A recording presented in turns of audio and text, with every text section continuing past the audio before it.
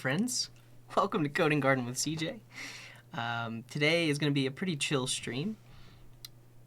We're going to be working on overlays and such. So all the things that are running on my screen and running the show. Thank you, Vulturebike. Appreciate that. Like this. This is a custom Electron app that I've built. And we're going to be updating it. And yeah, thank you all. So we generated this background yesterday. What was the name of that AI? The Sheboss suggested it. Midjourney. We said a secret garden pixel art, and this is what it came up with. It's really cool. It's like an oil painting that looks like pixel art. I like it a lot. But yeah, let's talk about some of the things we might work on today. An emote tool tip. So right now, in my chat overlay here, if I hover over an emote like this, after a second, it will tell me where that emote is from. It'll say the name. But this is just using like the standard HTML, I think, title attribute. I want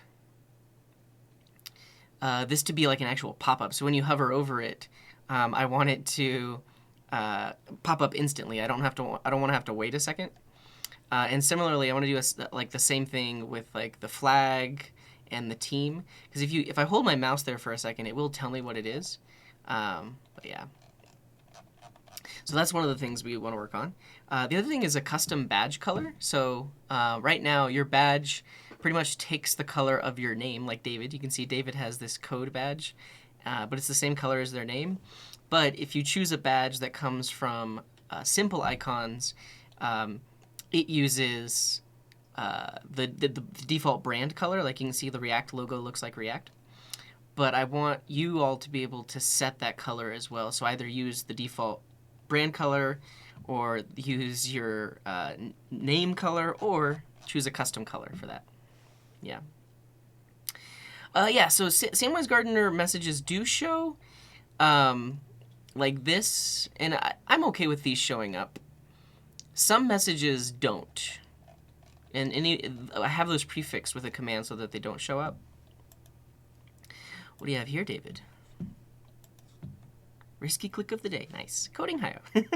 So yeah, I want to do a tooltip just like that, but in my overlay. Yeah, somebody had suggested this. This would be really easy to add, so we might do it. You can do !team random, and then you'll just get a random team assigned to you. Like I said, we want to be able to hover the flag. This could be interesting. We'd have to find a library for it, but right now, you can only set your flag to be a country flag. And people want to do US state flags. But I know, by doing this, we're opening up a whole can of worms, because this is just US states. And I imagine that people all around the world that don't live in the US would want to set like their specific state flag or territory flag as well. But we got to start somewhere, so we might do that. Yeah. Oh, a message of the day? Yeah. I don't know, if I say something else, let me know what could be the message of the day. I don't know about this one, risky click of the day. But yeah. Yeah, welcome in, everyone. You put the same prompt into Dolly. Let's see what you got back. So, secret garden pixel art. Yeah, the thing is, so Dolly can do pixel art. So and this looks great. Wow. I want access to Dolly. This is awesome. But the Midjourney does more like artistic style stuff. Not that pixel art isn't artistic. I mean like oil paintings and more like realistic art versus like digital art. This is really cool because this actually looks like pixel art. Yeah. Yeah, and so this is another feature. So David is asking about that. People actually want. Basically, people want to know what their team and what their country flag are set to without having to check in the chat. So we want some way of doing that. I think the easiest way of doing that is I could actually create a page where you could type in any Twitch username, and if they have been in my chat, and if they've set their flag or team, just give a preview of what their messages would look like. I think that's the easiest way. Yeah. That might work types in.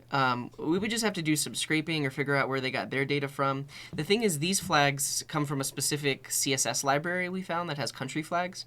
So we would need to find something similar or create our own. Yeah. But that also brings me to another thing that we might want to work on is a trusted image repository for anyone to use. Because if we set it up that way, then people could essentially like make pull requests for their territory flag. Or they could make pull requests for images that they might want to embed in chat.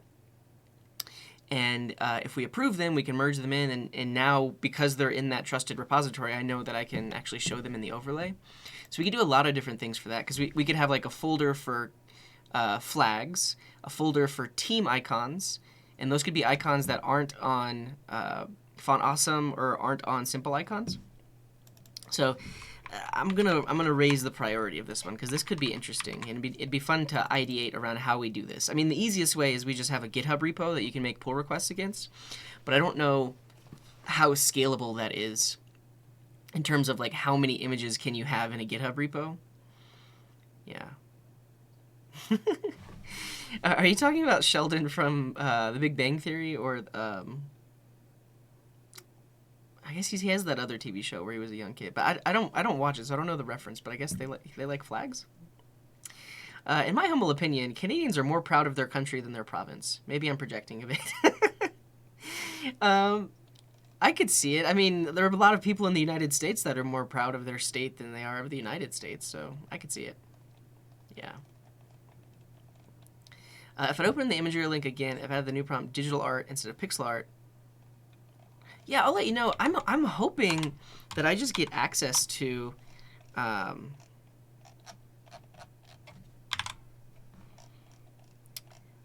whoa. That's insane. That is crazy. But yeah, I'm hoping I get access to Dolly so I can generate stuff like this. So this would be another fun thing is to just have a repo of AI generated backgrounds. And then we could cycle through those backgrounds on this scene. That could be fun as well. One computer guy is saying only 100 images can be added to a repo. Is that true? I'm guessing they probably added some sort of limit in there because that's what people were doing. 100 per operation. Okay. And Helios, thank you very much for that prime. Oh, do we have other supports? These are from yesterday, but thanks Milos, Helzama, and Toof. Sound of Gaming with the 18 months today, and Mark Boots with the 8 months. Thank you all for the resubs. So there is an image size limit. Let's look up, a storage and bandwidth usage. Every account using Get Large File Storage receives 1 GB of free storage. I don't think I'm using large files though.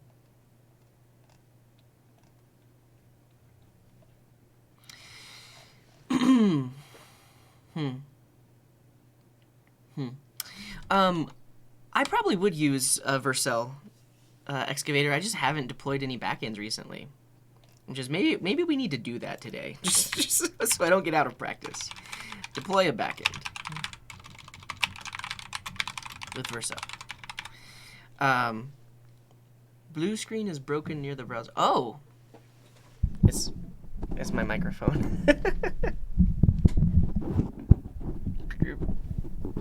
There. Check. Can you still hear me okay? That was it, right? Is that what you all were seeing? Okay. So yeah, I won't look into the GitHub stuff right now, but if and when we do this, we'll need to figure out the best way to do it. Because we also could just have like a shared Google Drive. But I just don't know a way of having people request the ability to upload images there. We also, I guess we could do it like in a Discord channel, because I think Discord stores the images forever, right? So if we have a channel in Discord, you could upload the image with like a request tag, and then if a moderator emoji reacts, we should stop thinking. I mean, we can come up with a lot of different possible solutions. Those are some.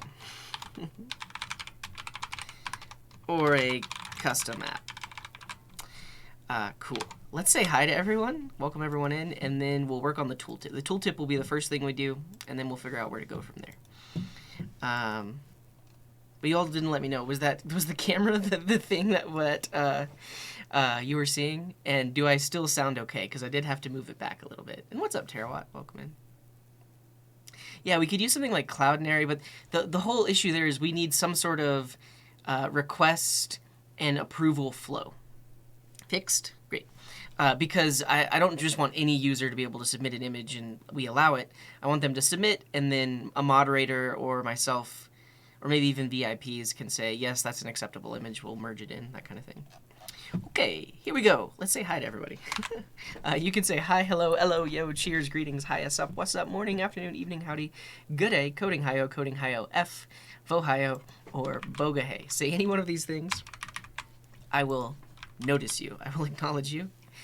And the Sheboss was here early today. Thanks for being here, the Sheboss, who says hello all. And what's up, One Computer Guy, and Mark, and SQL Gordster, and Cesar, and Satis, welcome in. What's up, Coding Garden fan? It's not DJ, and hello, Irosum, and Sir Davos, and Poya. And it's not DJ. Did you change your name, or did I give you VIP at some point? Because I don't remember giving you VIP. You can keep it. I'm not going to take it away from you. But did you have a different name? You might have had I don't know. And welcome in, Puya, and the Shadow Lad, and hello, Echoes. And Big Mike, how's it going? What's up, Savaro? And Stas, what's up, Piv, and Murdoch, welcome in. Hello, Mark. Vulture Bike, and Lil Quanta, and Minoix, hello, Xylan, and Make It Pies, and Lord McGurk, what's up? Hello, Dark Node, and David, and Katoli, and Probus, and Ryan, and Sunkan Tien, and Excavator. What's up, Stony Eagle, and Terawatt, and Dr. Through, and Slice Rabbit, and the Ox D. Hello, Almister, and I am Ruse, and Sound of Gaming, and Drew Poo, and BK7, and the Jenner, and Ox Neo, and Musk Trojan, and Jez. Welcome in, Jez. Hey, buddy. Yellow, like hello, yellow. Oh, okay. It's Depopam. I was like, who are you? But I know you, Depopam. Maybe the repo could have a file. Yeah, actually, that's a great idea, Katoli. We could make that part of the pull request process, where you don't upload it to GitHub, you upload it to Imager and post a link on GitHub. I like that idea. Yeah, I stream regularly now, the Stitches. Thanks for asking. We do have a schedule. Actually, I want to add that to the list of to-dos. So right now, I have my calendar stored on Google Calendar, but it is not syncing with the Twitch calendar, because if you go to my Twitch page, the schedule on my Twitch page, technically this is actually like an ICS calendar thing, and they have a whole API where you can keep it updated. So we could do one of two things. I could make this the main calendar and then like replace this Google one, or we could write a script that syncs this Google one with the Twitch one, so when somebody opens the Twitch app, they see what my schedule is, because I don't want to have to keep updating it manually. But I'm going to put that on the list of to-dos. Twitch calendar sync. Yeah, it would be fun to write the code to sync them, honestly. I think the Twitch one provides a calendar link. I don't think you can give it a calendar. If you can give it a calendar link, that's easy. I literally just paste the calendar link. But if not, I'd have to write some code and then run it on a server, so it'll run once an hour to run the sync or something like that. It's honestly easier for me to keep the Google one updated because I like their interface. Like, let me pull up the Twitch interface really quick. Because it's possible to work with the Twitch one, but the interface for adding to it is just not as nice as a as the Google Calendar interface. Let's find, schedule.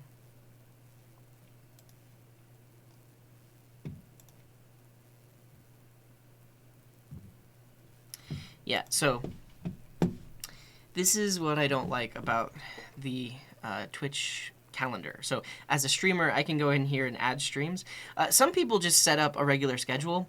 I don't have a regular schedule. That's why I use the calendar, because, I mean, some weeks I'm streaming on a Monday, some weeks I'm not. I know other streamers are like Monday, Wednesday, Friday, but I don't do that.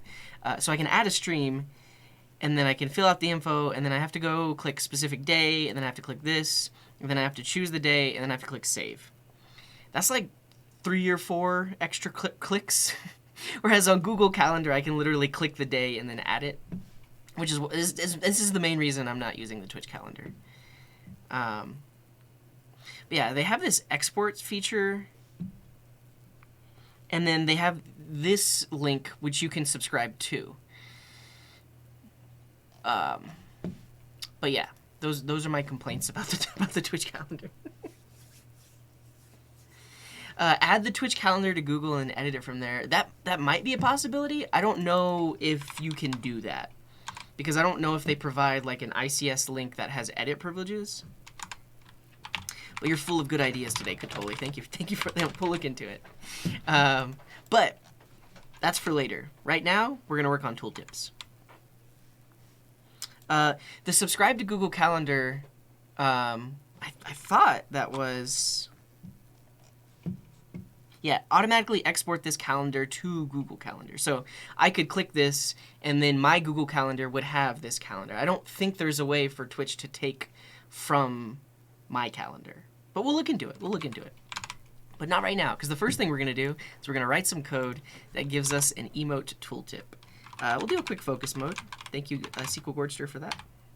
Let's also take a drink of our beverage, whatever you're drinking at home. Whatever you're drinking at home, have a sip as well. That's what I wanted to say. Are user statistics interesting for me in the chat? I guess it depends. And thank you for the stretch. Everyone take a stretch. Thank you for that stretch, Sound of Gaming.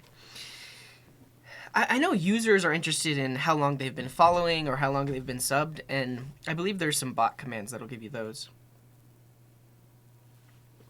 All right. Let us write some code.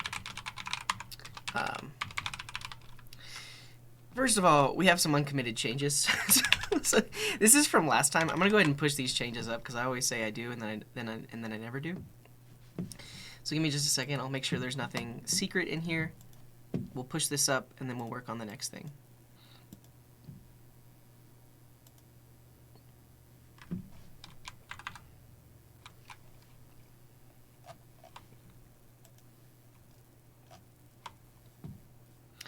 Yeah, so basically all of these changes are like the icons and stuff that we added last time, and that's fine.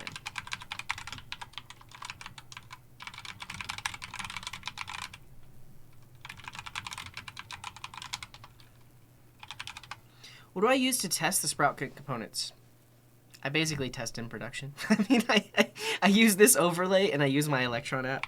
The thing is, this repo is set up with a way to a thing that's like I forget the name of it. It's like Storybook, but it's not. It's called Style Guide. And let me actually let me see if it even starts. It's been a really long time since I started it.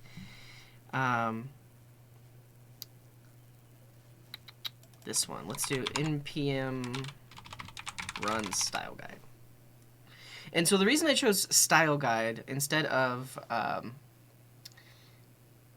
Storybook is I liked the way that you define the component examples a lot better. You could just use Markdown. There might be a plugin for Storybook that does that, but I really like this. So this is basically what it generates, and I'll show you the code that we write for it. So we have a component called Sprout Kit Avatar, SK Avatar. You specify an image. It does like a nice little circle there. You can also specify a subscriber badge. You just pass in any image URL, and then it puts the badge on there. Apparently this user doesn't exist anymore. This user's image doesn't exist anymore. And so the subscriber badge can really be anything. So this SK avatar component, these are the examples of it. Yeah, I'll show you the layout. So basically all of the components that run the overlay and the ones that run the Electron app are all in the same repo. The idea is eventually we would publish SproutKit as its own library and then just add it as like an external dependency. Right now it's all in the same code base. It's like I called it like a poor man's mono repo, because you can see here I've got an overlay that doesn't have chat, an overlay that is the getting started screen. We've got Vox, we've got the chat web, which is the chat overlay that I can embed in OBS. And then we've got Electron, which is this Electron app here. So basically they're all separate Vue apps in the same folder, and they all use the same build process, but I have a separate entry point for each one. So each one of these little apps has its own app.vue, and, well, not components are shared between all of these apps. But each one has their own little app.vue. So it's like a mono repo, but there's better ways to do it. And so yeah, this is an example of the components, and this is showing you how you can basically set custom background colors and stuff on all of these components. Yeah.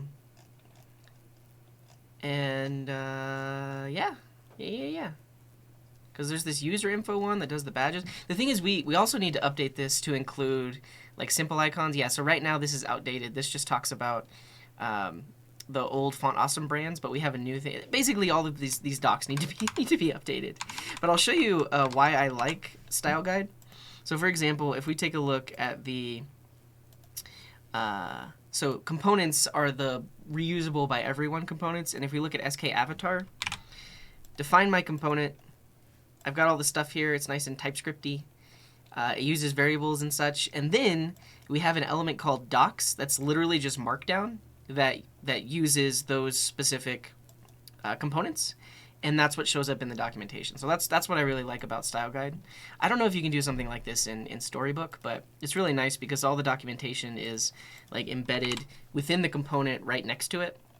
So this is the chat card, and then down here we can see the examples of the chat card. Okay, regardless, we're working on tooltips, and so first of all, we have the higher level SproutKit chat card. So this is the one that would be usable by anyone. And then inside of here, I have my own wrapped version of it. I have the Coding Garden chat card, which essentially sets like a default background color and everything. So this is the component that lets you specify everything. Why is name complaining? That makes sense. I'll fix type errors later on. But this thing does actually embed the sanitized message. So that's great. So the higher this higher level one, the one that I'm using, actually does the hard work of sanitizing the message, meaning like running it through DOM Purify and then embedding it. And then this one, yeah, this has logic around like what the background color should be based on my custom logic. Like if it's the first message a user has ever sent, it's like a red color. If the message has a background color property, that means it's probably like a redemption or something like that. And then if I trust the user, it's purple. If I don't trust the user, it's black. So this is just my custom logic for the component, and then I just wrap it. So you can see here I have the SK chat card, and then we do our own custom stuff. So yeah, if we want to work on tooltips, that's going to have to be over here in the SK chat card. And then it's going to be right here inside of the sanitized message.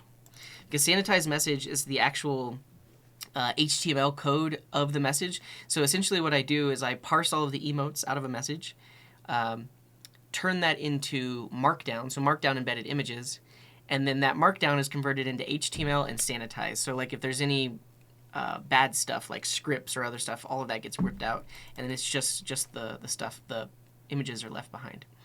So yeah, it would be tricky to make a tooltip component, because basically what we're dealing with is sanitized message is an HTML string that has emote images inside of it. And we're going to go out of focus mode because we're going to inspect what's actually happening here. So everyone spam your favorite emote. That's not my favorite one, but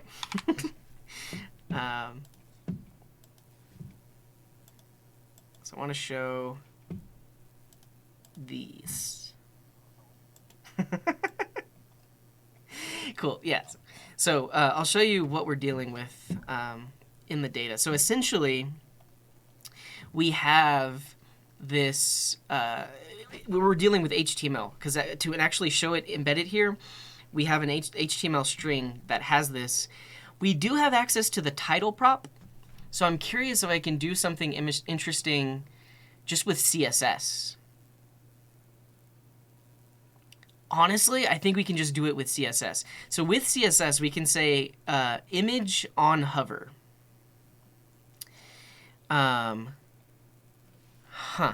And if the image has a title prop, we show some custom tooltip that's positioned right on top of it.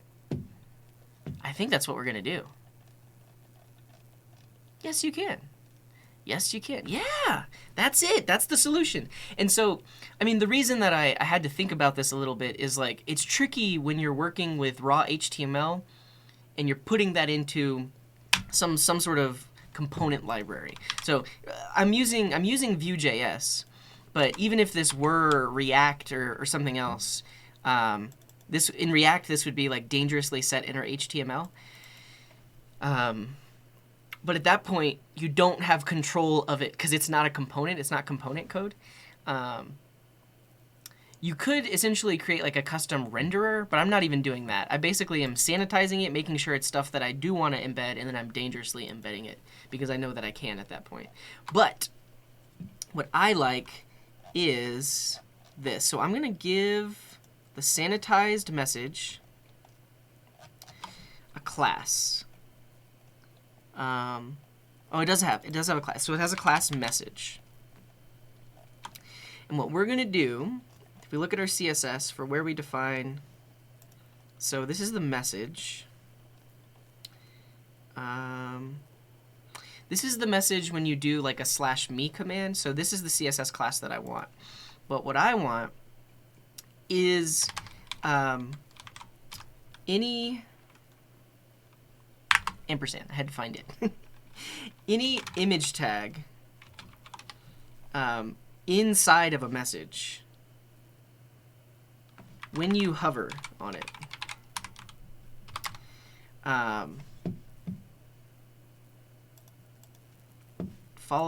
Copy paste this Stack Overflow. A title hover after. This is it.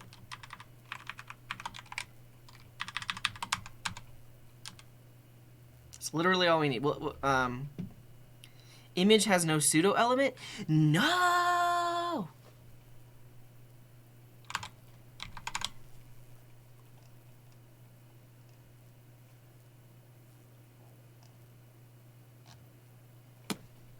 Let's just see what happens here. So basically what this is saying is, okay, find the element that has class message. Inside of that, if there are any images as any number of nested children, when you hover over it, use this pseudo element selector. So this after is a way of essentially inserting content after, or you can also do before a given element with just CSS. There's no JavaScript involved here. Yeah, that's what I'm just going to try it. Totally, we'll see. The content property can access the title attribute. So I showed you earlier when an image is an emote, it has that title attribute set, and that just gets access to that attribute. We're going to absolutely position it on the top left. Let's see what happens. I'm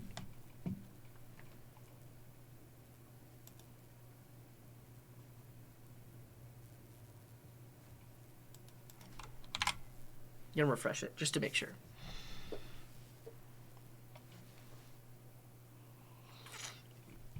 Yeah, so the fact that it still takes a second means that that is the title attribute. I think you're right. I don't want the ampersand. Because I'm working in Sass as CSS. And so yeah, you're totally right. If I just do this, it should be message. It should be image as a child of message.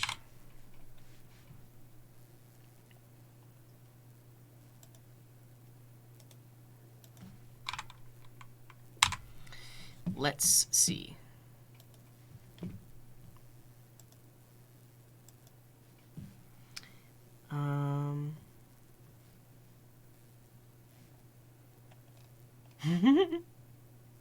Stop licking me. That's a funny emote combination. Okay. And so I guess one interesting thing you can do in the dev tools, you may not have realized this, is you can actually simulate hover if you just do this. So if you say hover, we are now simulating hover on this element to see if any elements or if any CSS is being applied.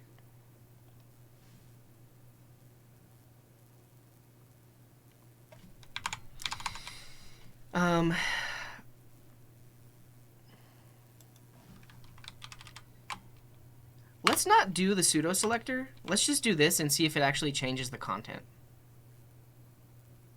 Let's see.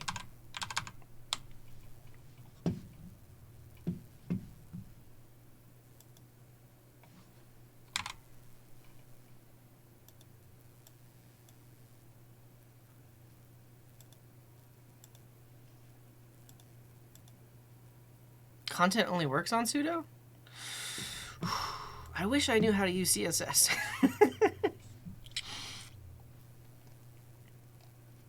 Yeah, so I mean that's what people were saying earlier. No worries. No, I get it. That's what people were saying earlier is you can't have a pseudo selector on an image, which is what we're up against now.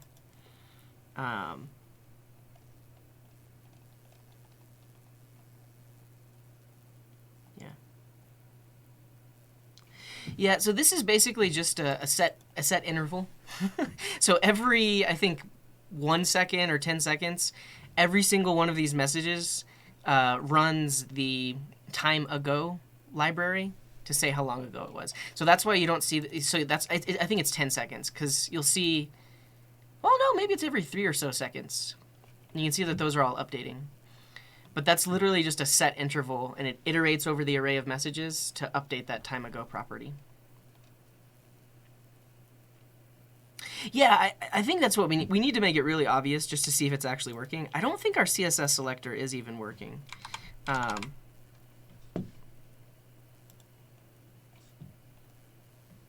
Let's just make sure that this works. And actually, I could use this selector, image source emote. Because if I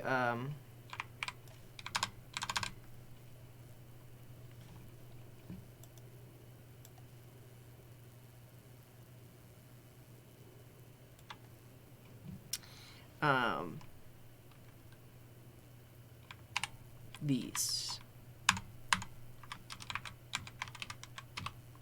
So let's just try doing this. When I hover over an image that has emote on it,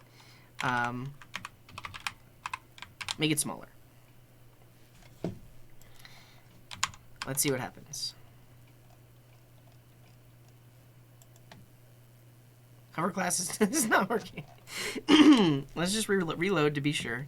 But somehow that selector isn't working. I mean, that is just one of our issues is like the selector isn't working. Okay.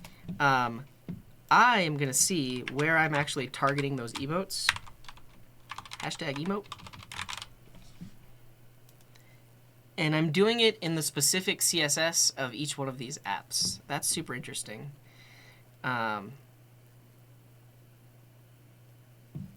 Okay. Wrap the image in a div, style the div pseudo. I might have to do that. And we can do that, I believe, with DOM purify. So basically, we get this HTML string, we pass it into DOM purify, and we can detect when we have come across an image node. And if we come across an image node, we could put it inside of a div. Yeah.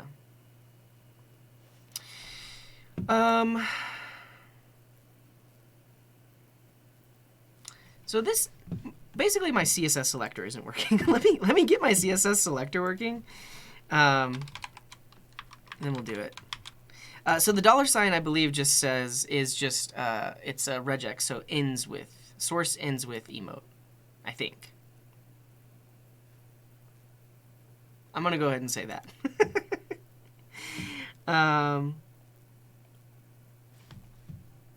It's because it's scoped.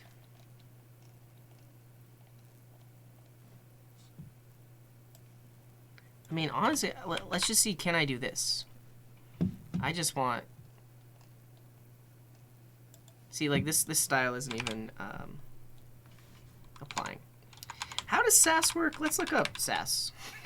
Am I doing that wrong?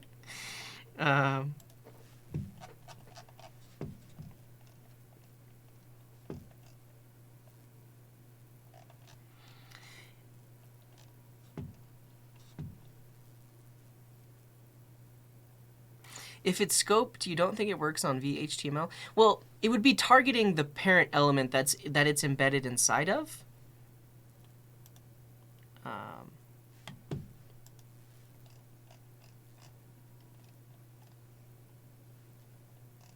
Nesting. Yeah, so this, okay.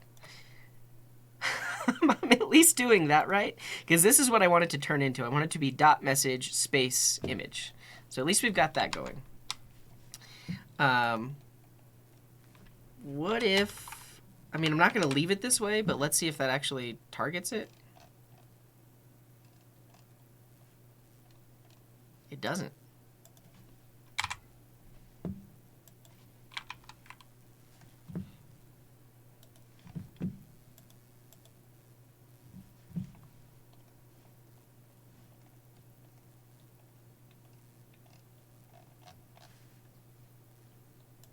I mean, it's possible, like, that is why I am styling it in the parent component, but I would prefer to style it here, honestly.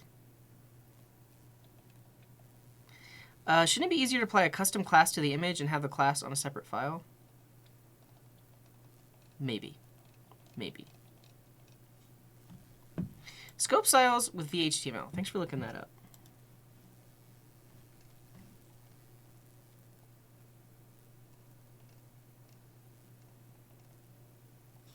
View loader does not assign the component's attribute to the elements in the vue.html's markup.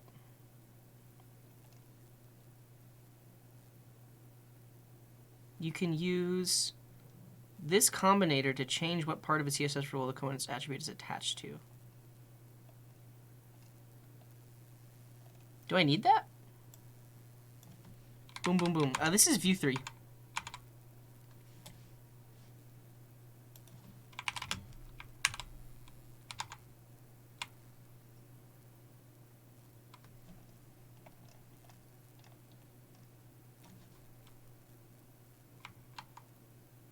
When is this article from? 2017. I'm curious if this is still relevant, though, but let's see.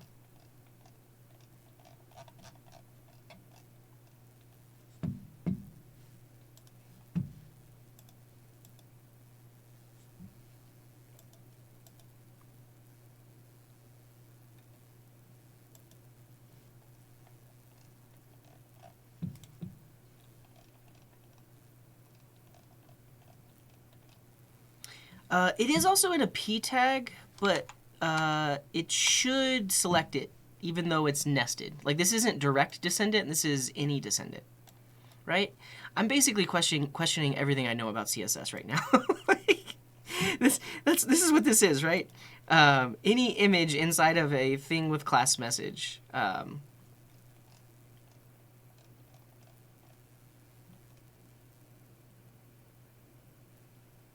With the scope thing? Oh, I see what you're saying. So we do p image like that. They're still gigantic. Yeah, I think it is a problem with scope, which is probably why I set the styles in the parent component. Oh, thank you, Nikki Poo. Let me look into that. And Derek, what's up? New to the coding community? How long does it take to learn to code? It varies for everyone. I don't have a good answer for you.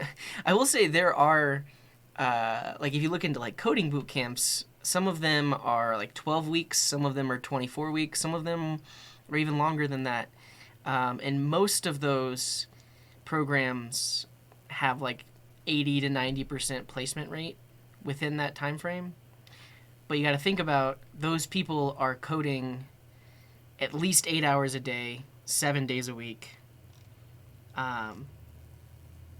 So if you consider that as X amount of time to learn to code, it's that, calculate that. But it's not the same for everyone, and it varies. It varies. I mean, the thing is, you could be productive right now, somewhat productive right now, without even learning deeply. Like you could learn basic HTML, basic CSS.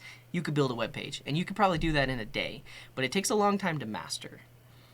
Yeah. Welcome in, Flying David. Yeah, you're welcome.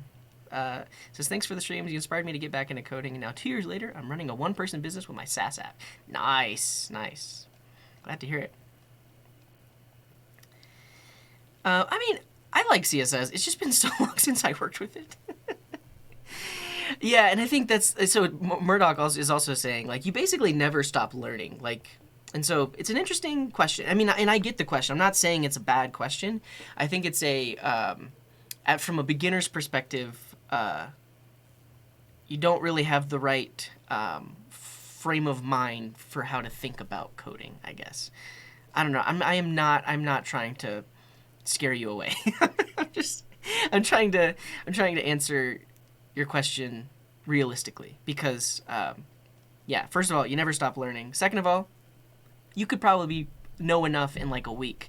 But I've been coding for 15 years. I've been doing web development for 10 plus years, and there's still a lot that I don't know. So, I mean, as you can see, if you've been watching, I'm struggling right now. But we need to do this colon deep thing. Yeah, and Daz Knowles is saying, after 20 years, I can say that you never truly stop learning to code. Yeah. How long does it take to learn to bake a cake? How long does it take to learn to become a baker? Very hard questions to answer. Yeah. But I mean, I think here's the thing, like, you should learn to code. I'm telling you right now, you should learn to code. Don't think about it in like how long it's going to take or anything like that. Think about it in like what the possibilities of the things you could do once you know how to do it. And so just whatever it takes. Now you just do whatever it takes to learn. Thank you, Nikki Poo. We're getting sidetracked, but I think this is what we want. How long did it take me to learn? I mean, I can't. That's the thing. I can't even answer that question. I've been coding for over 15 years at this point, and I don't know when I can say. Yes. Yeah, I don't know when I can say I learned how to code. How much do you think is necessary for becoming actually good? Again, like this is another thing that completely varies, right? There's an old saying. I forget where it came from, but anybody in the chat can say if you've heard it. But it's like, and actually, I'll probably pull it up. I think it's the Coder. They do like Zen cones. Yeah, I always forget the name of it. But there's something like someone has 10 years of experience. Let's say they've been in industry for 10 years. But they are not yet a senior developer because they essentially repeated 1 year of experience 10 times. I butchered that. There's a really good quote for that. But basically, it's all about what you do, because if you're not advancing, like if you're not getting better on a daily basis and you're just repeating the same things over and over again, if you just repeat the same things over and over again for 10 years in a row, you're not going to be an expert. You're just going to be like still a beginner, even though you've been doing it for 10 years. So that's why, how much do I think is necessary for becoming actually good? It varies for everyone, and you actually have to, you gotta work. You gotta put the work in. Yeah. Is a lot of JavaScript math related? No. I mean, if you're doing game development or any sort of graphics, a lot of that involves math. Also machine learning, AI, that's a lot of math, but everything else, no. Yeah, I mean, that's a good point, Frightened Panda. My boss always says, if you don't look back at your code in 6 months and go, wow, I could do that better, then you're doing something wrong. That's the thing. That's really my mentality is like, I'm always trying to be better. Like, every piece of code I write, there's always this little thing in the back of my head that's like, you could probably do that better. Like you could refactor that into something that's more maintainable or more readable. And when I'm looking at other people's code, I'm also like striving to think about how I could do it better. Yeah, don't settle. Basically, if you want to be a good developer, don't settle. Just always try to be better. Yeah. It's funny how the beginners can always derail us. No offense to any beginner watching, but every time a beginner question comes in, I just start talking about it. Yeah, exactly, Andrew. I've been coding since I was 60. I mean, and that's actually probably a good analogy. So someone that speaks English fluently, but English isn't their first language, and they're always learning new ways of speaking, new ways of arranging words, new slang. So like, even though you're technically fluent, there's still a lot to learn. Yeah. The 80-20 rule takes you 20% of the time to learn 80% of the stuff, and 80% of the time to master the rest of the 20. Yeah. Okay, here we go. So we have a case study. So A Dash of Mexican says, I started learning on Code Academy about a month ago. Have picked up most of my time-saving tips from streamers. Learning on projects rather than programs is essential. Yeah. So, I mean, they've been coding for about a month, and it seems like they can at least start working on projects now. So 1 month. Your answer is 1 month. It takes 1 month to learn to code. Yeah. Just learning on free code camp, that's why I asked. Yeah, and I think like that's the other question you might answer is like, and there are two different questions. How long does it take to learn to code versus how long does it take to get through the free code camp curriculum? And you could assume, based on all the people that have done it, that if you get through the free code camp curriculum and you do everything that it asks of you and you put in the work, then it's likely that when you're done with it, you are able to code. So you could use that as a metric, but also it varies because there are other curriculums out there. Yeah, I don't know. Yeah, I'm going to look up this quote after we figure out this CSS thing.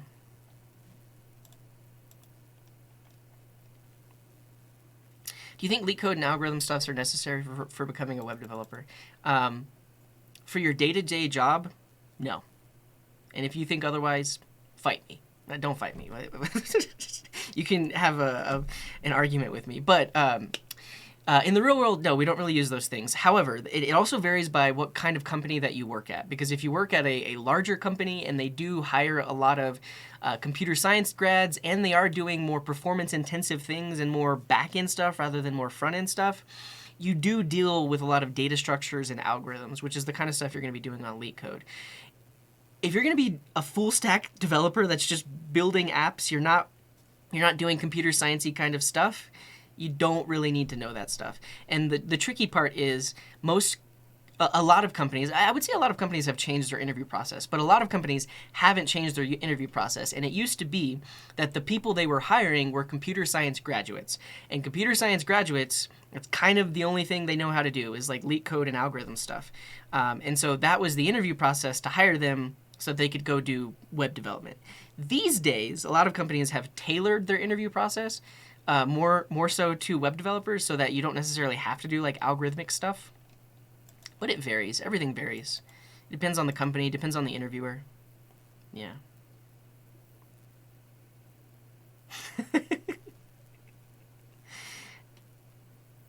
Yeah, I mean, I think Rust Floppy, you just got to pick something and go with it. I mean, I think that's just the nature of being human as well, as like just getting bored and like moving on to something else.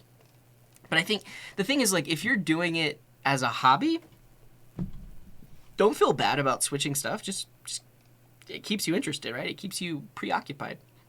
If you're doing it for a job or you're trying to find a job, you're going to want to stick to one thing so that you can learn that thing really well and then try to get a job with that thing. Yeah. You became so jaded with that mindset? This was 3 minutes ago. Remind me, Slice Rabbit. What did you become jaded of? Yeah, I mean, I know some other people that are dealing with this as well. Katoli, who says they stopped coding 2 years ago, and now I'm starting to code again just to realize how bad my code was, and probably still is. Yeah, that's the other thing is like, I mean, I'm dealing with that right now. because I'm in an old code base trying to update it. But yeah. You passed free code camp? That's good. How do you even know you know a lot? You don't. I mean, I think the other thing, like what I've come to terms with is there's a lot that I don't know, and I know that. And I don't try to pretend like I know everything, and I don't try to convince myself that I know everything, because I know there's always more. And that's honestly that's based on experience. Like there's been so many situations where I realize there's just so much more that now that's kind of just my default, is I know that there is more to be learned. Yeah. This is it. Thank you, Mark. So first of all, this site is really cool. It's called The Codeless Code, and it's all of these Zen cones, but they're rewritten to be like programming lessons. I will say though, like I didn't realize this, but I went back because I was looking at some of the early ones, and a lot of these are kind of violent. They talk about like poison or death of certain sorts, but there are a lot of good lessons in here. This one is a good one. Okay, this one's called 10,000 Mistakes. A novice asked Master Banzan, "What separates the monk from the master?" Banzan replied, 10,000 mistakes. The novice, not understanding, sought to avoid all error. An abbot observed and brought the novice to Banzan for correction. Banzan explained, "I have made 10,000 mistakes. Suku has made 10,000 mistakes. The patriarchs of open source have each made 10,000 mistakes." Asked the novice, "What of the old monk who labors in the cubicle next to mine? Surely he has made 10,000 mistakes." Banzan shook his head sadly. 10 mistakes, 1,000 times each. So yeah, basically, he's not learning from his mistakes. That was a whole lot of words to say that. But the thing is, like, with experience, like, the longer you program, the more mistakes you make, but also the more fixes to mistakes that you do or go through. And all of that is, like, the built-up experience. That's a senior dev. A senior dev is someone who's made a ton of mistakes, but they've also gotten through those mistakes and fixed those mistakes. And so now in the future, if they come across one of those things, they know what to do. They have that past experience to give them like the intuition to know how to solve a certain thing. Yeah. All right. I declare chat bankruptcy. If you sent a message, I appreciate you, but I want to write some code. So I need to do this, apparently. I need this deep selector.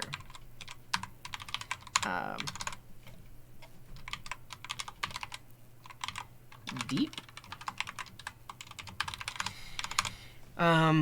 If you want a selector scope styles to be deep, affecting child components, you can use the deep pseudo class. Yeah, I think this is what I need. So if I've done this, now all of our emotes, and I can hopefully remove this important thing, all of our emotes should be smaller.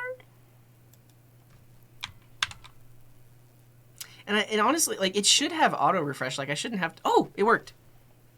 It worked. We're here. Okay. Yeah, it worked. We're on our way. We're on our way. So now I declare. Did you add you added a command, Andrew? That's awesome. So this is kind of what I want now. And this is where we can see if it's actually being set.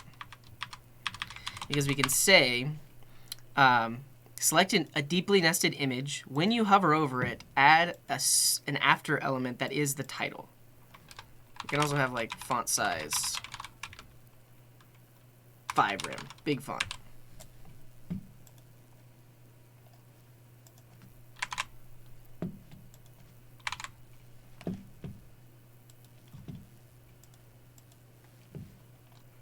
Cool. Okay, so now we're dealing with the fact that you can't have pseudo elements on an image. So let's look into that. Yeah, I think that's a good point, Andrew. I'll add it to the to-do list. We do want announcements. Can you announce something really quick so people can see it? And then also, I never got this going, but like replies are a thing. Here's a small example. It won't work with pseudo and work around with a wrapper. All right, I'll take a look.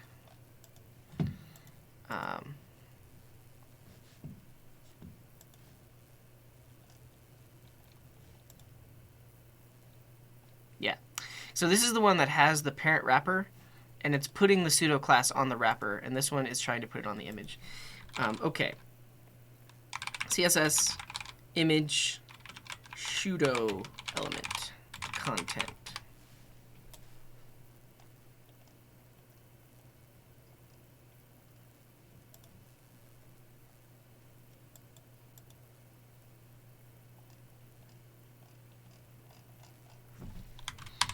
Where do I find someone tell me that images cannot have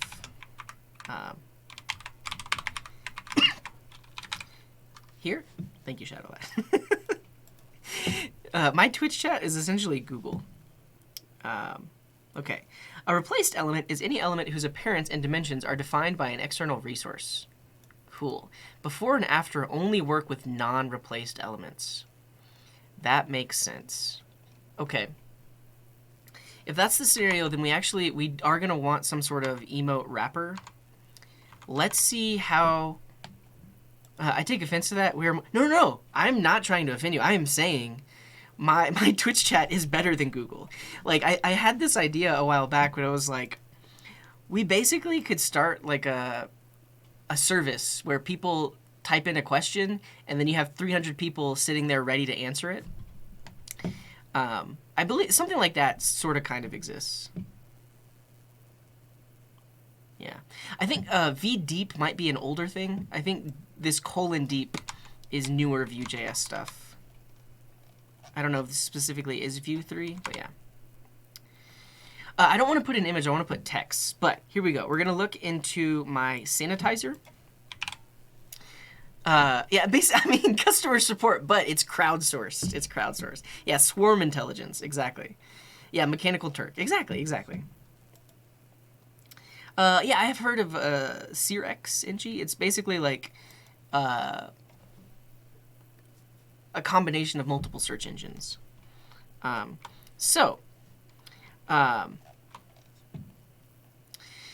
Purify is the library we are using to take a message and make sure it doesn't have any bad stuff inside of it. If you have ever heard of XSS, or cross-site scripting, this is how we prevent that from happening. And you may have seen it in my chat before. Some prankster comes in here, and they're like, hey, I'm gonna get him. I'm gonna do an on error, and then how do you spell error? Error. Alert. Pwned. So essentially, if I was not sanitizing people's messages, if somebody sent a message like this, it would try to load the image, and this is just a bad URL, WAT, it's not a valid URL. Then this on error function would run, and I would see an alert. But you can see that when I do this, first of all, because there's multiple levels of protection. So first of all, I have a whitelist of image sources that I allow, and WAT is not one of them. So it gets replaced with like an attempt. There was an attempt image. So yeah, and then this on error thing actually gets stripped out by DOM Purify. So before I even my browser just alerted. No way. There's no way it did such a thing. If that's the case, then Franker Faces or Twitch itself has a cross-site scripting vulnerability. Yeah, it didn't. There's no way. I mean, there is a way, but it's highly unlikely. So basically, I take that string, run it through DOM Purify, and it does the hard work of stripping out things like on error to prevent those kinds of cross-site scripting attacks from happening. And you can see here that I am sanitizing some attributes here. So if an image is loaded, I first check to see, is the source from my whitelist, which is basically a list of all the possible places I allow images to be embedded. And you can see that I allow lungers.com, which is Andrew's website, because he's a mod and I trust him. I allow that domain to load an image. But all of that to say, we could probably add another hook that is something about like after add node or something like that. So whenever we add an image node, we can wrap it in a wrapper. I trust you, Andrew. I mean, for the most part. I recently removed SVGs. SVGs are no longer allowed because we were starting to see how many of these just unknown elements I had never heard of exist.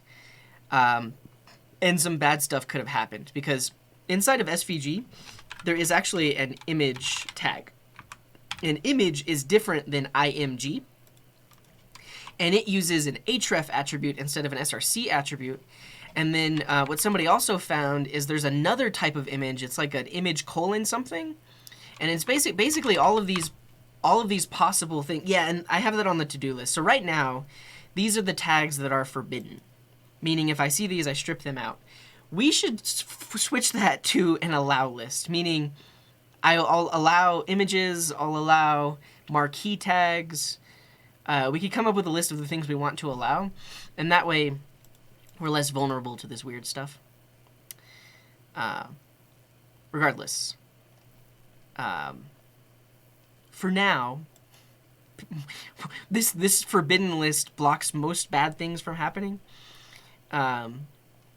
So I am going to look into DOM Purify.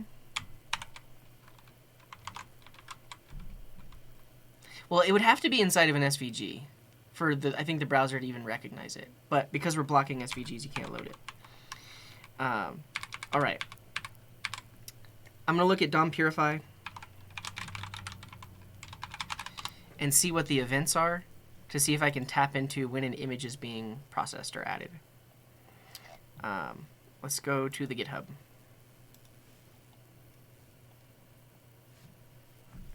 They have docs? No. We want events.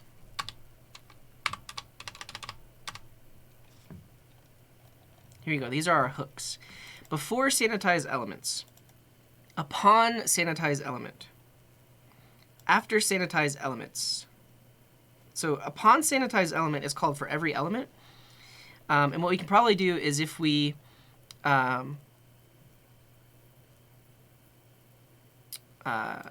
see an image, do something with it.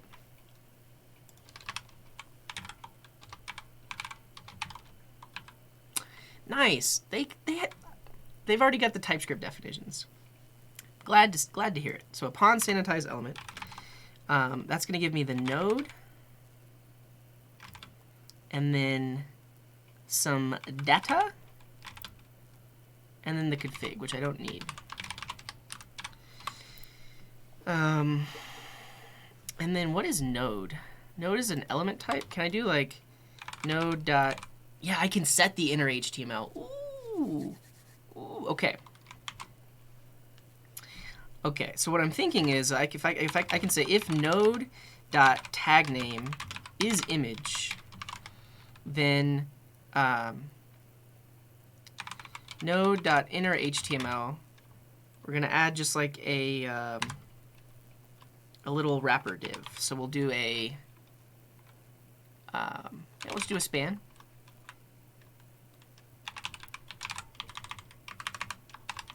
And then we'll give this a class of, let's just call it message image.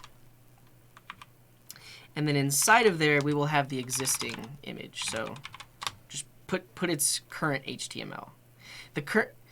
Maybe I want outer HTML. So the outer HTML should be the image itself, and then we're wrapping that and replacing it with itself. Let's see if this works. This could break everything. This could basically break all images. But let's see.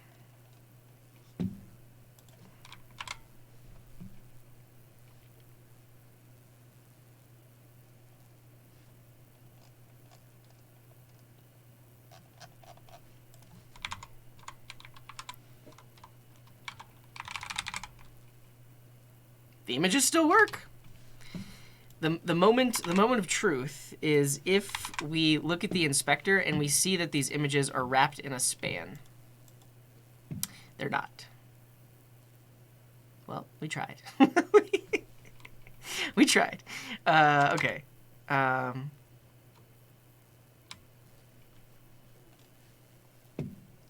Let's see. Oh,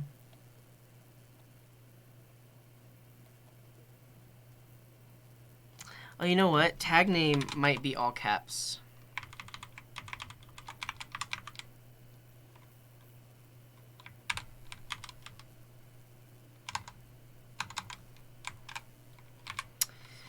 I'm gonna look this up. Tag name is a read-only property.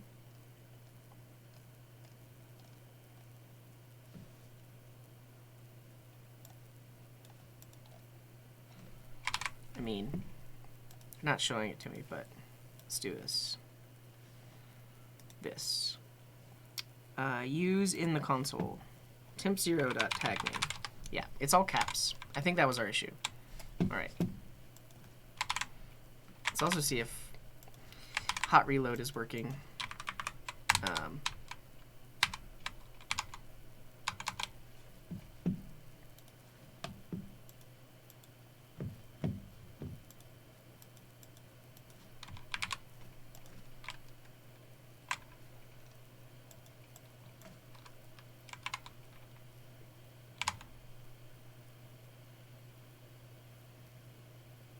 I broke it.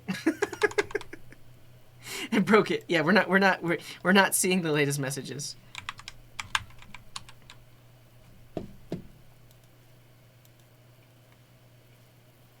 That's a bad sign. I broke everything. I mean, it's possible that this just spins forever, or like some weird thing happens here. Oh.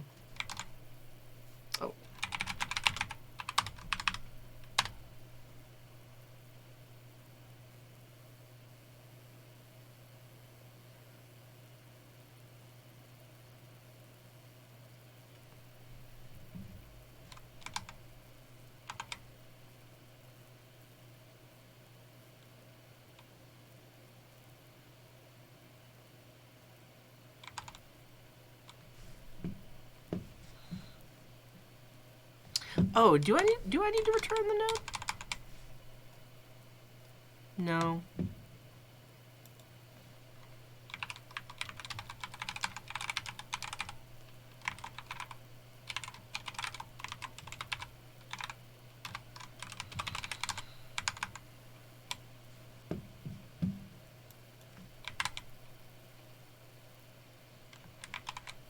I basically have frozen the process. So something was happening that was just doing way too much, and that caused it to freeze up.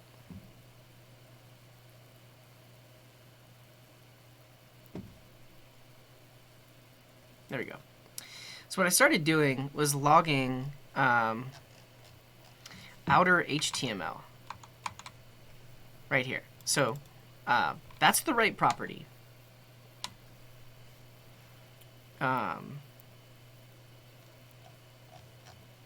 So that's good.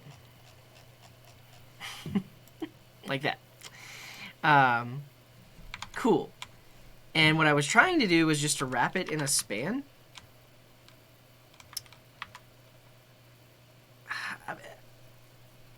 Oh! We would need to set the outer HTML, not the inner HTML. Because then it's an image inside of an image. It shouldn't be like a recursive image inside of an image inside of an image. I don't think.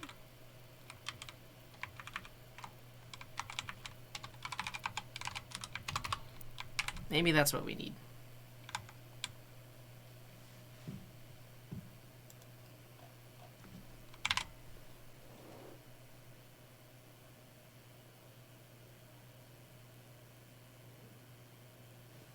Yeah, it's running over and over and over again.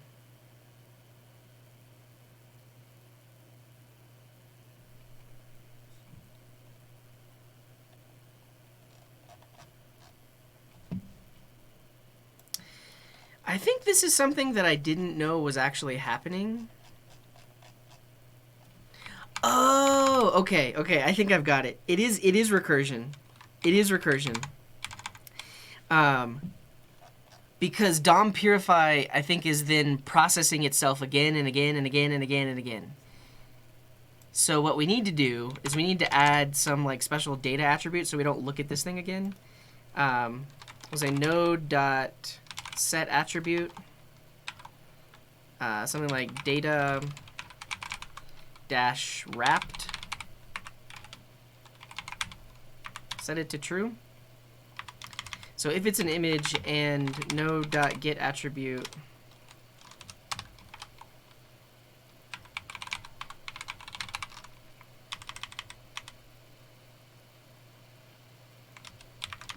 I won't set it, I'll just put it in the HTML.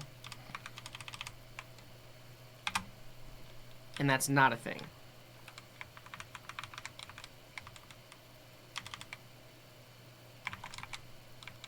I will set it that node.set attribute.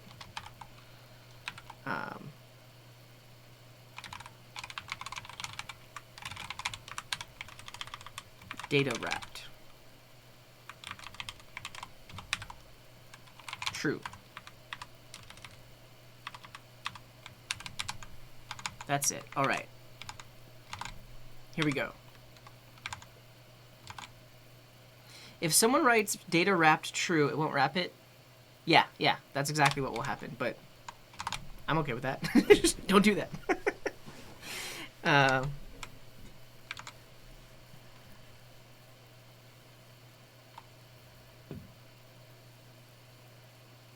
Nice. Nice. I think we got it.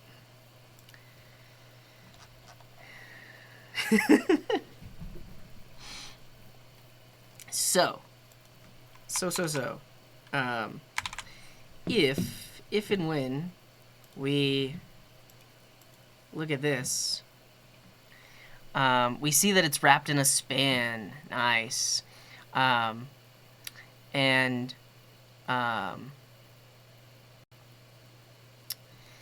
span doesn't have the class because we actually are stripping CSS class names. Yeah, you can't embed videos. I've disabled that. That's a cool emote chain. Mark Boots. Test fail. Refactor. Test pass. First try. Cool. So we are successfully wrapping it in a span, and we're not doing it recursively because now we wrap it, we set this attribute on it, and if we see it again, we don't try to wrap it again. That's basically what was happening. I didn't realize that DOM purify would do that. Like basically because we were creating a new node, it was just wrapping it and wrapping it and wrapping it. Yeah, we're still working on the tooltip. However, the issue that we now have is it's stripping out this class property because this later runs through here and then doesn't allow the class property. So I'm actually just going to do something like data-wrapper. True. Because now I can use CSS to select this and then give the style the tooltip. So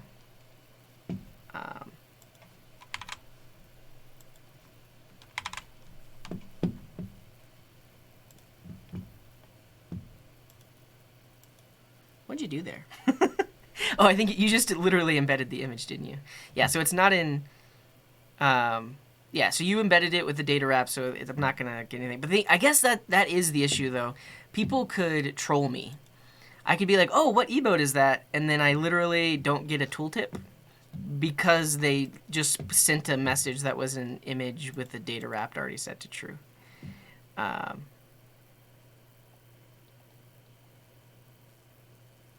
Wait, why do we have a span with a span?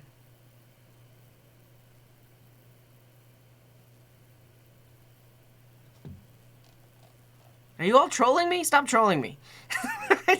I gotta look at an old message just to make sure that nothing weird is happening.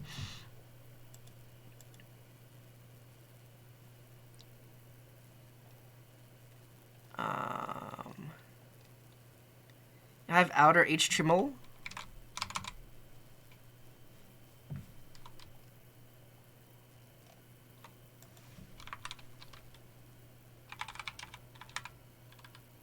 Well, I have it right. There's only one T.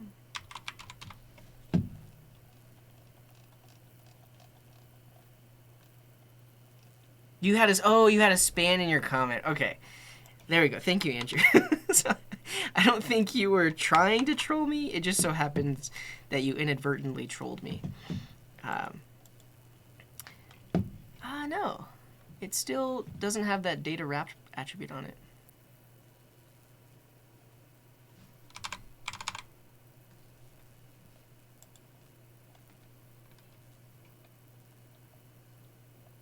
You were trying to troll me. Okay.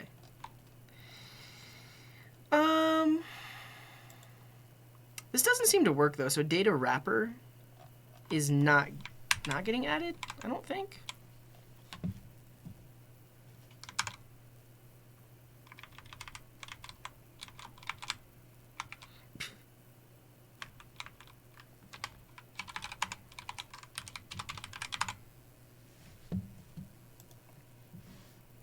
So this is what's also weird to me though. Whenever I log the outer HTML, it doesn't have the spam.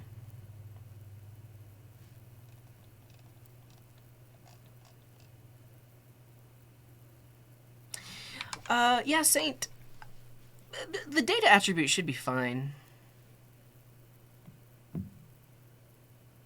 Yeah, they're two separate things. So data wrapped goes on the image and data wrapper goes on the span.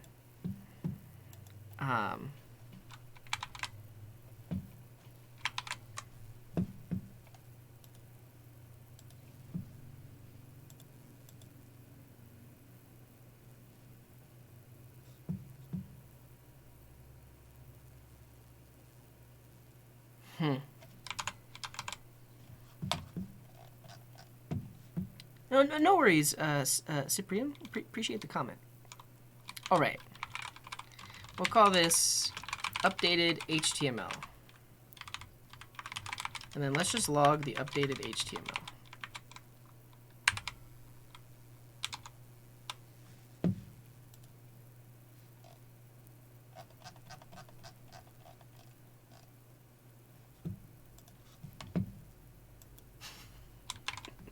I see you, Stotney, with that tiny image.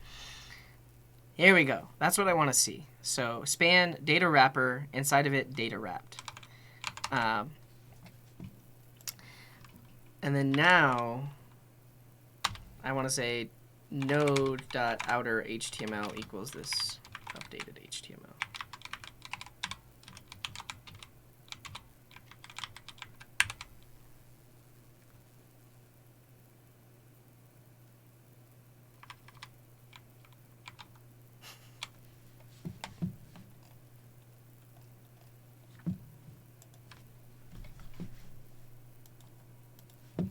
Do this number and this number.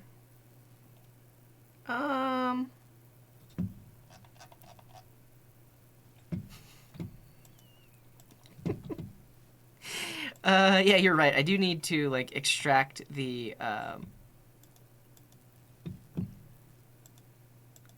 title attribute. Okay, so somehow that broke it by creating a separate variable that literally broke it.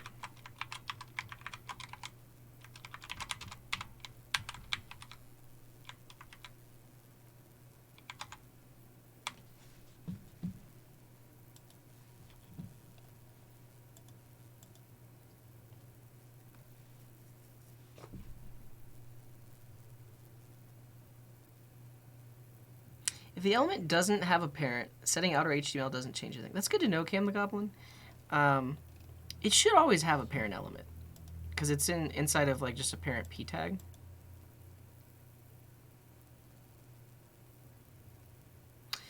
Now I don't know who's trolling me and who's not.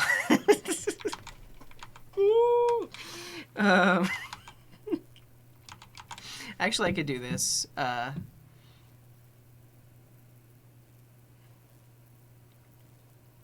And node.parent, node.tag name.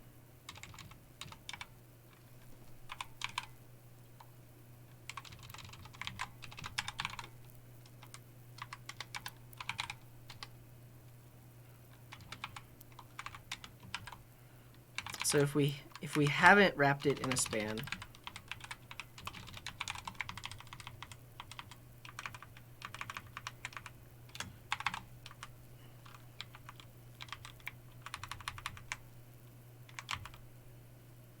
There we go. So every image gets wrapped now.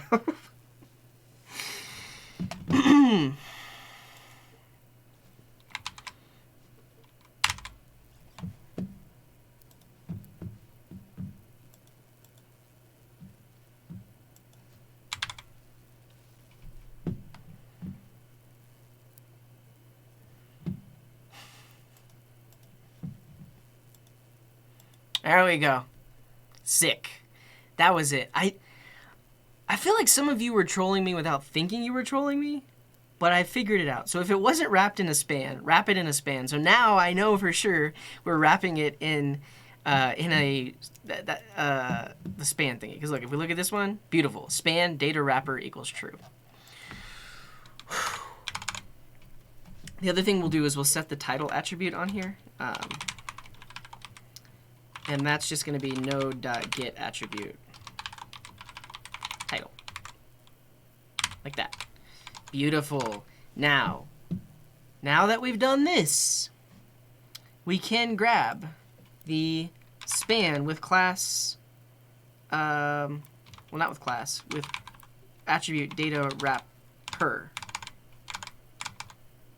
I forget what I called it.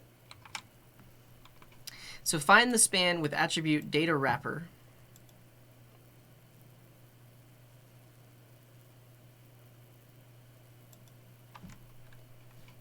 I think that's how you do that selector. Let's see.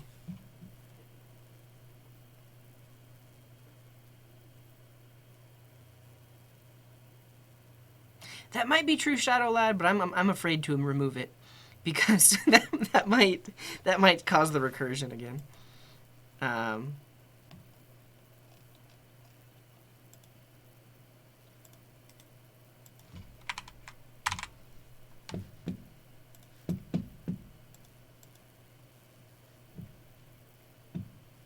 Ooh, so we do get that pseudo element.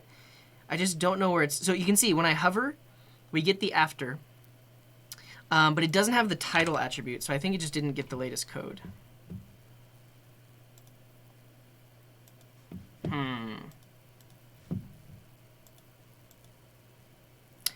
Title equals null. Great. So this, how did this get attribute fail? We said node get attribute title.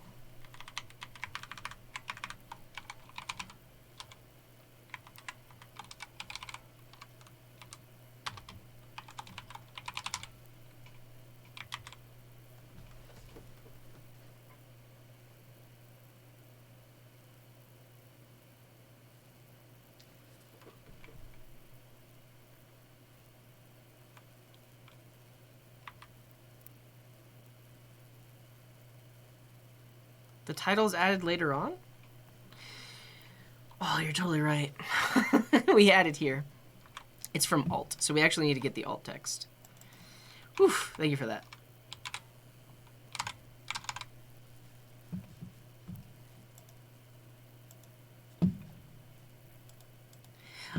Make it pies. We've figured it out. Oh, well that's... No. Why is it empty? There are multiple problems that we're solving here that could have been asked on Stack Overflow, but we've gradually figured them out. Title is at? Okay. I think I just need to refresh. I don't know why. I keep forgetting that. For whatever reason, it doesn't hot reload changes to this file, which is in the lib folder. But the first thing we needed to solve was the fact that our CSS selector wasn't even loading. There we go. Okay, we're on the way. So we solved that. And then the next thing we needed to solve is the fact that images can't have after pseudo elements. And we solved that by putting it in a wrapper. And now that we have the wrapper, we're at the point where we can actually add the tooltip. Because you should be able to see. Whoa. Not that. This. I need to get out of here. Now, when I hover, there is that after element. You can see that the after element is appearing. And we can also simulate hover on this one. We want to simulate hover on the span. because then the after element gets this. Nice. But where is it? It's not in the right spot. I think the span I have to set position relative. That might be one of the main things. So let's just do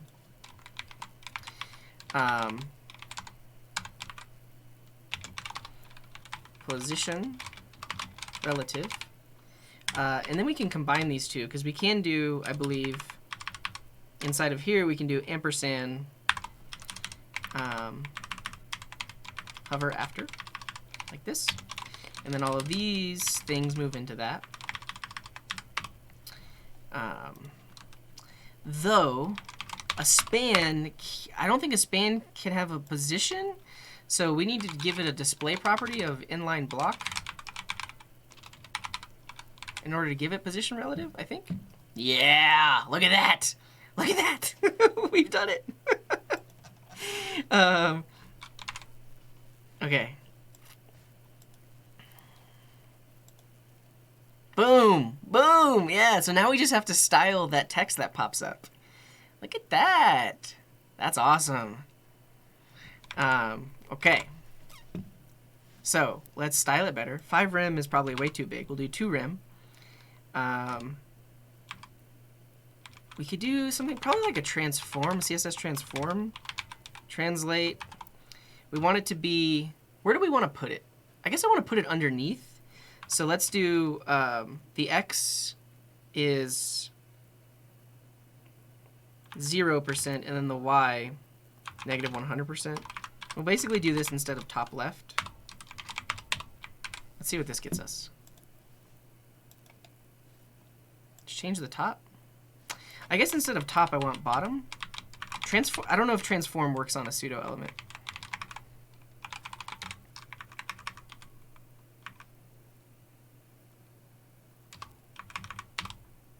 That would be 10% from the bottom.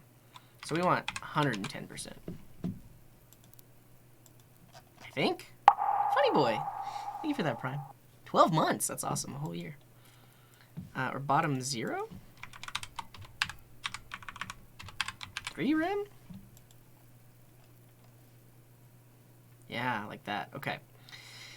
So the thing is, I pretty much always know that these emote images are going to be 50 pixels. You can't see? Look at that. It's right there. It's right there. People clap. People clap. First of all, we definitely want a background. We'll do like a RGB 000 0.9. So that'll give it like a black background. Like that. Nice. But that's too much. We want like that much. Yeah, look at that. And then, and actually, so now momentarily, I'm going to remove the hover attribute. So that way it just appears on all of them. And now we can see them while I'm styling it. So let's give it a background color. Let's reduce the font size. 2 rem, 1.5 rem. 1.5 rem makes sense. And then we want a border radius. 50, not 50%. 3 rem. That's too much. 1 rem, which would be like 16 pixels. Half of a rem. And then we also want some padding.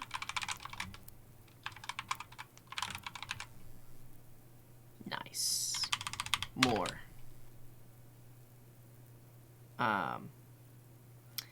Great. But honestly, I think we can bring the font size even smaller. Cool. And I also want it to appear below the image. So can I do a transform translate Y negative 50%? Let's see what this does. That goes up. I want to go down. Yeah, and then it gets cut off. So basically, we want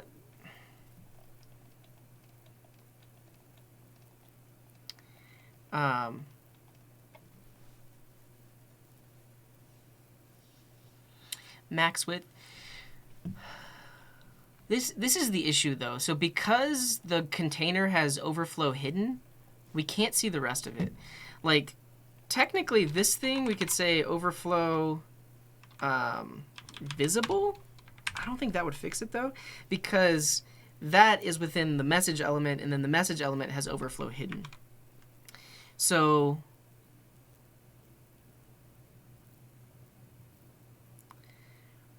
we almost want to have an external element that we position. The container has overflow hidden to prevent people from busting out of the chat. I guess technically, see that, well, that actually does the scroll.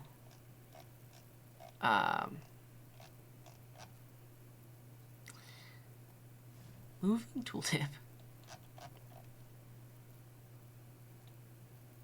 Yeah, I mean, that's the issue with using like a separate library for tooltips, is all of this is not Vue code. All of this is HTML that's just being set on an element. So it's not like we can just wrap it in a Vue element that would then get rendered. I think the fix would be to have an element outside of the chat card that we then position based on where the user's mouse is. I think that's how most tooltip libraries do it, because then it doesn't have to adhere to the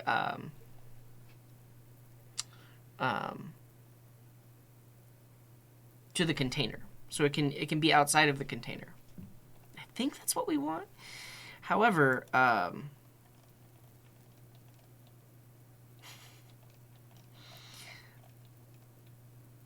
teleport, it's built into Vue. I'll look into it. Let's see.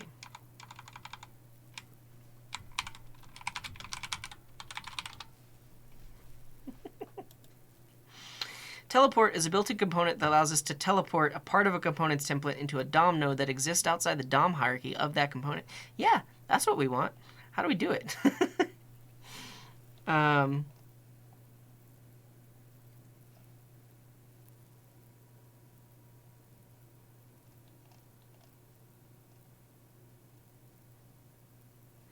Teleport provides a clean way to work around these. By allowing us to break out of the nested DOM structure, let's modify modal to use teleport. Teleport to body. Give it a class. Okay, this is fine. This is fine. However, we're still only doing this with CSS right now. So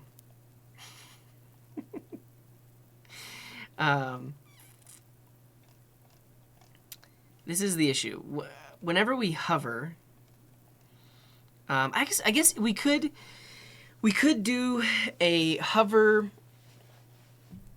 event on the entire element, and then on hover select an image inside of it, and if there is an image, do the thing.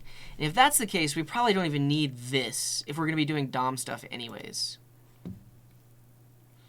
Cookify Media has an idea. Let's see.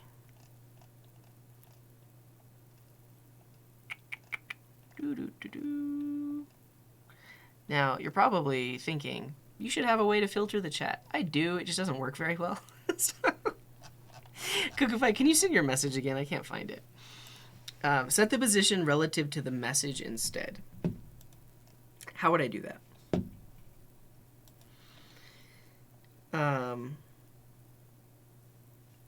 There is no there's not like a relative to. Is there like a relative to selector? That would be insane, right?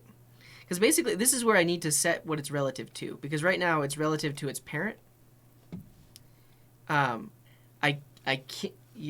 I can't wrap things in a custom, like this is what we're dealing with. Like if it was as simple as just adding a component library, easy. We can't do that because the emotes are coming from embedded HTML. So We can't wrap it in a custom component. I mean, technically, we could, because right now we're wrapping it in a span. I don't know if vue.html lets you wrap it in custom components, because that could work. And then we just write our own component here. Oh, good call, Mark Boots. If you make the pseudo position fixed, you can set it within the window. Great call. So yeah, instead of relative, or sorry, instead of, I actually don't even have to set any of that now. Fixed. And then,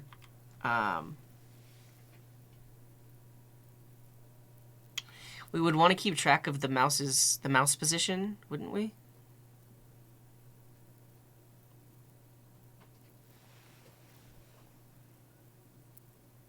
So I set it to fixed. Great. But now, so let's just do like top 0, left 0. Now, all of them are going to be at the top here.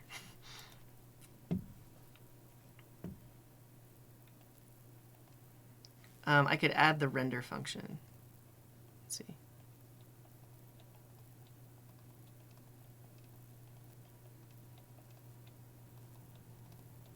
Set position relative on message. Really? If I do fixed, it's outside the container?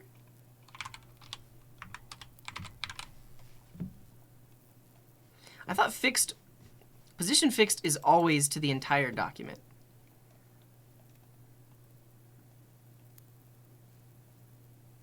Yeah. Yeah, so basically every single one of them is always top 0, left 0 of the entire page. Yeah, to the viewport. So this is what I want to do, but this is just going to require some custom DOM stuff anyways, because I don't know what's being hovered over. Like, because this is being set with CSS, I don't have access to the thing being hovered over with JavaScript. If I wanted to do that, then I would need a custom hover element. And I'm using hand motions. But then if I do a custom hover element event, and I have a reference to the parent element, then I can just do DOM manipulation inside of the chat component, and I don't need to do this silly stuff here, because we would already have access to it. But in that case, when you hover over it, put it on state, put it on teleport, that kind of thing. Yeah. So this is the plan. Let's make a list of how we're gonna go about this. Step 1. Just embed a component in vue.html. If that works, great. We don't have to do anything else. Add a hover listener to parent element. Need to get a ref. Select deeply nested image. Set state to be title tag. Use a teleport with title info. Cool. Cool. That's way too much work, Mark. Because we basically just need a custom parser. So in the React world, there is a React library that parses Markdown, but the way it does it is by literally using all of its built-in components after parsing the specific message. It's possible. I don't want to do that though. Like right now, this was the easiest, right? Just set vue.html, and then we're literally sanitizing that HTML so they can't do bad stuff. Let's try this. Well, actually, I mean, I'm just going to search the web for it because I don't think it's possible. Vue.js vue.html embedded component.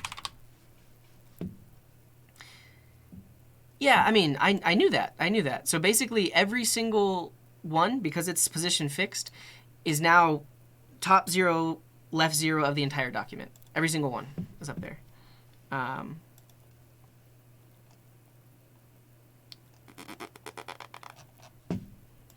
vhtml with component in string.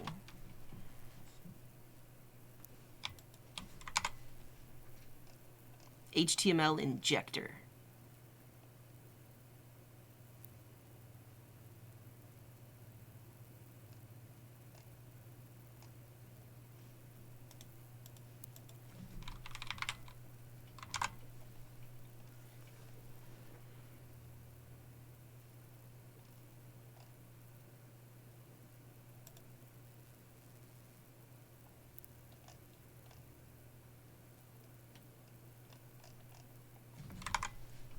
I just want to see if anybody's talked about it, but we can just try it. So, I mean, one of the things we could do is we could take the name of an existing component, like CG chat card, and literally do that right here. CG chat card. Actually, we could also see let's just do SK avatar. Because we do have access to that in the scope of this thing. Oh,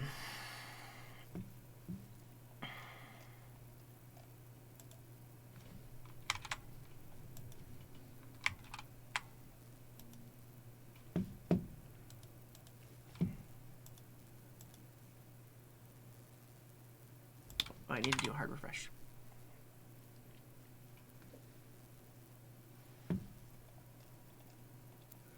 I'll take a look at this, Andrew.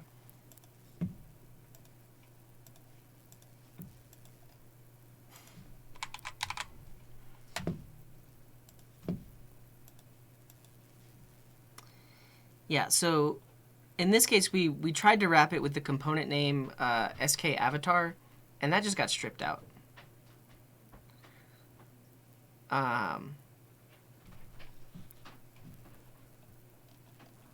So my guess is you can't do it out of the box. You would need something custom.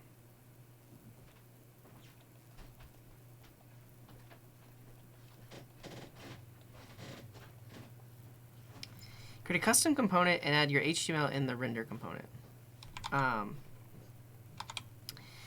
Let's look at this injector thing.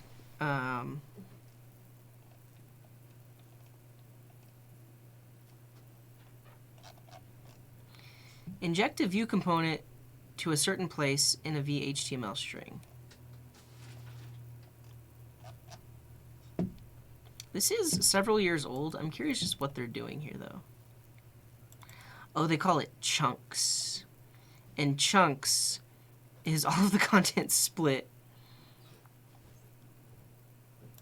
That is not what we want. That's not what we want.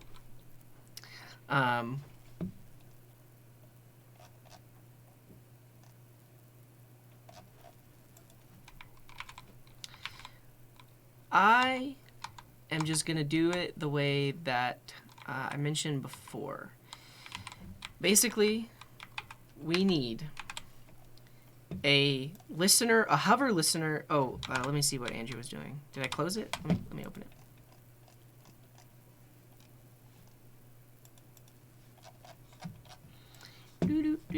Oh,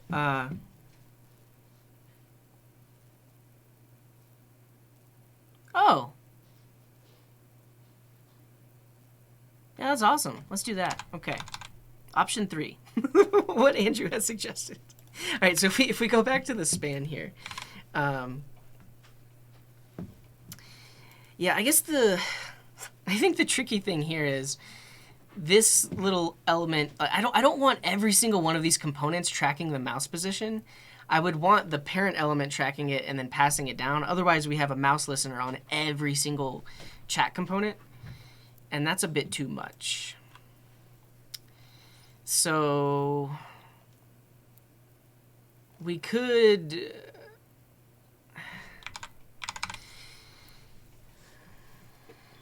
Yeah, this is cool. Yeah, so I mean, we could do this in the main app, but so here's the issue. So if you think about this from the perspective of this being a reusable component, we need to document that we are just expecting that those CSS properties exist, right? meaning whoever uses our component library would need to add this event listener. We wouldn't just add the event listener in our components, because all of our components are like used multiple times on a page. Like this SK chat card is here and here and here and here. I don't want multiple listeners. And then the way I do it is I have a custom component called the Coding Garden message list. And essentially, if someone were to use this component library, they would implement their own version of this as well. But this is where we could add it. Because we could literally do in mounted.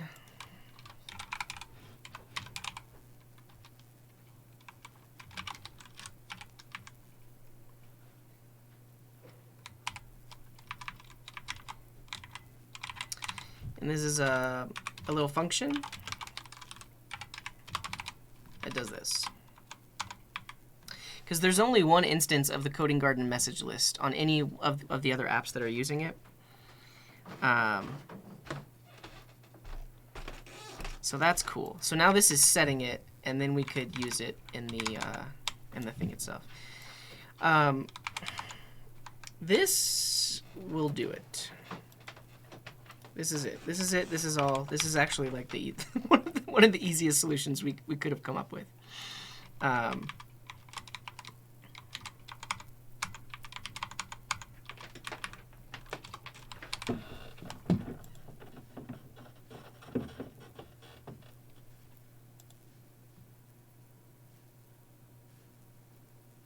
Cool.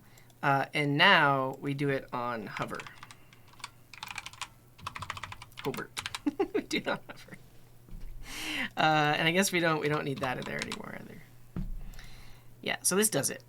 This is a Twitch emote. Better Twitch TV, Ditto, Cat Jam. That does it.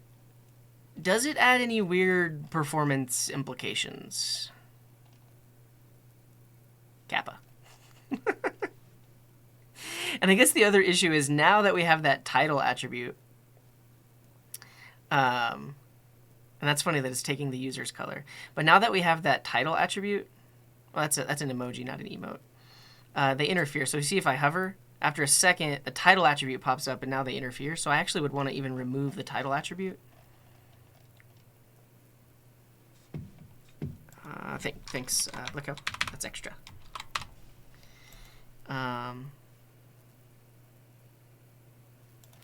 And we could do that. Like basically, we could do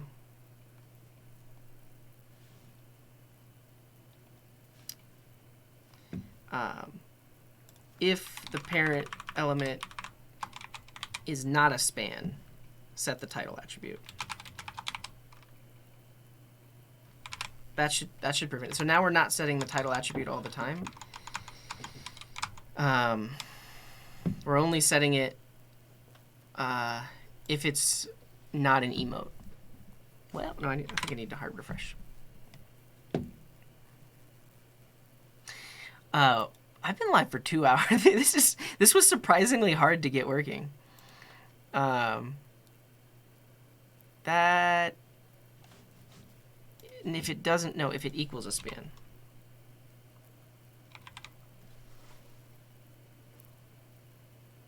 Right?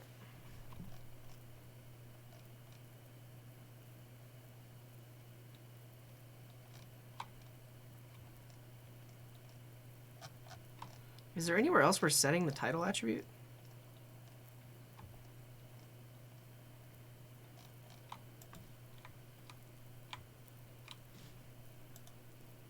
Big title. That's cool though that it still works on images like that. What if the emote's at the end? I mean, I see what you're saying, because it could go off the screen. And Jackie Codes, welcome in. Thank you very much for that raid. Right now, we are working on a tooltip.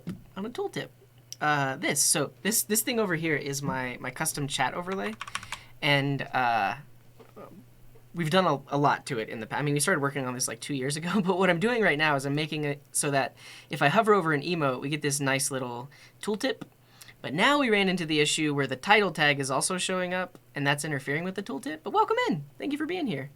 You were working on a dream game. Very good. Welcome in, Raiders. Show me all of your favorite emotes, and I'll hover over them to see their title. Though my chat overlay also does other things, as you can see. So if it's your first message ever, you see it's red. If you're not following, it shows your background like this. And I think for some reason, I'm not doing it for non-followed message. So we'd have to get rid of that. Okay, but yeah, what emotes you got? We got Guccio Fast. Nice. Coding Heart. Confused. Swift Dance. Sticking a tongue out. And then, I mean, we should get it working for these as well. But I think the issue is because I don't trust, it's not that I don't trust you, it's that I don't know you. I got to get to know you. So before I get to know you, your messages don't get the same privileges as everyone else's. So yeah, I think this is what's happening. So because, so this is what we do for trusted, but if you're not trusted, that's where we have the allowed list. Wait, that should still do it. That should still run through this hook. I don't know.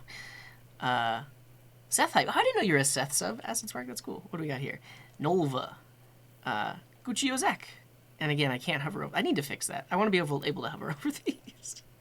So the cool thing about this is it's an Electron app, and we've got access to DevTools. It's literally a desktop app that's built with HTML, CSS, and JavaScript. It is getting data wrapped, but it's not getting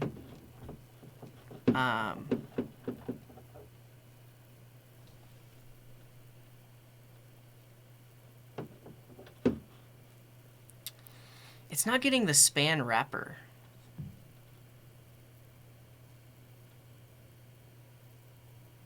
Oh, wait.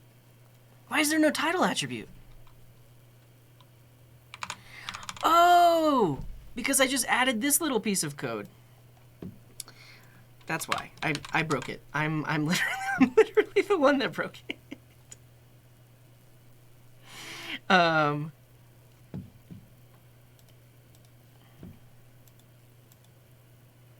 it still has a title attribute.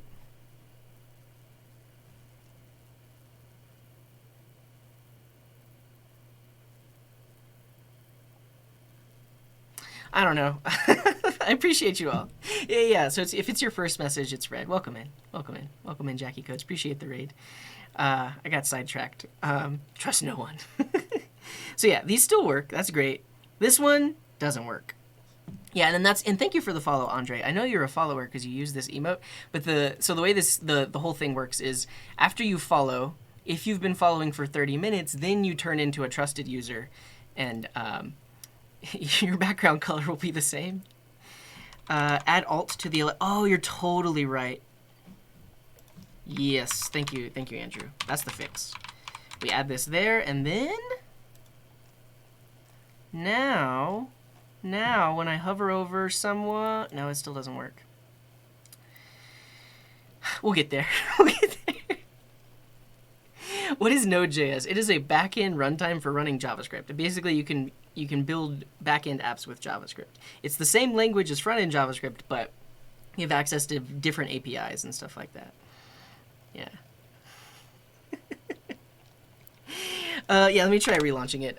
But so that's the other fun thing is because I am running some of the code, but stripping out some of the things I don't want to allow. You can do fun things like marquees, and I don't know, people that have been here for a while do fun stuff in the chat with HTML. Dr. Thu says, CJ makes me feel so much better about the joy and frustrations of debugging. I think that's, it's all about mindset, right? I know going into this that we've got work to do. Oh, you trolling me? Trying to get me to hover over a moving emote? But did I break it entirely? Does our hover even work anymore? Okay, yeah, it works for that one. Great. And these work just fine.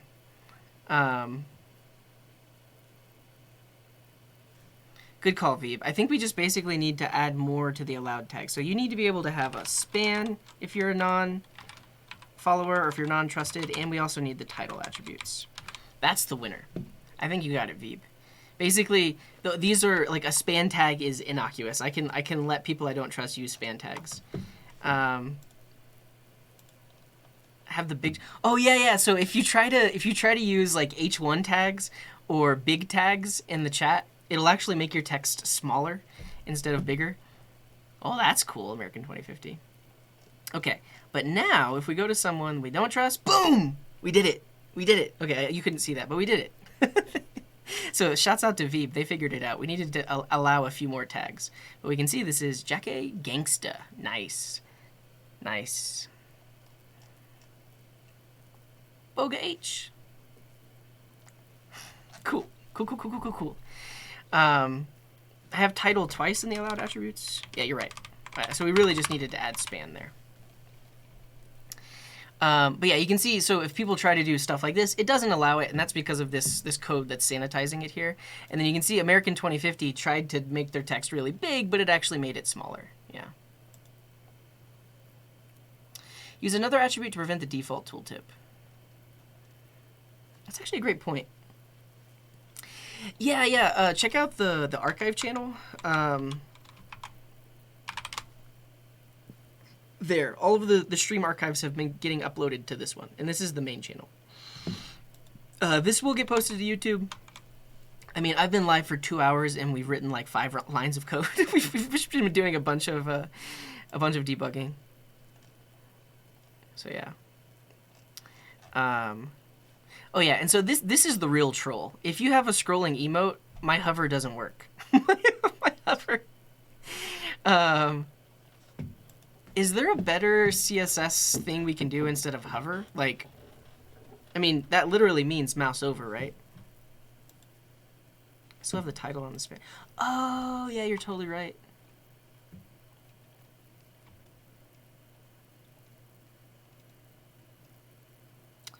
So what I want to call this is like data title. That's what I want. And then now in the CSS, we can say data title. And that should get rid of the double. That's the fix. That'll get rid of the double on hover. Like this. So now I can hover. Oh. It doesn't like data attribute. Oh, no. I need to refresh. And the She-Boss. Thank you very much for the 2 gifted. Appreciate you. Test here. Hey, nice. Look, and I can stay hovering. No hands. Well, I mean, I need hands if this chat's going to scroll. But I can stay hovering, and then it still pops up. It's from... I think I can go back to doing what I was doing. If the parent is not a span, set the title attribute. That has to be right. Because this goes through and adds the title attribute to images, but we don't want to add the title attribute to an image if we've wrapped it in the span, which lets us do the tooltip thing. Refresh. No hands. That's it. That's it. Look, I can hover forever and we don't get double. That's awesome. Okay. So do we want to try and fix the scrolling emote? Like, do we even want to try to fix these? Like, I'm technically hovering, right? Like I'm doing my best to hover, but it's not popping up. I think I have an idea. We could do on mouse enter and then on mouse leave. We could on mouse enter add a custom class. But how is that any different than hover? Does anyone have an explanation for that? Like, why is hover not working on an element that's moving?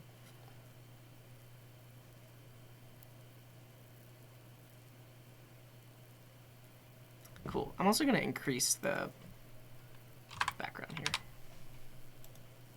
Yeah, it's a little bit darker.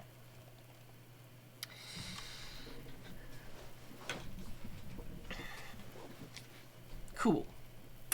I mean, it honestly just might have to do with marquee. So like marquee just doesn't have hover over things. But the marquee tag is deprecated anyways. But let's look into it really quick. Marquee tag hover. Oh, on mouse over, stop. That's the fix. Just stop it from scrolling. Hover. Is hover a pseudo selector? What do you call hover?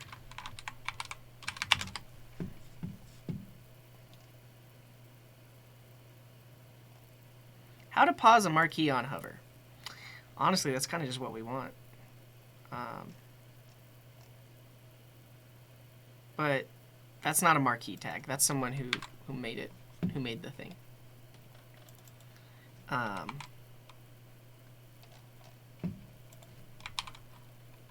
Is that a thing, Mark Boots, or did you like? Is the stop? How would you stop a marquee? Like, is that a thing? This it's literally this dot stop. Ah. All right. CSS only tooltip using position fix. So this is kind of what we did.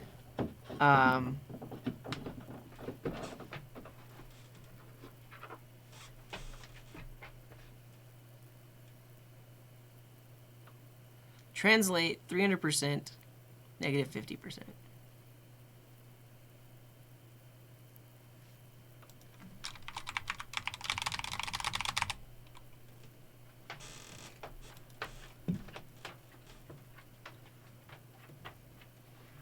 How is this working?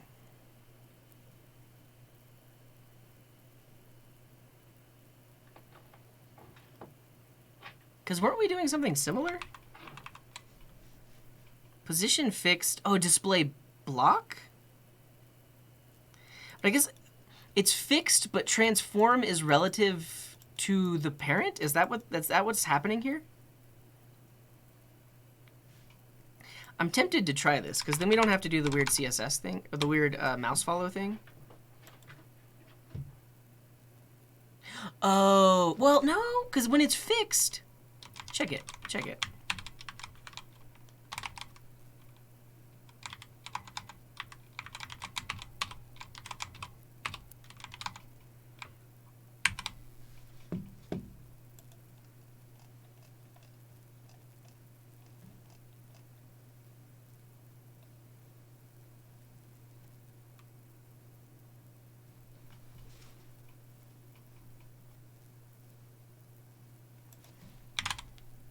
I need to refresh. That was moving according to the mouse. Yeah, you can see it's putting it way over there. Which is fine. We could adjust that.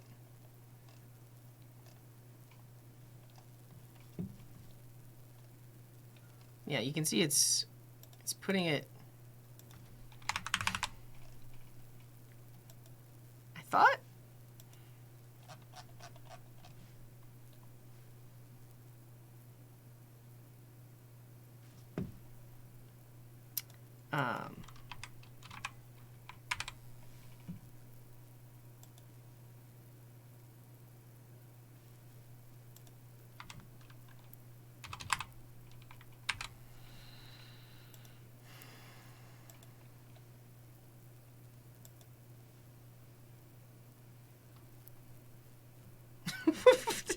I guess you can't see this, but watch this thing jump around. Like I hover there, and now it's like way down here.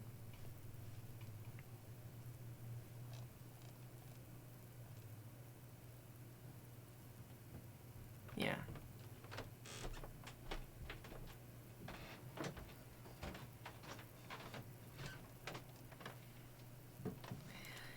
I guess, I mean, yeah. We'll go with the exact XY position for now. All right. I'm honestly not going to worry about the marquee tag. I think that was the next thing. Where it's like, if it's a marquee tag, then I can hover over it, but I'm not even going to worry about that. So yeah. The title attribute is better than, hey, I mean, here's the thing. Look, this is good, right? The fact that why does it take so long?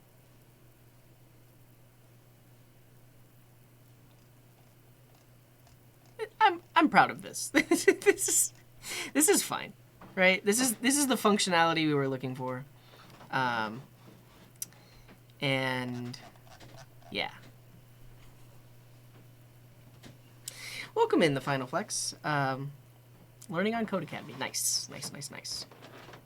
Yeah, I'm happy with this. Let's actually look at all the... yeah, it's a little bit... I don't know what the lag is from. I mean, it could be from that... the listener for the mouse X and Y. I do believe that's only going to run once, though. Because this is on mounted of the entire component. We're adding a mouse move. Setting some global CSS variables. And then using those variables in other things.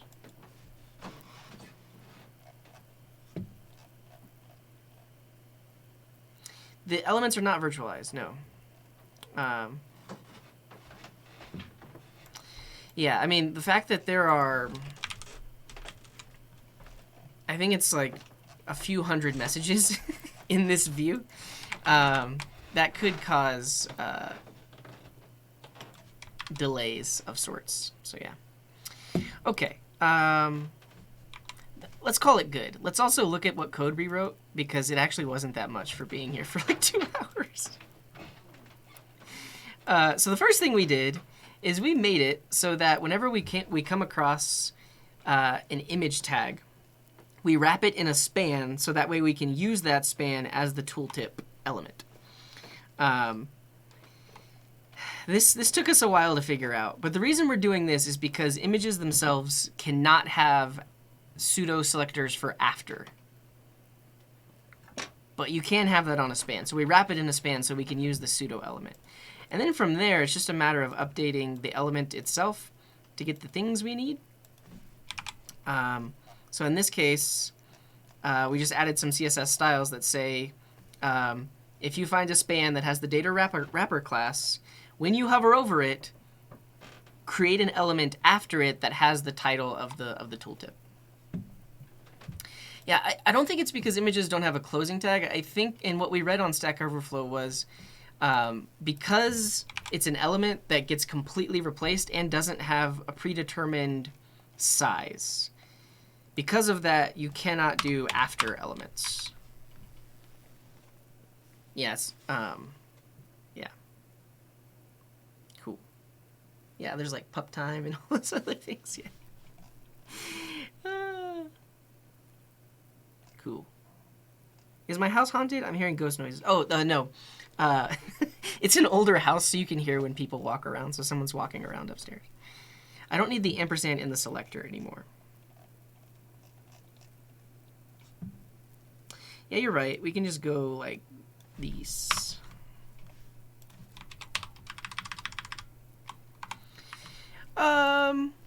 The term full-time streamer is relative. Like, I'm not making a living off of streaming.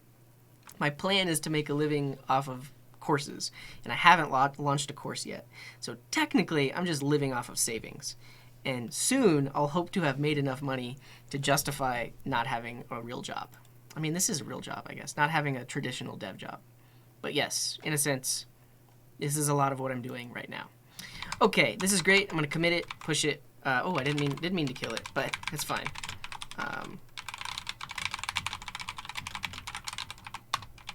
Cool. Push that up. Start it back up.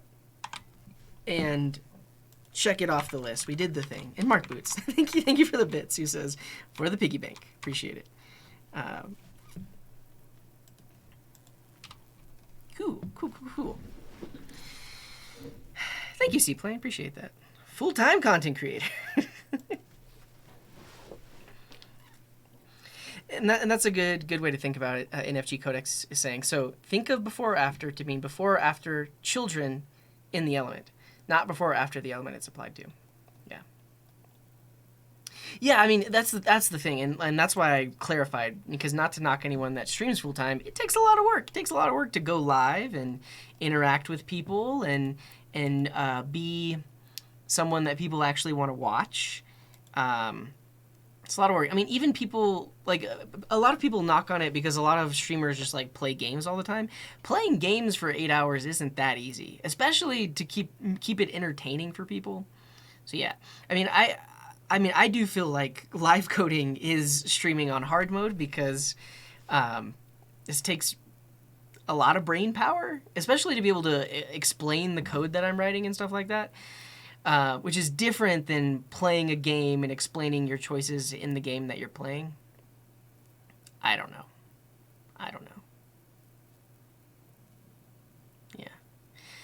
Streaming is hard. I agree. And Acid Spark is mentioning that some streamers are boring. It's like some streamers might have a boring personality, but they're like really good at playing the game, so people just watch to play the game.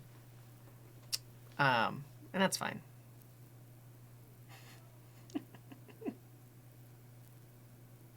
Yeah, I mean, I think that's the other thing. Like, so streamers that have been playing the same game for like the past 5 years, how does that feel? You know? Did I try Hack Addict? No, I didn't. I'll look it up. What's up, Pinkman? Welcome in. So, I will stop to say thank you everyone for all of your suggestions on that. Now, I know that I got a little sassy at one point because I was like, no, that won't work. You can't do that. But I appreciate your suggestions. I think one of the main issues is if you're providing suggestions but you don't know the whole picture, then for me, I forget that you may not have been here the whole time. And the fact that we're like, this isn't traditional Vue development, at least what we're doing right here, because we're having to work with like sanitized HTML that we're then injecting into a Vue component, which is not Vue stuff. If we had a library that was parsing this, giving us back components, then we could do some more interesting stuff. But because it's like this, that's why we have to do more direct DOM code. And we can't just have like a custom tooltip component, which is why we went about it this way. That said, if you think you have a better way of doing it, feel free to make a pull request. All of this code is open source under the MIT license. Apparently these... did we update the dependencies like a month ago? We might need to update the dependencies again. Yeah, Vue is Vue. Vue. Like a literal view, exactly. I'll point you to the component where this is happening. This is the SK chat card. And specifically, line 25 is where that's getting injected, and then our styles are down here. So if you think you have a better idea how to get that tooltip working, by all means, make a pull request, make a suggestion. But I will say the trickiest part is the fact that we're using vHTML right here. I do love Vue.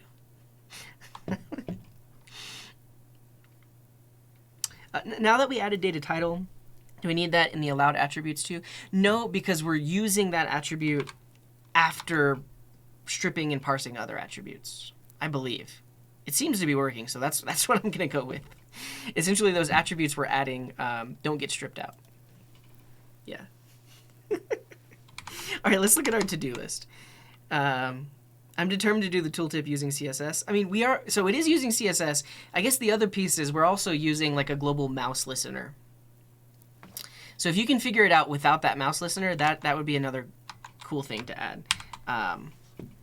Because that's the other thing. If you look in the CSS, we actually have these variables, but these are being set by JavaScript elsewhere. Yeah. Data title needs to be added to allowed attributes.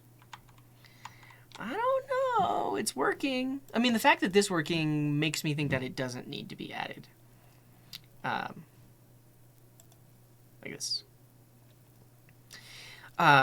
And I would add it if I wanted users to be able to specify that attribute. But because I'm specifying it in my code and not the user-provided code, then I don't need to add it. Okay. Let's look at our to-do list. Well, they're a non-trusted user, and it works. See? Okay. What should we work on? I think I want to think about this and then figure out a way to do it. So some of you want to be able to embed images. And right now we have like a whitelist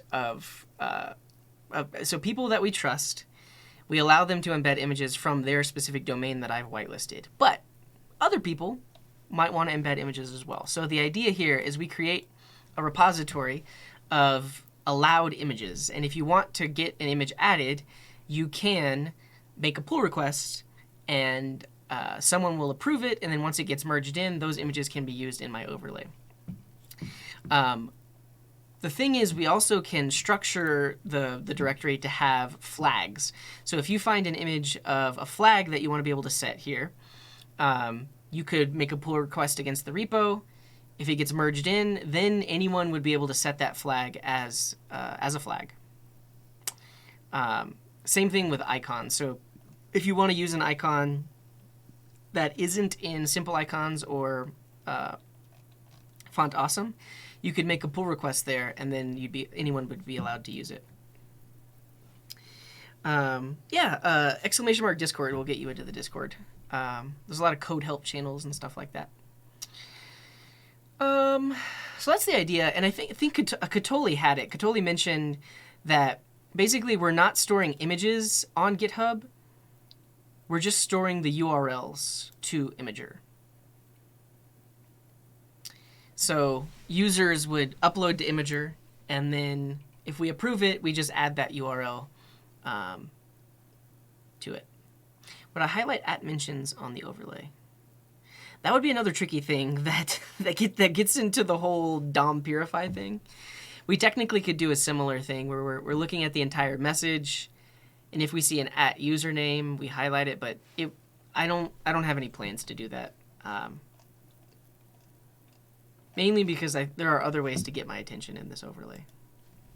Yeah, like this. Wait. Did you do an empty title tag? Look at this. It's an empty title tag, so it's just like this floating circle. That's funny. Cool. Well, welcome in, Mohed Algo. So, yeah, that's an allowed URL because I've whitelisted Andrew's domain. Yeah.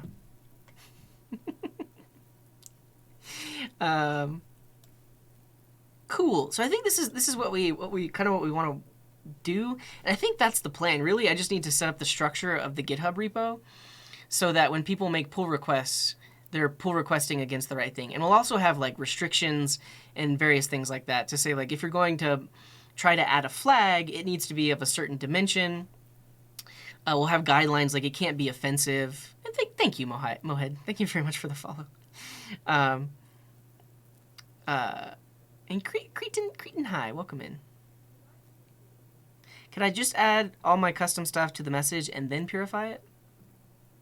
Yeah, basically it would have to happen in the same place that I am parsing all of the emotes. Because the emote parser is the thing that replaces the emotes with actual image embeds.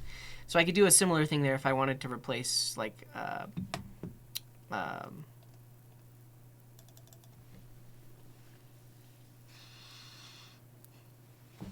what was I saying? @mentions, if I wanted to replace @mentions. But you make a great point, Mark Boots. If someone wants to add an SVG, that couldn't be hosted on Imager. But I think I would allow SVGs in the repo. So that's a good point to make. But I think if someone wants to add an SVG, they would actually add it directly to the repo.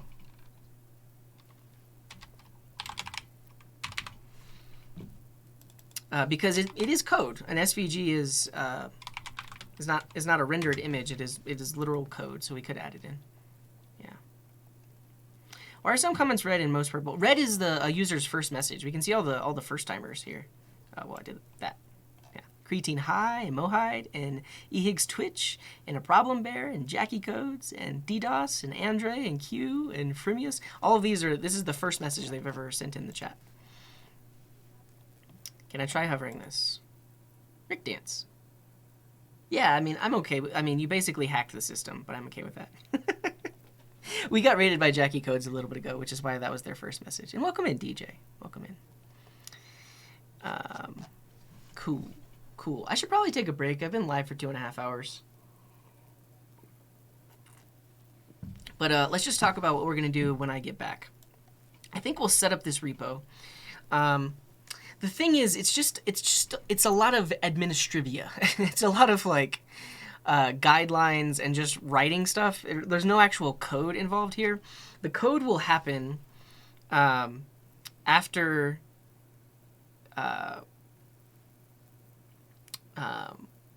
I've set up the repo and people have contributed images, and then I'll have to write code that can allow those images to be used within my overlays and such. Yeah. Can images be replaced on Imager? Yeah, I was thinking about that, and I don't think they can. Like, basically, once you've uploaded, there's no way of replacing an image at a given URL, which is a security feature, right? Like, you don't want to allow something and then someone goes and adds a bad image later on. So yeah, and welcome in, Millen. Hello, hello. You have more functionalities in your streaming than my portfolio. I mean, this app is more than 2 years old. We've been working on it for a long time. Though I will say there's a solid 2-year stretch where we did nothing with it. We just used it as is. Well, that's cool. That's a nice NASA badge. Oh, I totally forgot. We wanted to do this tooltip thing on these as well. Oh, man. No! It's actually that'll be that no, it's totally fine. That'll be easier though, because it's not HTML. These are literal images, so we actually can just do CSS. Easy. But that's on the list of things to do. Hover flag for a name and all that. Would I do something different if I was starting that overlay now? There's a lot of repetitive code in the code base. Really, it just needs to be refactored. It needs to be cleaned up. But all of these, so I mentioned earlier, basically each one of these folders you could think of as a separate Vue app, and then they all use these components and these components. And they all use the message sanitization and all of that. So all of this is reusable code, but then when you get into the specific apps, each one of those is doing things that's pretty repetitive. So really that just needs to be refactored. It's not something I would do different. So yeah. Yeah, and then one of the other things on the list is color. So what will we do next? Let's go with a custom badge color. That's going to be some backend code, because essentially my API either allows or does not allow teams and countries to be set. So now we can have a command for setting the color of your badge. And nice drop, One Computer. You've been having some good drops, One Computer guy. Yeah, so really just internal stuff. I'm fine with the structure. Like, it works perfectly fine. Like, the fact that we can have this overlay here, which takes a second to refresh, because, or more than a second. Oh, we've really been messing with it. I need to completely reset it because of all the new features and such. It's frozen. We literally...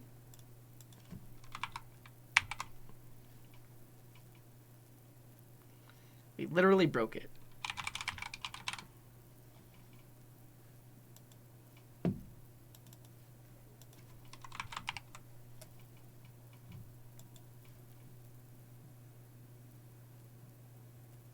There we go. all those new features we were adding today are technically on this as well.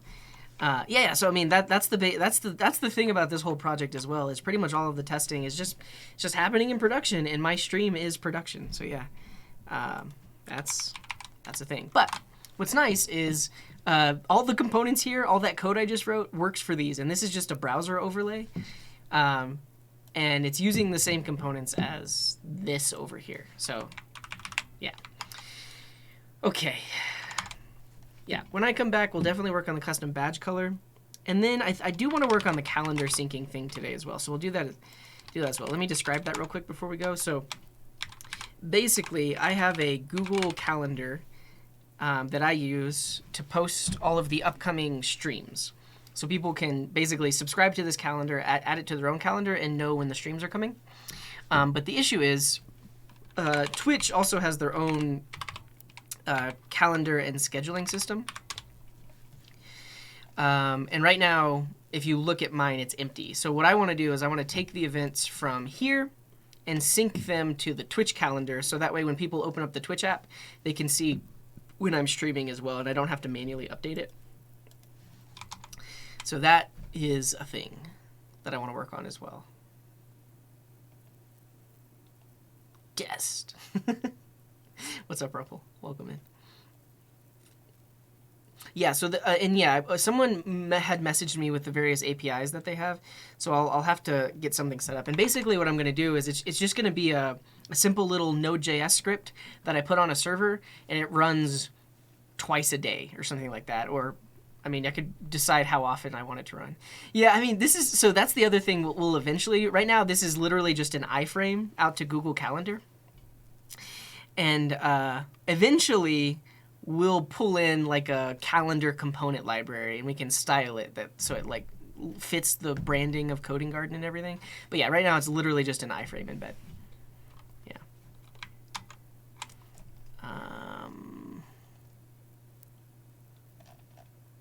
All right. That's it. When I come back, custom badge color and calendar sync. In the meantime, I will leave you with a YouTube video. And Rumple, thank you for the sub. You're too nice. You just got here. You're already subbing. Too kind. I'll leave you with a video. I'll be gone for 10 or 15 minutes, and then when I get back, we'll write some more code. Past CJ incoming. Yeah. I think it's actually really funny that I leave you all with videos of myself. I know a lot of other streamers watch other people's content. Like I could leave you with someone else's YouTube video, but technically that's stealing. Whether or not it gets enforced, you still are stealing other people's content. So let's find a video to leave you with. Yeah. No, and it's actually really funny. So, I mean, anybody that sticks around, you're going to see it. I'm going to go on break. There's a message on the screen that says I'm on break, and the title on Twitch says I'm on break. And there's literally just a floating window. But people still think that it's actually me. You'll see. Yeah, we did. So the script, the only issue is this is a 3-hour video. And I don't think I have any quick intros to scraping. Or do I? What's still broken?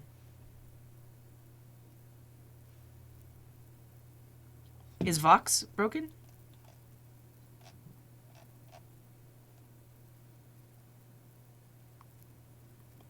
Please clarify. Oh! That's just the working on command. I think it's actually !project. Project. Working on overlays and apps for this stream. Well, I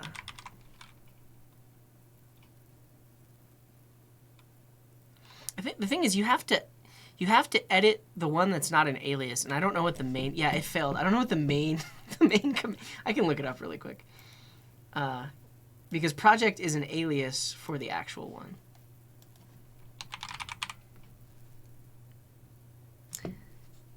The main one is actually today. There we go. So now if you do project, which is alias to today, you'll get that.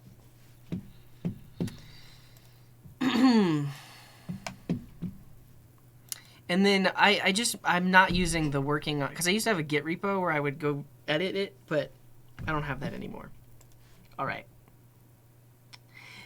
Do I have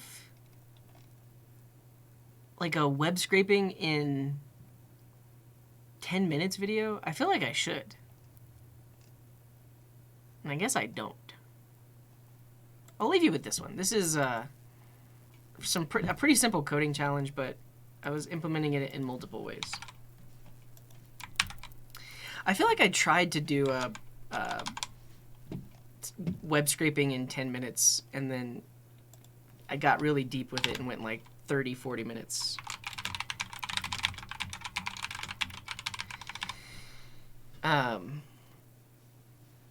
We'll record that content later.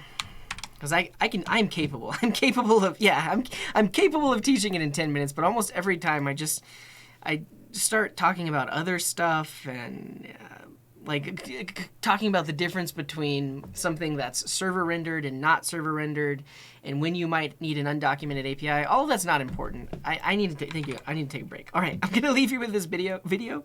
When this video is over, I'll be back, and we'll keep working on stuff. Show.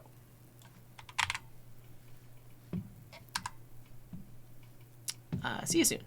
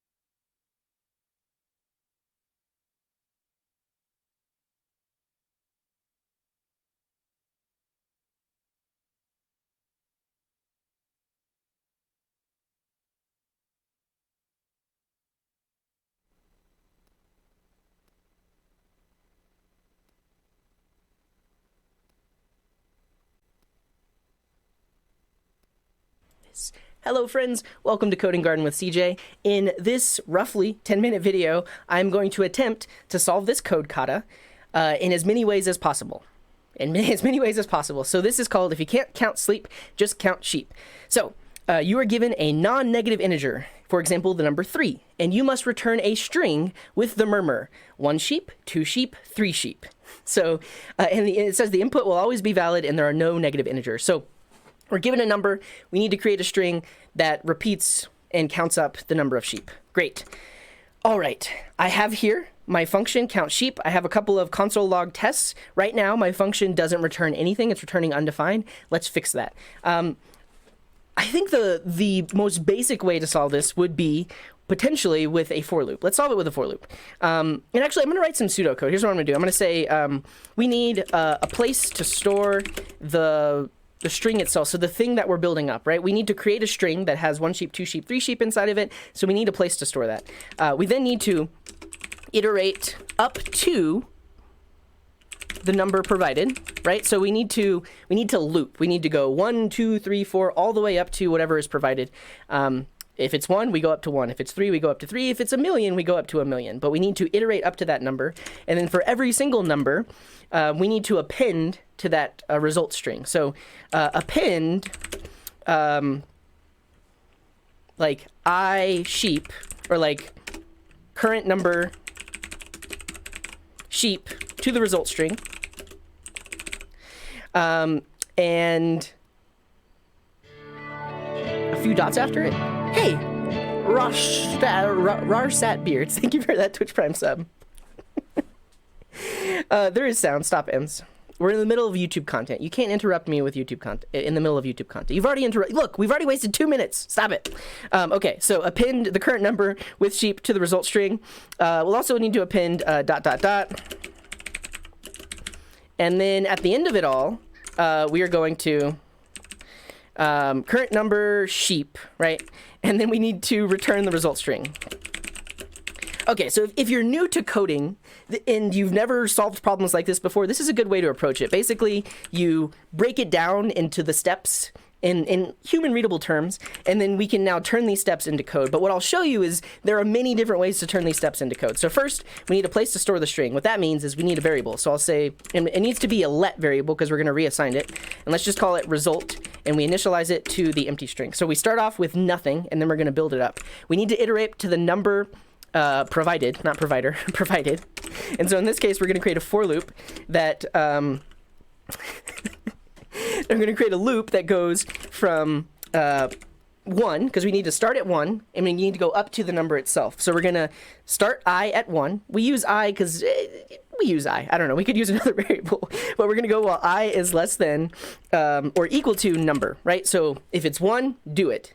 if it's 2, do it. And if num was 3, if it's 3, do it. But when I becomes 4, don't do it. So less than or equal to number.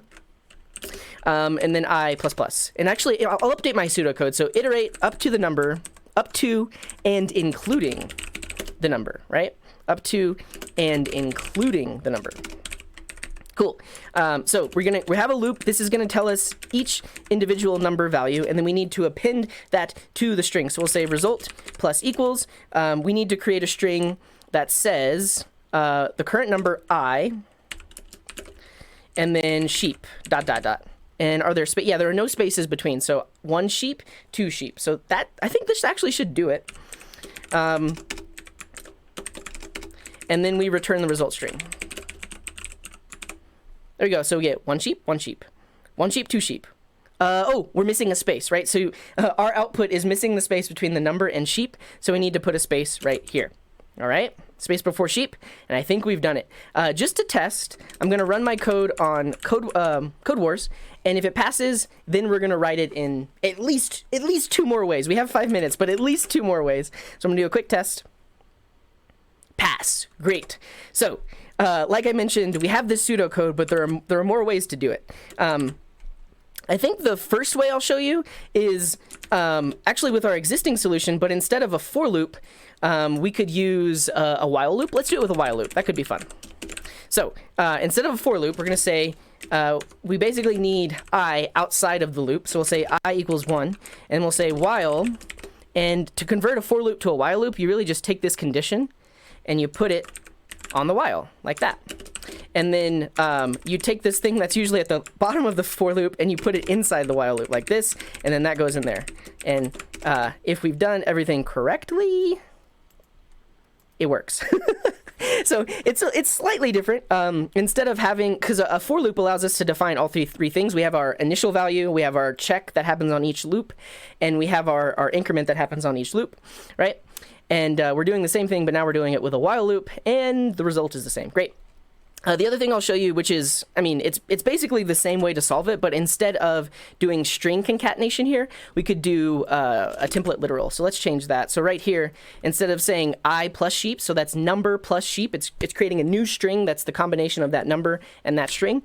We can use what's known as a template literal. So we use backticks instead of single quotes. And then if we want to represent a variable inside of that string, we wrap it in curly braces and put money in front of it, and this will do basically the same thing. So 1 sheep, 2 sheep. It's a slight refactor, but it's about the same.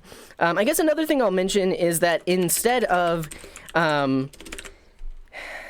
starting at 1, typically you see for loops starting at 0. So we could start at 0, but then we would not want to go less than or equal. We would want to just go less than. And instead of just doing I, we would do I plus 1. So this solves it in the same way. 1 sheep, 2 sheep, 3 sheep. But instead of starting the loop at 0, we started at 1. Great. That's awesome. So that's like the for loop way. Let's try to do it with array methods. So instead of a loop, I'm going to create an array of the length number, right? So here's what we'll do. We'll say array.from. We can pass it an object, which is an array-like thing that has a length property. So this is going to create an array of that given length, right? So we're basically creating a list. And actually, it's kind of going to be a one-liner, so just bear with me. So create an array of the length that we need. The interesting thing about array from is that it accepts a callback method, and you get the current value. In this case, the current value is going to be undefined because every value inside of that array doesn't exist because we're creating it from nothing. And so we'll use underscore, which just because we don't care about it. We could call it anything, but we're going to call it underscore, and then we get I, and I is going to be 0, 1, 2, 3. It's going to be the index itself. And this method here gets invoked for each value that we're trying to create. And actually, I do need result. This will actually work this way. So, and if I say let result start off as an empty string, this will do the same thing. So here's what happens. Result starts off empty. We're creating an array that's going to be this length, and then this function is basically like a map function. I'll show you map in a second, but this function will get called on every single value, and then we are appending the result itself, which is great. So that's nice. But let's actually use map instead. I mean, technically, if you were going to do this, you would probably do this instead of a map, because this is a bit more optimized because it runs this function while it's creating the array, whereas a map would create the array and then iterate. But we got a minute and a half, so let's do a map. So basically, I would just do this. So create the array. Now we have an empty array of values that are undefined. And then we want to map it. And that's going to give us each value, which is undefined. But we also want the index, because then we can do something like this. And so that's going to be the specific number of sheep at that place. Here we go. So map it. And then now this actually, so if I return this, I'll show you what we get. If I return this, we get an array that has the values inside of it, but I want to turn that array into a string, so I could just do something like this. I could do .join and pass in the empty string, and that's going to take that array and smack it together back into the result. Great. And then we have 47 seconds, so the last thing I'll do is a reduce. So we create the array, and then instead of mapping and then joining, we can do it all in one go with a reduce. So we're going to do a reduce. We have our let's call it result, because that's our accumulator. It starts off as an empty string, and then we just return result plus that value. And then we don't need the join anymore, and this should work. So one sheep, two sheep, one sheep, two sheep, three sheep. We have 20 seconds. What can we do in 20 seconds? I don't know. I think we're going to stop it there. Thank you all for watching. Let's see how many ways we solved it. So first, we solved it with pseudocode, which is not a programming language. So we have 1, we have 2, we have 3, we have 4, we have 5, 6, 7, 8, roughly 8 different ways to solve the problem. And yeah, so somebody was like, hey, what happens if you do, let's just see if we pass in a really large number. It should work. We have written this function in a general enough way that no matter, we should pass in, no, there is no space. So there should not be a space between the values. So we do need to pass in an empty string, not a space. Okay, but let's just try logging count sheep with 100. And look at that. 1 sheep, 2 sheep, 3 sheep, 4 sheep, 5 sheep, 6 sheep, 7 sheep, 8 sheep. And it keeps going on and on. Alrighty, everyone. Thank you for watching. This was what? I'll go count again. Was it 9 ways? 1, 2, 3, 4, 5, 6, 7, 8-ish different ways to solve the problem. Hopefully this was fun and useful for you. Yes, this is technically YouTube content. You saw the thumbnail, you clicked the video, you watched to the end if you're hearing me say this. Thank you for tuning in. Everyone say bye, YouTube. Thank you. Bye, YouTube. And I'll also mention, if you like this kind of thing, tune in every Wednesday here on the Coding Garden. I stream on Twitch, twitch.tv/Coding Garden, and you can be a part of all these wonderful people that are watching live and telling me how I should solve things, instead of just watching. Just watch. I don't know. Bye. Hello, friends. Welcome to Coding Garden with CJ. In this video, I am going to talk about open source licenses. Hello. I'm still eating my lunch, so I'll let this video play for like 5 minutes, and then I'll be back. Now, this is not going to be a super in-depth video. I just want to basically answer the question: what does it mean when I say MIT license? And we're going to talk about that. Or what does it mean when I say the Apache 2.0 license? That's basically the question we're going to answer in this video. And it all starts with open source software. So open source software, or OSS, is a type of computer software. I'm going to read this verbatim because it's a good description, in which the source code is released under a license in which the copyright holder grants users the rights to use, study, change, and distribute the software to anyone and for any purpose. And if you watch Coding Garden, all of the code that I write, all of my software, is open source software. So if you go to GitHub and you go to my organization, you can see my code. Now, I'll mention, just because my code is on GitHub does not mean that it's open source. And that's basically what I'm going to talk about in this video. All of my repos have a license associated with each of the code in that repo, and that specifically is what makes that thing open source. So I'll show, for example, today we were working on the drop game. Can everyone join me in dropping? Just say drop me, and it will drop your avatar. Yeah, like that. Or I can do this, and they'll get trails like that. Ooh, or I can turn the trails off. So the code that's running that overlay is open source software. And if we take a look at the repo, we can see that I have this license right here. And if you read this license, it says, permission is hereby granted free of charge to any person obtaining a copy of this software and associated documentation files to deal in the software without restriction, including without limitation to the rights to use, copy, modify, merge, publish, distribute, sublicense, and or sell copies of the software. Now, and the cool thing about that is people can contribute here. We see that we have some pull requests open. That trail thing that I just showed you is actually a feature that was added by somebody else. So this is an example of open source software. It's code that I've written. I've put the MIT license on it. Other people can basically take this code and do what they want with it, etc. So that is open source software. Now, there's a lot of implications of that, like the idea that anybody is actually allowed to look at the source code, and anybody is. Like you can go here and you can look at all the code that's required to make that overlay work. That's, I think, a benefit to it, but there are different aspects to it. But as was mentioned, every open source project should have some sort of open source license that is tied to it. Now, I mentioned that I use the MIT license, and like what Doc is saying is the MIT license is AKA you won't sue me if this code burns your house down license. Yes. So basically, the MIT license is kind of like you are free to do whatever you want with this source code. Like you could monetize it. Somebody could literally take the source code for my overlay. They could set up a website, supercooloverlays.com, and they could charge people $100 to add that overlay to their stream. I am allowing them to do that. Basically, I'm saying you can redistribute my code, you can put it, like, sublicense it, you can change it, you can monetize it, you can do literally whatever you want with it.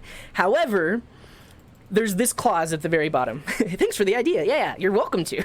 But this clause says, this software is provided as is without warranty of any kind, express or implied, including but not limited to the warranties of merchantability, fitness for a particular purpose, and non-infringement. In no event shall the authors or copyright holders be liable for any claim, damages, or other liability, whether in action of contract, tort, or otherwise arising from, out of, or in connection with the software, or the use of other dealings in the software. Good day, sir. So basically what this says is I'm not responsible for what you do with it. So if you decide to make a business out of my overlay and you charge people money for it, and something goes wrong, if their streaming computer burns down, you cannot blame me. You can't blame me. I wrote the code, you can use it, but I am not responsible for that. And again, I guess I didn't mention it at the beginning, I'm not a lawyer. I'm just telling you in general, this is what it is. You can look into it more. I said good day, sir. So that's why I choose the MIT license. Like, I want people to be able to look at my source code. I myself... Oh, buddy. Welcome, friends. We're in the middle of a YouTube video. As you can see, we did some work on my overlay today so it can actually handle all the chats.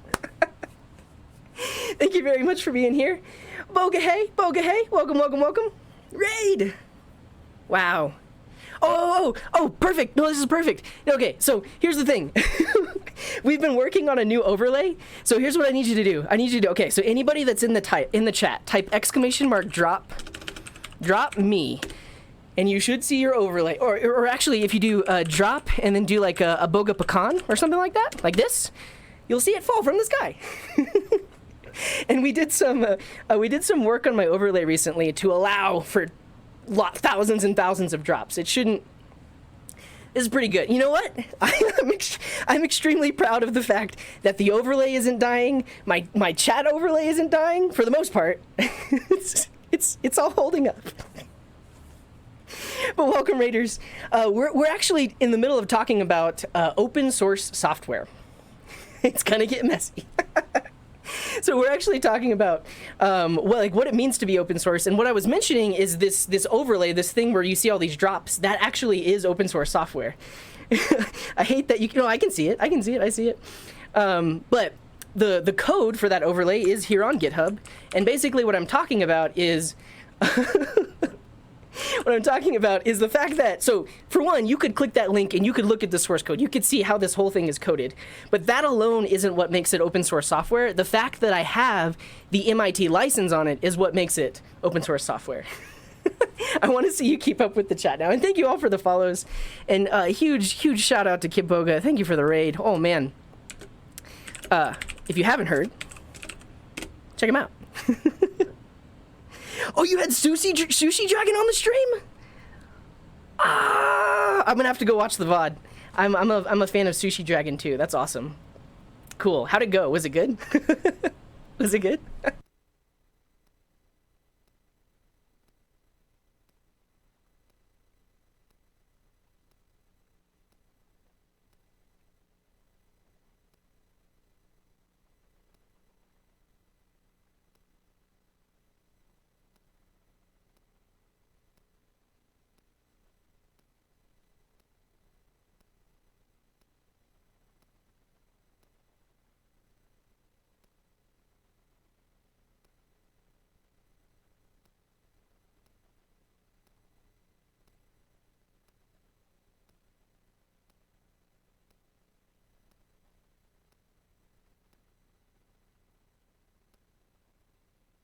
Hello?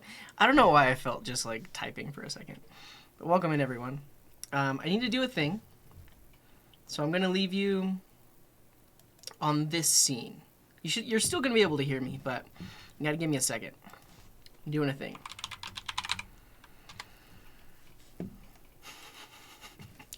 And if you missed it, yes, you were just watching a video. I posted a link in the chat to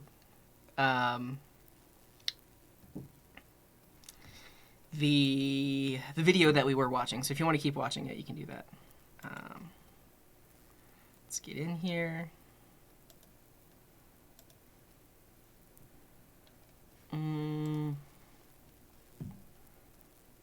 This is present CJ. This is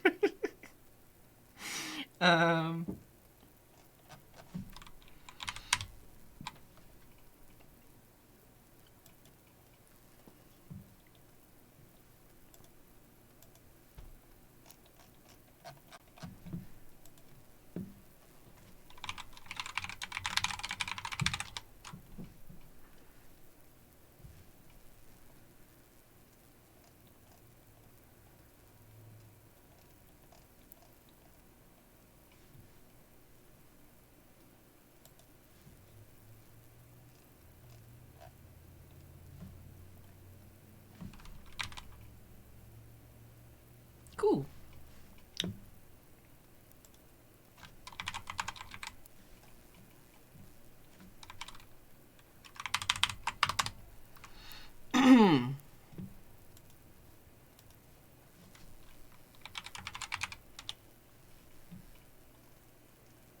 It's the thing, like, it's my camera's pixelated right now, but it's like high quality pixelation as it's meant to be.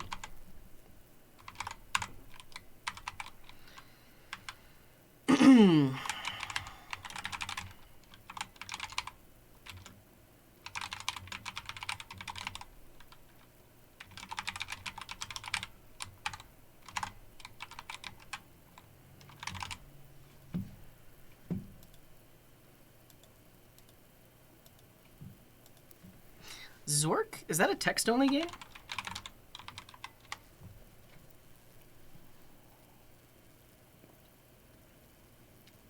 Created in 1982.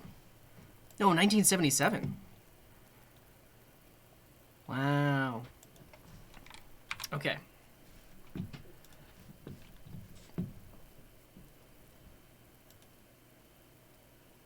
Oh, that worked. I forgot that the camera would actually be on. I got a new shirt, and I'm releasing it right now because it just came in the mail, and it works out. So I will say, if I'm sitting here like this, it looks like the graphic is crooked. That's not the case. I am actually crooked. I believe my camera is crooked. The graphic is straight. I think I'm just tilted one way. Now that's what I call code. So yeah, it's a new shirt. If you want to check it out, you can go to merch.coding.garden. Also, exclamation mark shirt will get you it.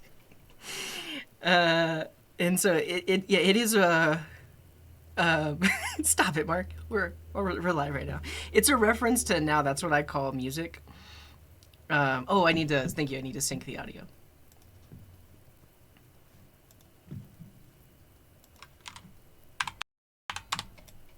Check. Should be good now. I don't know if shipping to Morocco. It usually has worldwide shipping, but it's all handled by Teespring. So, showing my age again. But yeah, this is the shirt. My partner designed it. So cool. Let's update the title.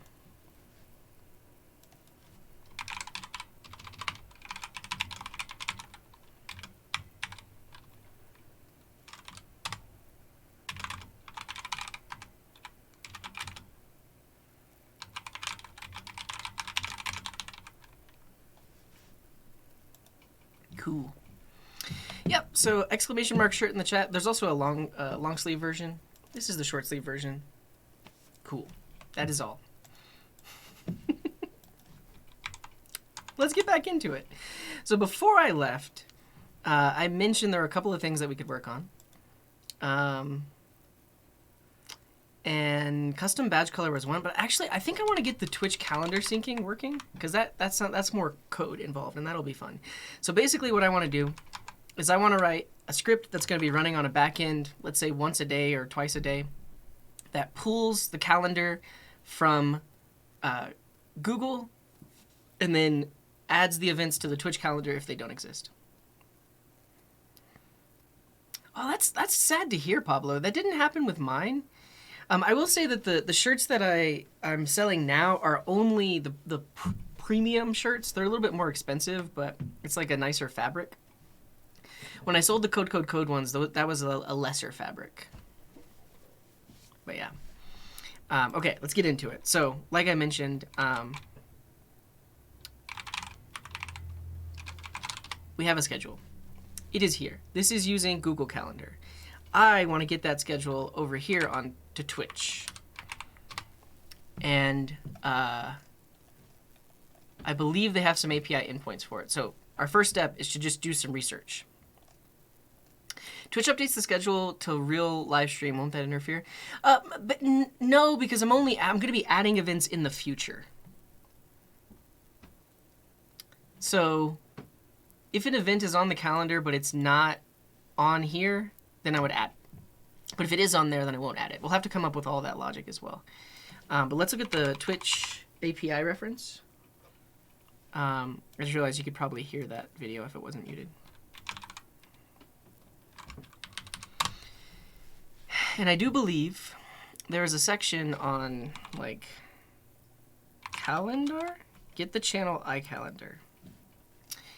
Update the channel stream schedule. Cool. Create channel stream schedule segment. Create a single schedule broadcast or recurring schedule broadcast for a channel stream schedule. So this is probably the endpoint that we want. So we have start time, which is an RFC 3339 format, a time zone, and is recurring.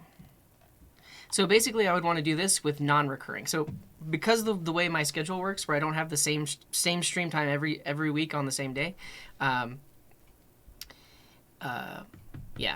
And so yeah, that's a good point, Sovak. Like, the other thing is, it doesn't even really have to be a back-end process. It could just be something I run locally on my computer anytime I update the Google Calendar. And because I'm the only one, because I am the only one updating it, I don't need to worry about it being like a synced background process. I think it depends, American 2050. Like, this seems like pretty good documentation here. I think the main complaints I have about the API is really just growing pains, because like they have older endpoints that are no longer, that are deprecated and don't work anymore, and all of the newer endpoints didn't necessarily get fully updated to support all of the older properties and features.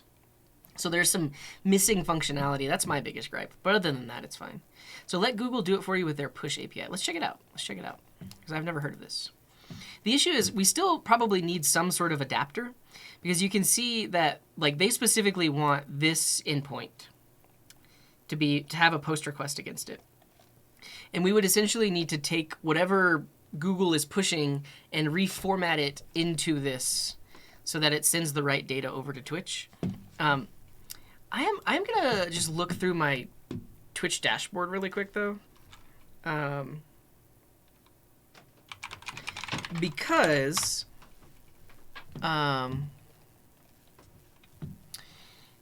it's possible there might be something in the stream settings that I'm missing. Yeah, I mean, and this is what we talked about earlier. Really, the only thing I can find in on the Twitch dashboard is it has the ability to take your schedule as defined on Twitch and send it somewhere else. I want the opposite. The schedule is coming from the outside world, and I want it to be put into Twitch. And then let me hide my screen, because this is a webcal address. I don't think it's a publishable one, though. Yeah, this would be read only. And you can just read from it. There isn't really a way to add an external schedule or sync from an external thing, as far as I can tell. So what we would need is something like the Google Calendar push API, but as far as I can tell, they do not expose the actual iCalendar or calendar endpoints. So I don't know what Google is going to try and do. But let's see.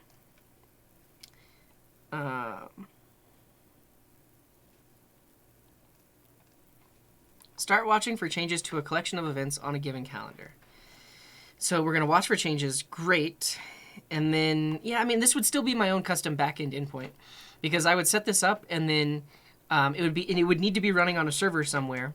And then when I make a change to my Google Calendar, they make a post request, and then I would need to take this, reformat it, and then make a post request to Twitch. That's how I would do it if I was doing it with push notifications. But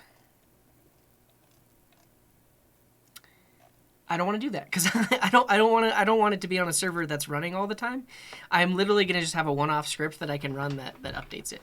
That's how we're going to set it up. You can't convince. I mean, you could convince me otherwise, but for now, I think this is really all I need. We're going to call this Twitch Calendar Sync.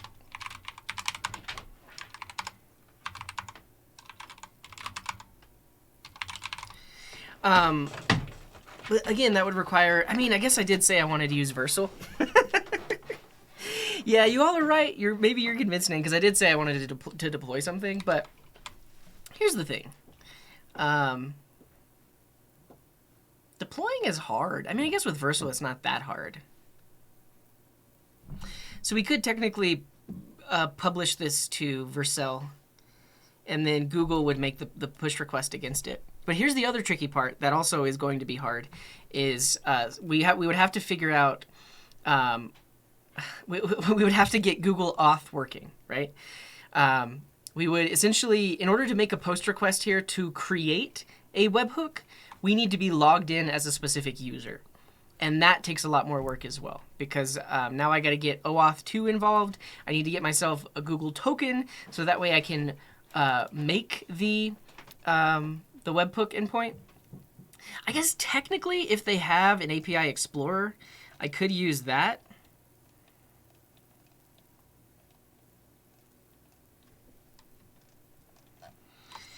And then I wouldn't have to do all that other stuff. Yeah, so, okay. I'm going to set a 10-minute timer.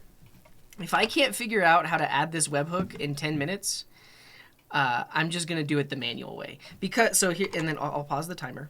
Because here's the manual way. Right now, I can make an unauthorized request just to get my iCal.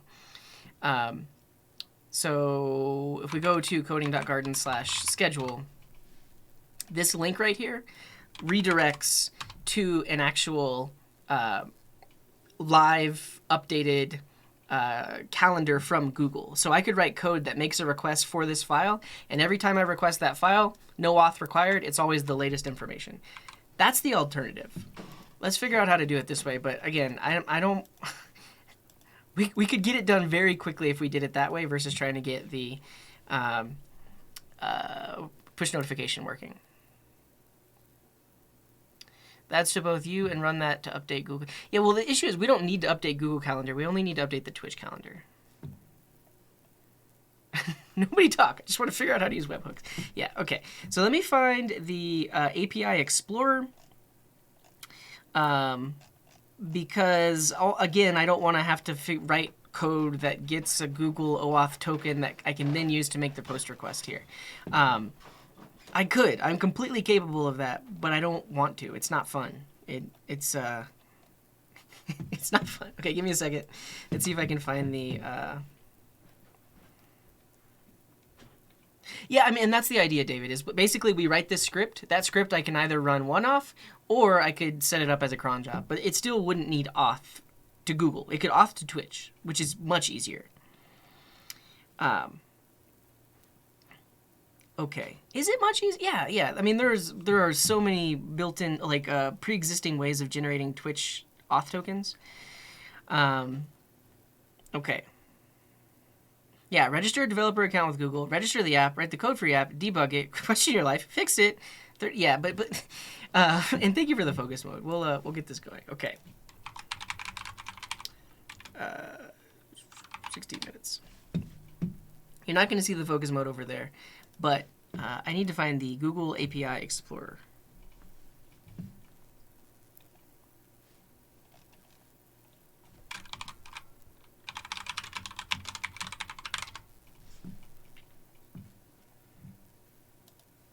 I found it. I Googled it. That was the first thing that came up. Thank you, Mark. All right. Calendar. Is this specifically the Google? Yeah, so it is the Calendar API. Here we go. That just took me to the reference. I don't want that. I want...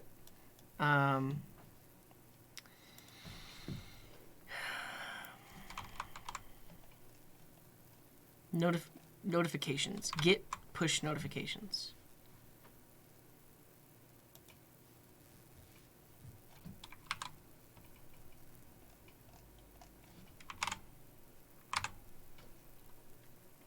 It just took me to the docs.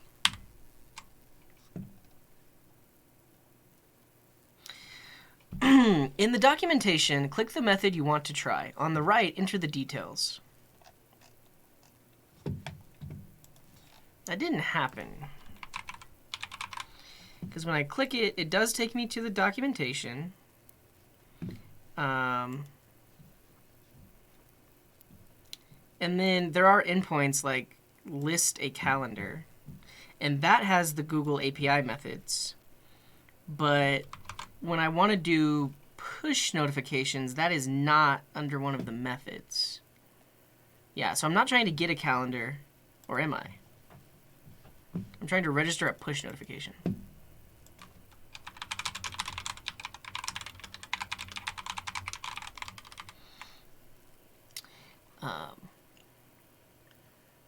Google Calendar API.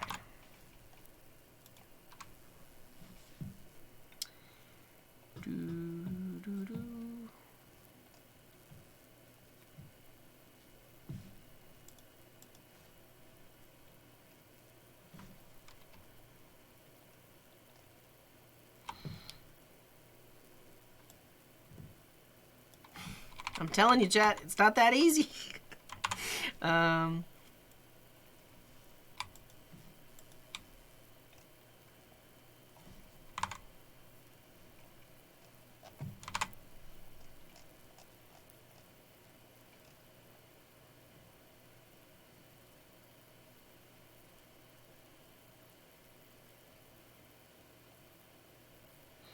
Watches expire after some amount of time and you can't refresh them.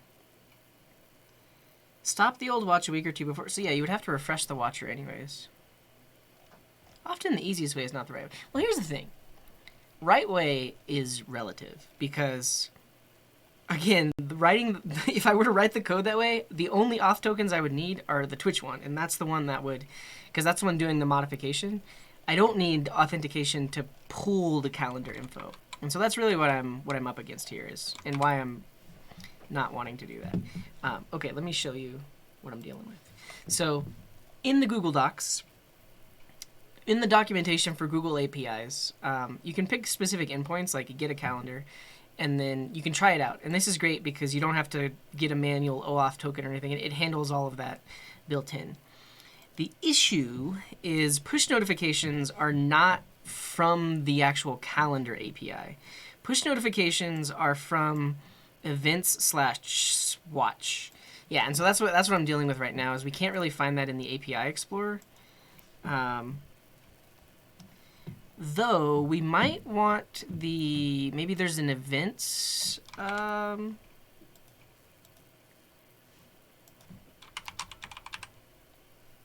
Cloud functions?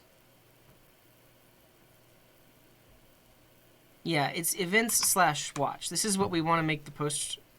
Well, is this what I'm looking at?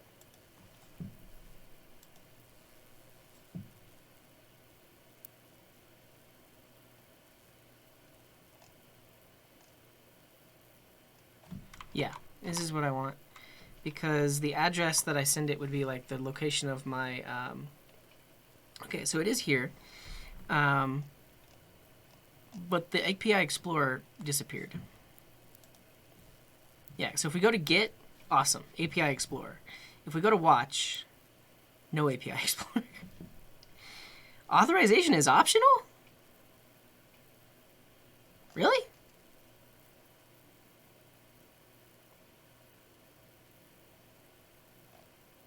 That's cool.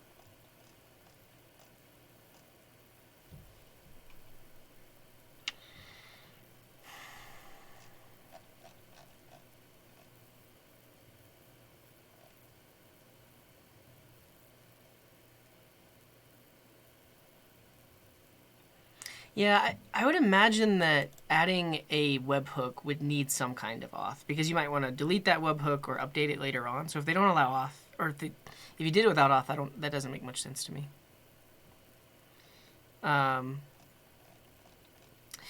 we could try it though. Yeah, let me pull up Insomnia because we already know what the calendar ID is, and so we could literally just try testing making a post request against this watch endpoint, and see what happens.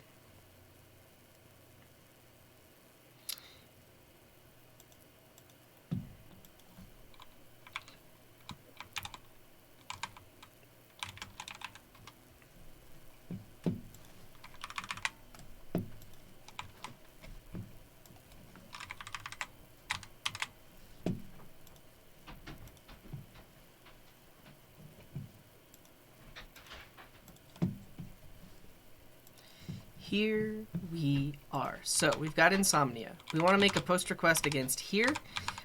We want to grab the calendar ID. So if we curl from here /calendar, that goes to, oh no, I want to do /ICS because that redirects to here. So the calendar ID is this thing. So if we make a post request here, go. URL using a bad illegal format or missing URL.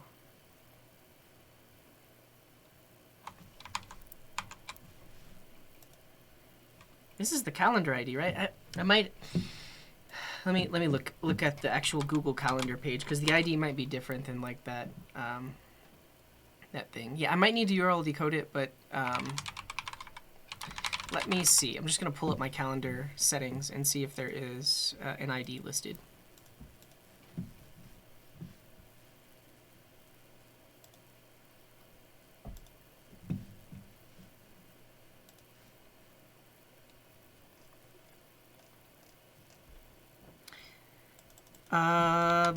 The ID that they list is the same one, but it does have an @ sign instead of the %40 stuff. So let's just do it with the @ sign and we'll see.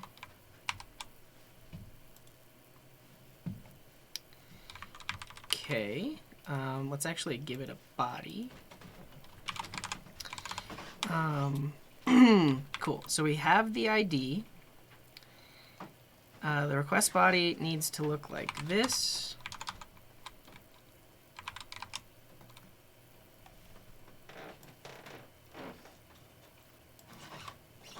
And then we will fill it out, and I can show you this now. Yeah, so that's what I have set as the ID. There.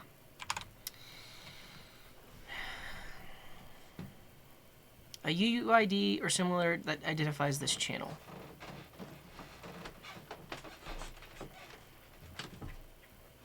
A token. Okay. We'll give ourselves 10 more minutes, but reluctantly, because I'd be done by now if I was just coding against the public endpoint. All right. Give me a UUID, please. Thanks.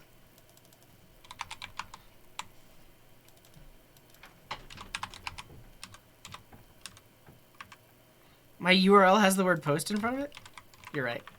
You're not wrong. We still have to fill out the rest of the stuff, though. All right, and then we need a token. Give me another UUID, please. Thank you.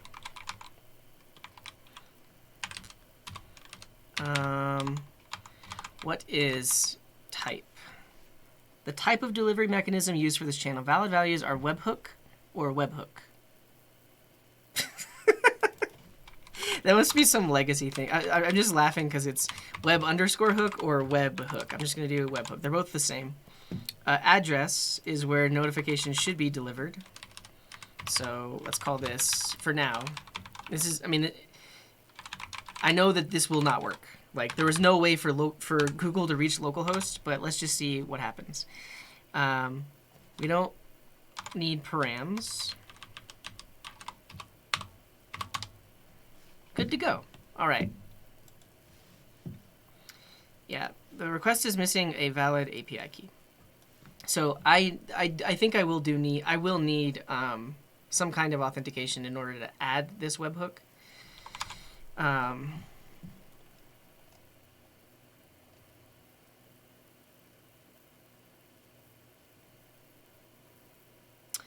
that gives me back info that I could use to then update it later on, or unregister that webhook. Okay, let's see if I can easily get an API token in the API Explorer. Remove the token?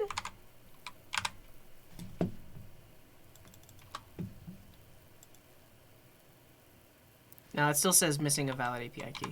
I think token is how I can identify it.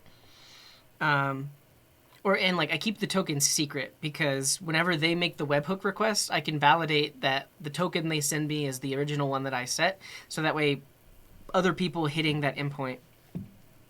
Yeah, I removed it and it still gave me the auth error, but I could use that as a way of validating that the payload actually came from Google. They probably also have a way of doing that in their response as well.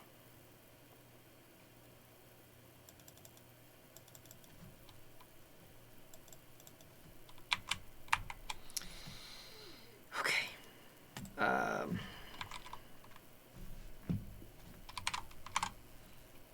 So what I'm going to do now is I'm going to look in the API Explorer for like get events, so that way I can try it out.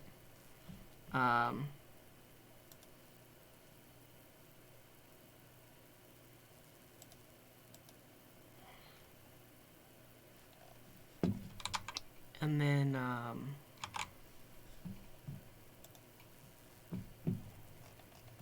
we'll see from there.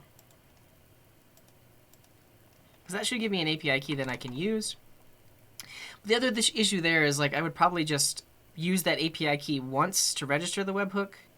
But now I actually need code that will... I don't want to do this. I really don't want to do this because then I would need code that gets a refreshed token or a refreshed auth token and updates that webhook because the webhook expires after a certain amount of time.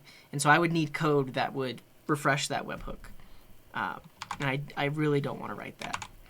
Well, that's okay. Let me just see if I can get an API token to create it, because it'll at least work for today. Let's see.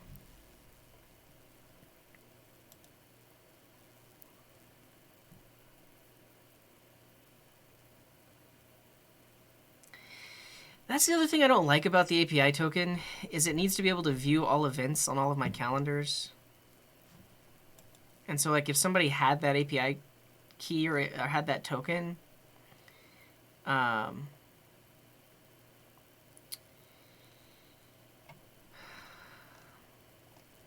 they could look at all of my calendar events.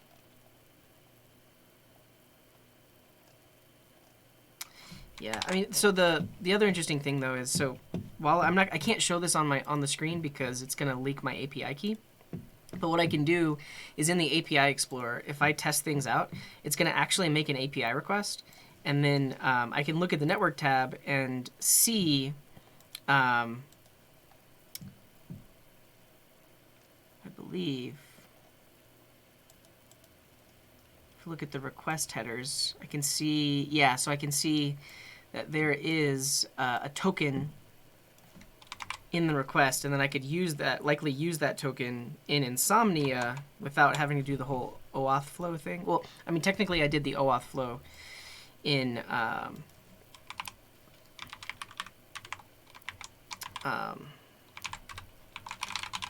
the API Explorer.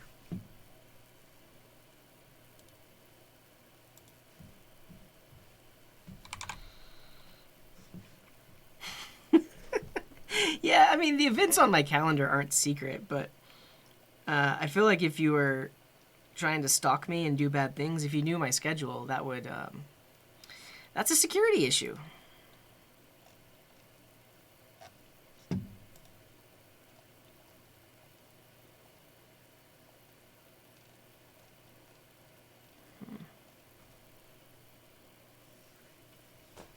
I don't want to do this, and I don't know why I listen to you. I really don't want to do it.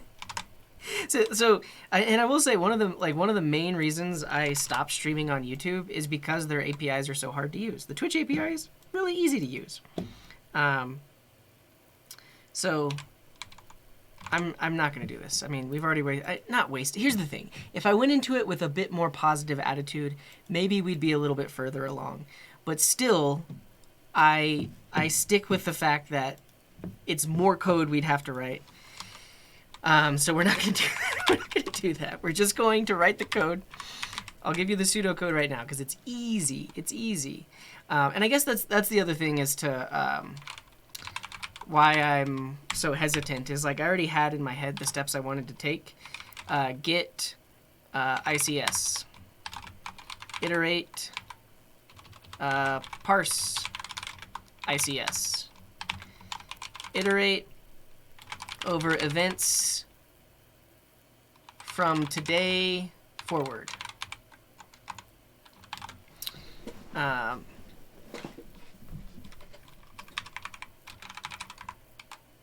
we could do that. I think we would want to do the same thing with Twitch. Get Twitch ICS, parse that ICS. Iterate over Google events going forward, from today going forward. If Twitch ICS does not have event, create it. That's it. This is the code we need to write. And the only auth token we need is the Twitch auth token right here. Cool. Cool. The font in my editor is Anonymous Pro. The font over here, I don't know. Somebody might know. Oh yeah, let's. I mean, I'll do it I can do it in 30 minutes. Also, and then you move some events and it's in a mess. Well, I think that's the other thing. Is actually we don't even need to check to see if it doesn't have. We will literally delete all events on Twitch and then recreate them. Easy. So iterate over Google events from today forward. We'll say delete all events on Twitch from today forward. And then here, create event on Twitch. Done. I'm not gonna time myself. Let's just get it going. I need to init this with a package.json. Great. I'm going to install Axios, which is my preferred way of making HTTP requests. I could use fetch, but then I'd have to write a bunch of extra code. And you know me, I don't like writing extra code.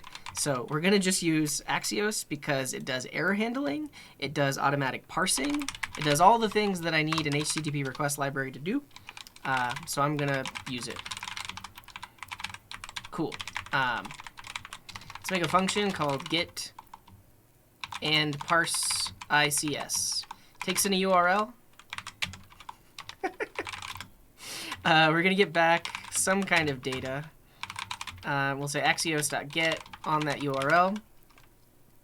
Did I hear fetch? Terawatt? Stop it. We're using Axios. We need to get it and then parse the ICS. And then we'll make a function just called sync. And this needs to do get and parse ICS for Google. And then same thing for Twitch. Where do these URLs come from? This is the Google one.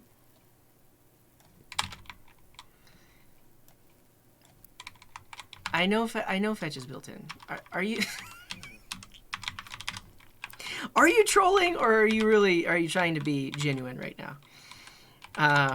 No leak. This is the public calendar. You could add this calendar to your calendar. Cool. Now I need to go find that calendar URL from Twitch. So give me a second there. Oh no, yeah, I know it's built in, but still, I have to do manual error handling. I have to do manual parsing. I have to manually look at the response status code. I don't have to do any of that with Axios.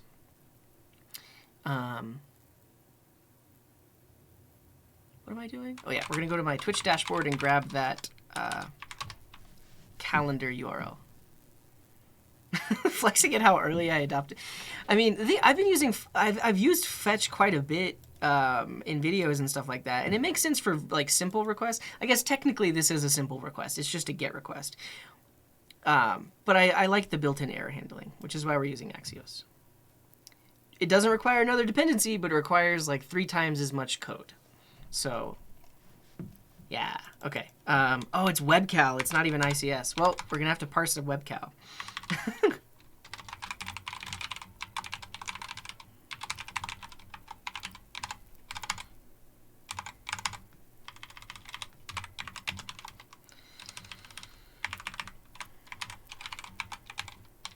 I'm alone in this battle. I mean, at this point, I don't care. I'm the one writing the code right now.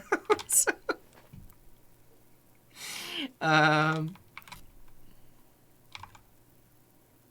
yeah, there's some. See, all of the Axios people are just quiet in the chat because they know. You don't even got to say anything. Okay. I found, so this is my public webcal for me. My broadcaster ID is 413-856-795 for Twitch. And they have a webcal link here. I'm curious if they have an ICS. Twitch calendar, ICS. If they don't, we just need to find a webcal parsing library. Generate iCals for Twitch events.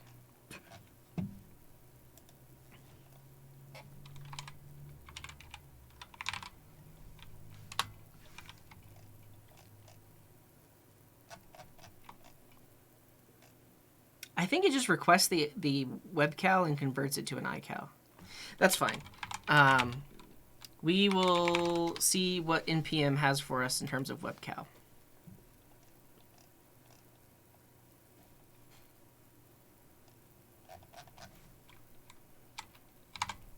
Also, what does webcal even look like? Is it just XML?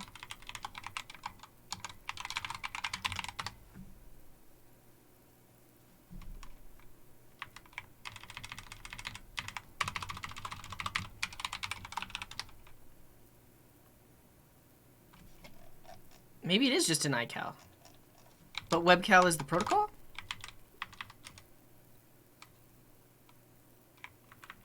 Broken due to Twitch API. Wait, are you saying I can't create the events? Nice. Okay, yeah, so it is an iCal. Never mind. It's an iCal. Um,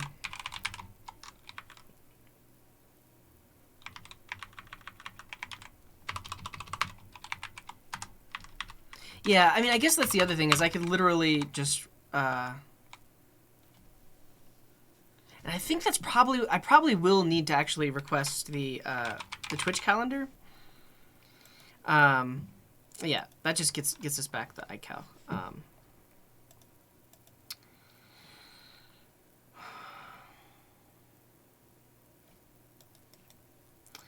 I think I would want to do the Git channel stream schedule because then I want to delete all the events in the future.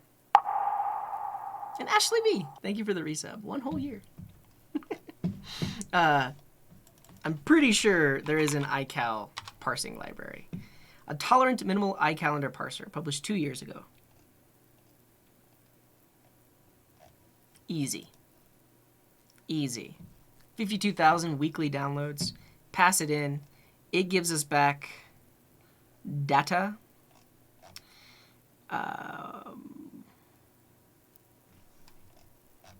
iCal. Yeah, iCal is a specific format. I'm just going to try this library. iCal, no, I don't think it's Apple, is it? Maybe it is. I was just checking to see if we had vulnerabilities before, and then we didn't. And then this library has one dependency on R rule. What is R rule? A library for working with recurrence rules for calendar dates. Oh, so like it parses recurring and then turns that into actual events. Seems fine. Installing random library. No, we looked into it. Look, it gets 50,000 weekly downloads. It only has one dependency. It seems fine.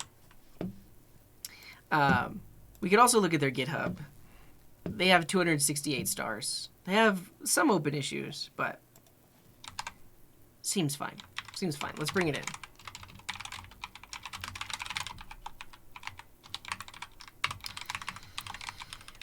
Yeah, it was last published 2 years ago, but the iCal format, I don't think is changing that often. So,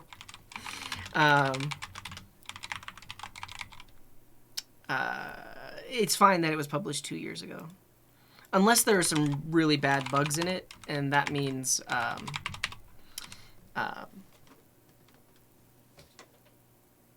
it hasn't gotten fixed in 2 years. But yeah, this is fine. Let's see what we get. So when this file runs, I'm going to run sync, which will make the request to Google, parse it, and then log out that data, which should be JSON of some kind.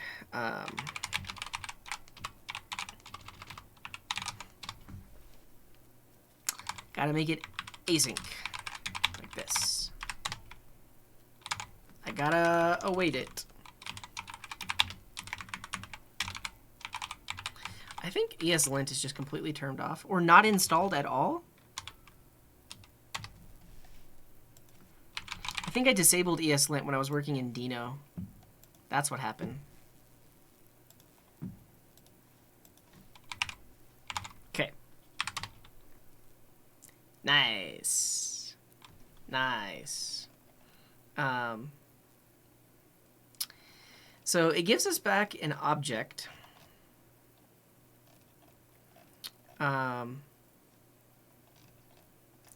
Where the key, I'm guessing, is the ID. And then the object itself has various values on it.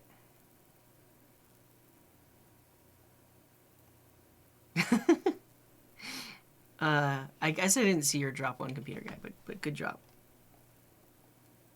So really, we just need to iterate over these, and then create them. Cool. And we want all of them that are after right now. Anything that starts after right now. So let's do this. Events after right now. So really what we want is object.entries, because it gives us back an object with keys that are the ID and values that are the object, but I pretty much want both of these things. Yeah, so these are just the unique ID of that event, I do believe. It's like the, UID. That's all it is. I mean, so honestly, because this is in the object itself, I don't even have to do entries. I could do values, and this is going to give me an array of the objects without the weird key thing. And then I want to filter that. This is going to give me each event, and I want that event whose date is after, whose start date is after right now. And it looks like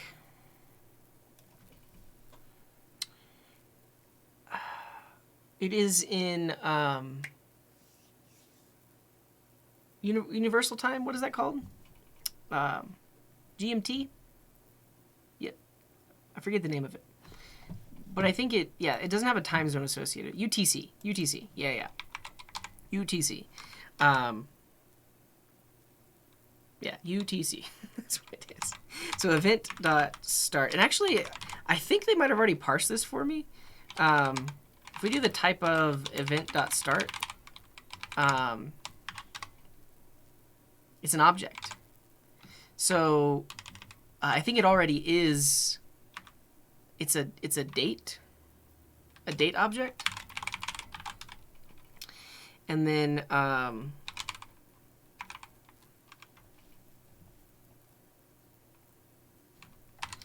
I could do something like create a variable called right now, and then that is a new date dot to not UTC string.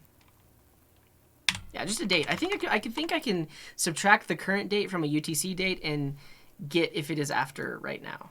Or I could do something like return event.start after greater than right now. That's it. That's all.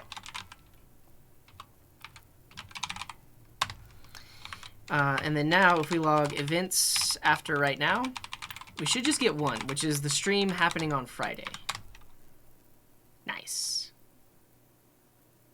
Look at me. I know how to code. So these are all of the events after right now. I'm assuming we're not running into any weird time zone issues. Like, I'm assuming that because this is a UTC date, behind the scenes we know how to compare them.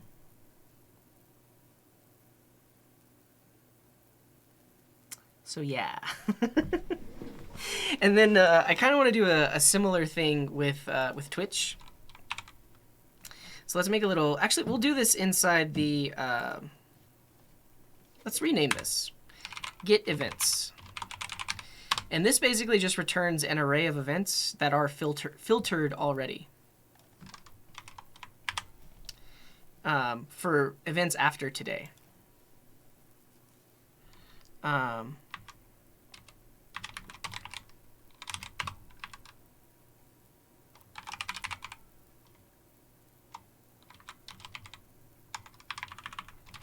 Data.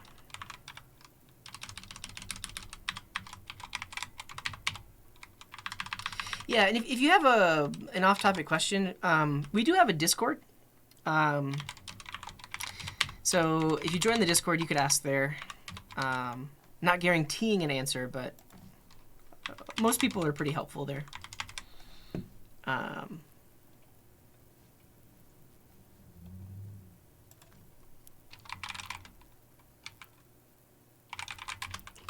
got rid of the parse. This needs to be ical.parse ICS with data. And then this needs to be events like this. Cool.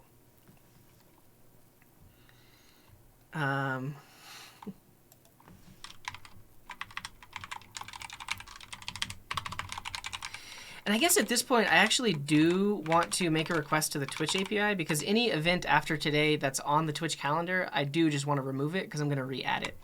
So this is the point where we need to actually call the Twitch API.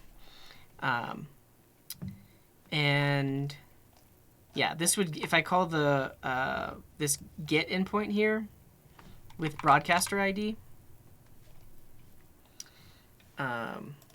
we'll call this get iCal events.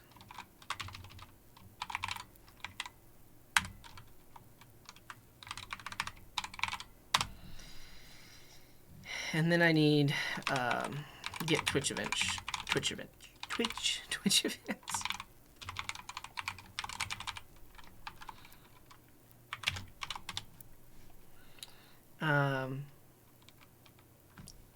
Teeny tiny drop. Erunch. What did I just copy? That URL. That's what I need. Honestly, I'm like refactoring as we go. Like I'm realizing that this function doesn't need to be as reusable as I was making it, because this function is only used once. It gets that iCal, and then this function gets the Twitch thing.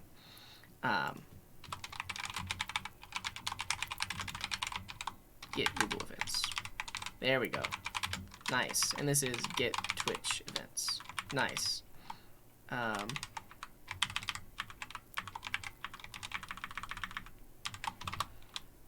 Nice. Okay. That goes like that. And now we can make a request here. So we get back our data. This is going to be axios.get against this URL. And in this case, we likely are going to have to pass in, I think, at least a client ID. But that's fine.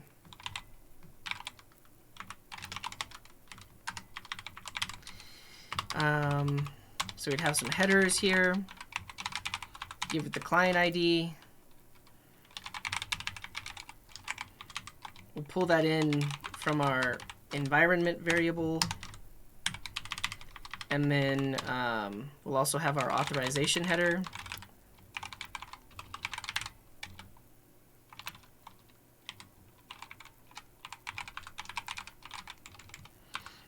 It has our token.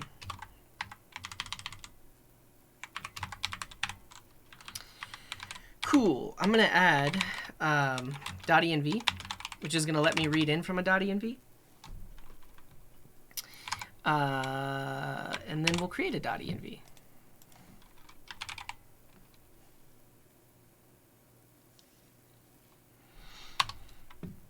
Yeah, so am I doing a thing that has an actual name? We'll call this Twitch client ID.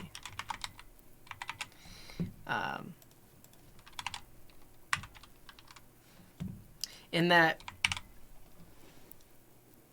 well, actually, I guess I didn't, but I guess the write everything twice is before trying to abstract it into a function that's reusable, first write it out twice and then realize that I do need to abstract it.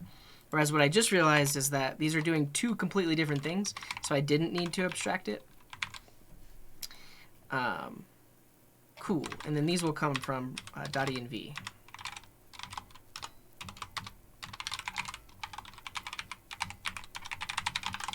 Pull it in, and then we get this that comes from process.env. We get the Twitch OAuth token and the Twitch client ID. Like that. Beautiful, beautiful.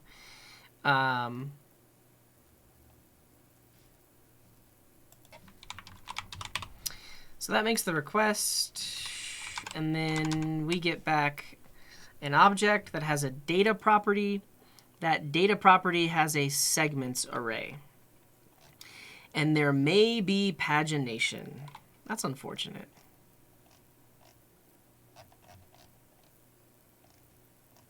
Not unfortunate, it just makes our life harder. Like if there's too many events, I don't think we're not going to worry about pagination right now.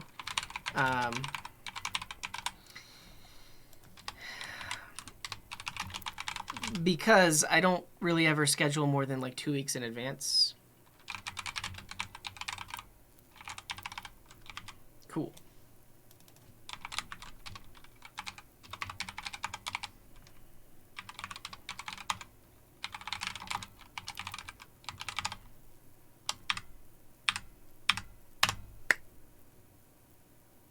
Great.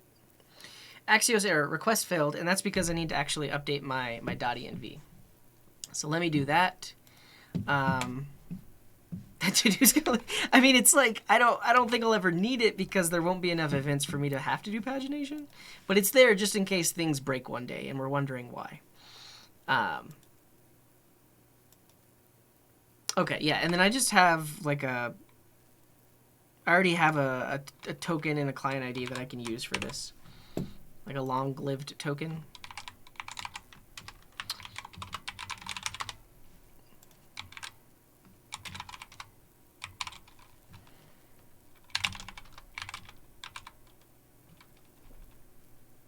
Does that make sense?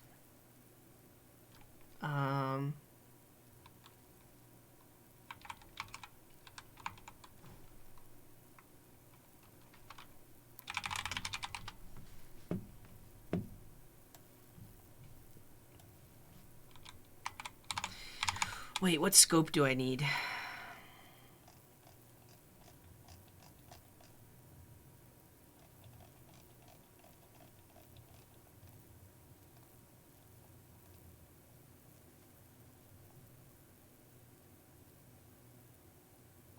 To do things are developers omitted. Yeah. It doesn't. I can't see what scope I might need. So I'm just gonna try it using a token that I already have, and then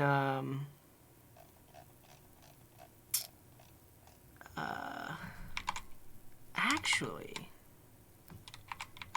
yeah.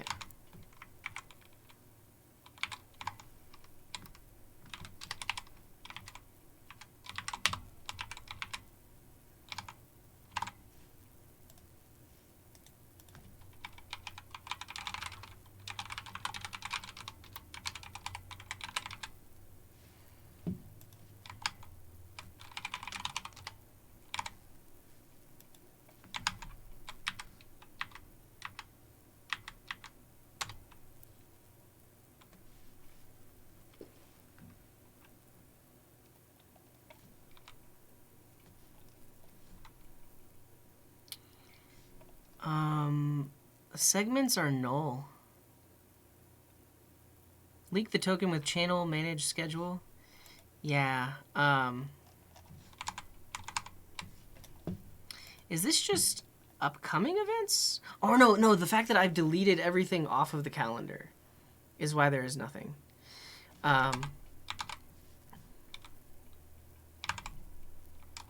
Let me show you what I'm working with. So, I updated my .env so it can make the request here to get my schedule, and then we're logging it here. But when we log it, segments is null. And I think that's because I don't have any events on my calendar. Let me go add an event and see if it changes anything.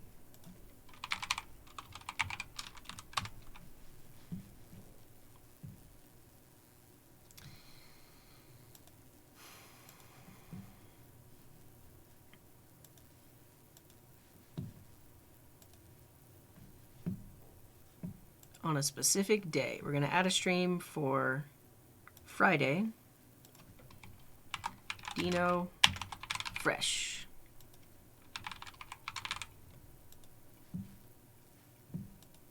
At 11:30 a.m. for 3 hours. Cool. Nice. It's super interesting that segments is null instead of an empty array. But I just added this to the Twitch calendar, and now it is coming back under segments. I'm also curious, though, if I add something in the past. I can't add something in the past. It's only ever in the future. That's just manual TDD. I know I'm missing a lot of chats. I need to get. I want to write this code, which is why I'm not looking at the chat stuff. I do want to see what the category is because I'll need to use that. Why don't I want to update the Twitch calendar directly through Twitch? It's just a tedious process. So, I mean, right now there's only one upcoming stream, but Google Calendar presents me with a nice little calendar. Usually for the upcoming week, I'll drag and instantly create all of the events. Boom, done. For Twitch, I have to click here, Then I have to fill these two things out. I have to click this, I have to click this, choose the day, and then click save. It's like 4 clicks in 3 boxes more than I want to do, especially if I have like 5 or 10 upcoming streams. So that's why I'm writing this code, so I don't have to manually click through all of that. Okay, I want to see all of this Twitch stuff. Jasong.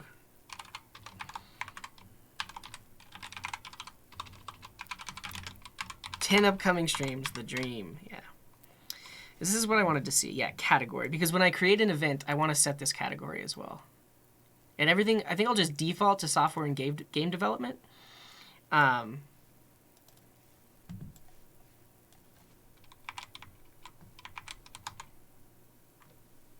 Will there be... I don't know at what point it starts to paginate.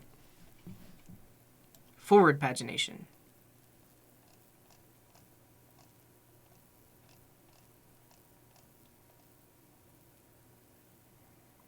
It's still a lot to click, and I'm very wary of all the clicking these days because I do have like wrist pain and wrist issues.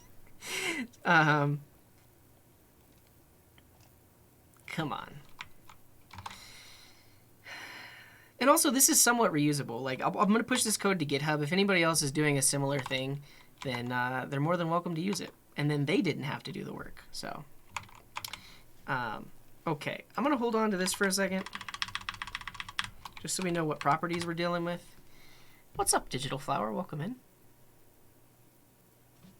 There's a grid? If someone can tell me a better way to add a schedule on Twitch, I'd be happy to use it.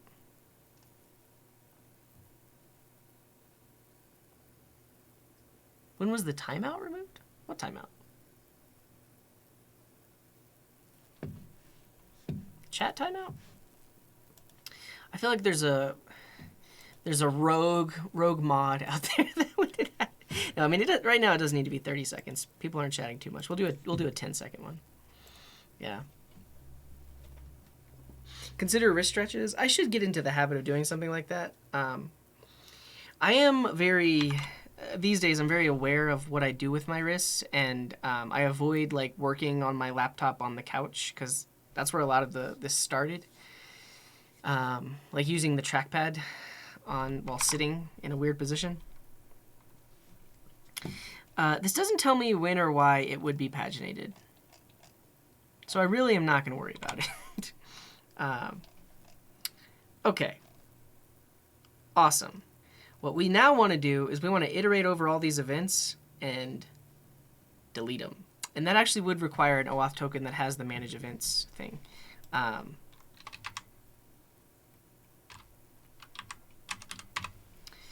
So really what we want is Twitch events for each one. We're going to do a little promise waterfall, in that we only do one thing at a time and wait for the previous promise to finish before we do the next one.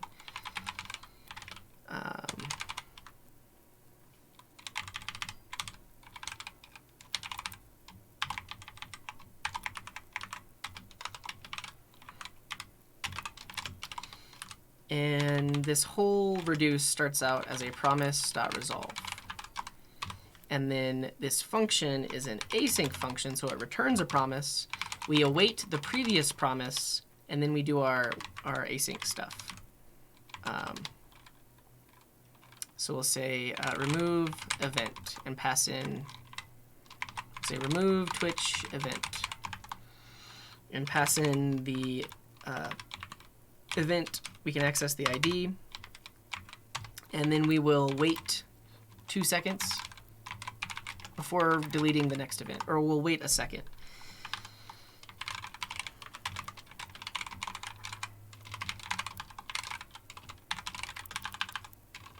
One second. So we don't just spam the Twitch API with a bunch of delete requests. We'll do one every second.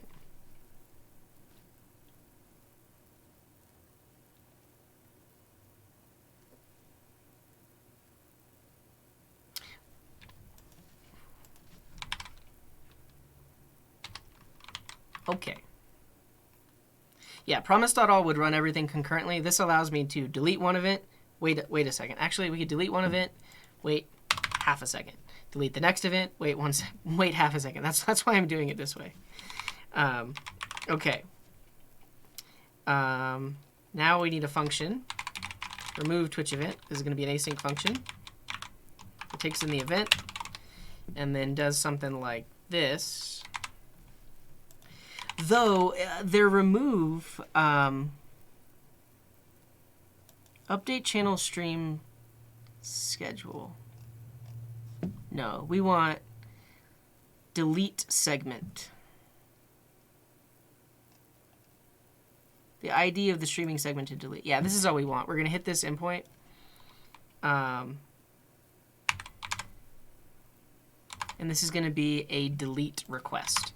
So we do axios.delete, pass this in with the broadcaster ID, schedule segment delete with my broadcaster ID, and then the ID is just in the query parameter. That's weird, but we'll do it.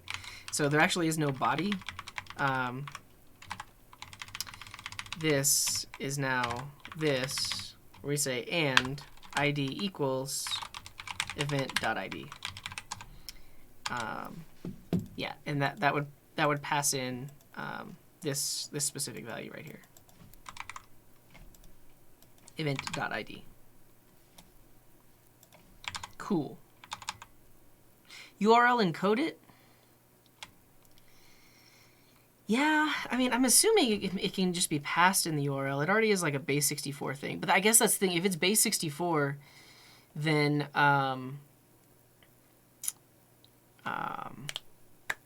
that has things that are not allowed in the URL. Why don't you use the query params as an object in Axios to prevent huge... I could. Yeah. Is that an option here? I also could create URL search params and then append it. But I haven't done that so far because any other URL only had one param. But we could do it like this.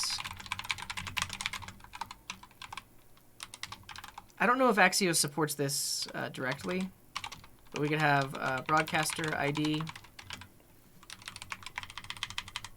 That's this. And then ID is event.id. And then this whole thing becomes params.toString, like that. Does Axios have a built-in way of doing that? And does URL search params automatically encode things when you say toString?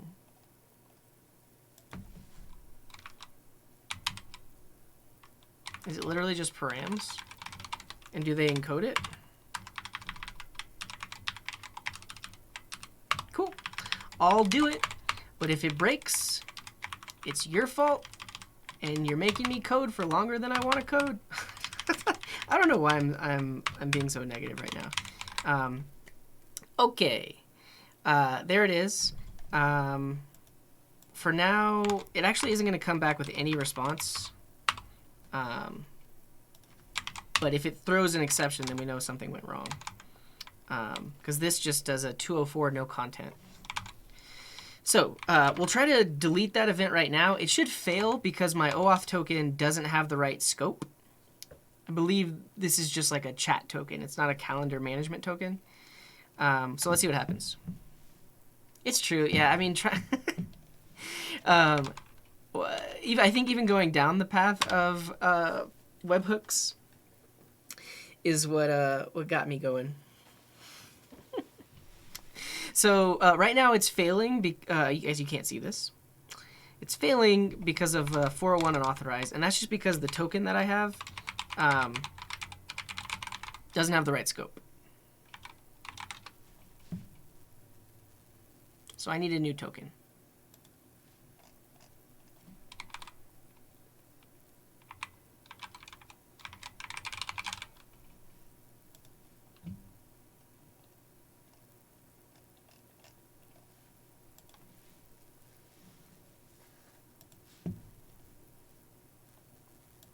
So I'm using an app that generates tokens for me.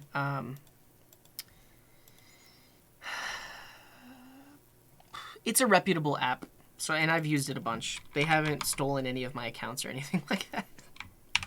What's up, Neo? I'm writing JavaScript.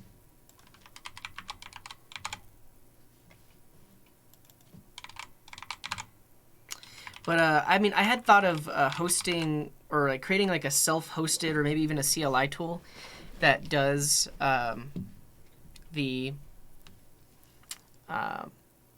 basically that is a token generator that you can self-host, so you know that you can trust it.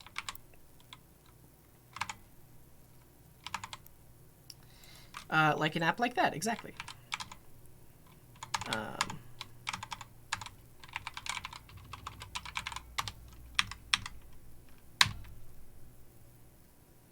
Nice. So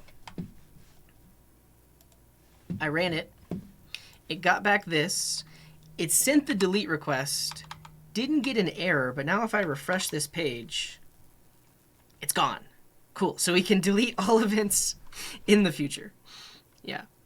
Yeah. So right now we are writing code that will update the schedule on Twitch based on a Google Calendar.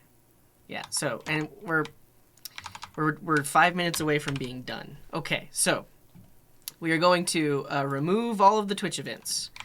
Great. Now we need to iterate over the Google events and add them to Twitch.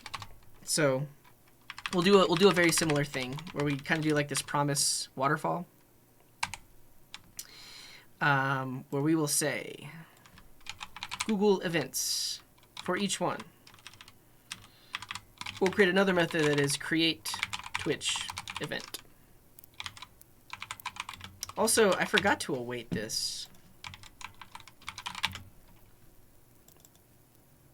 Doesn't matter though. It's still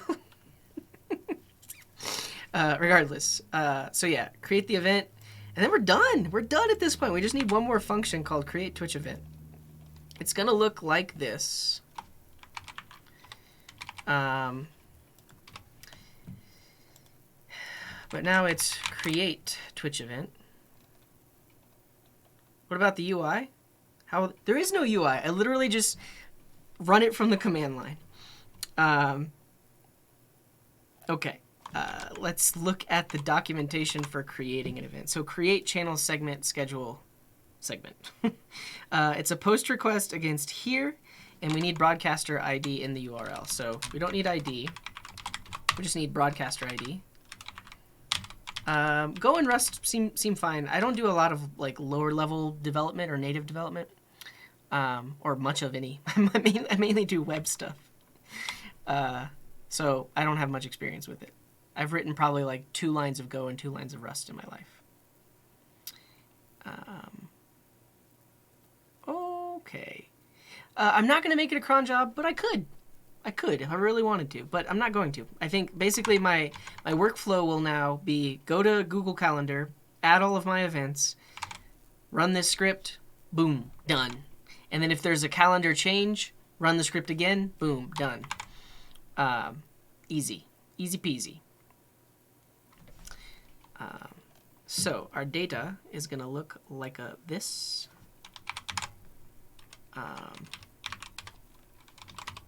Right here.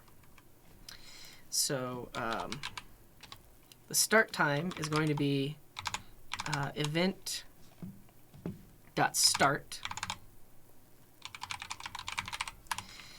So, I mean, here's the issue though. I'm getting back the time in UTC. How do I need to send it to Twitch? I think I should say this is UTC.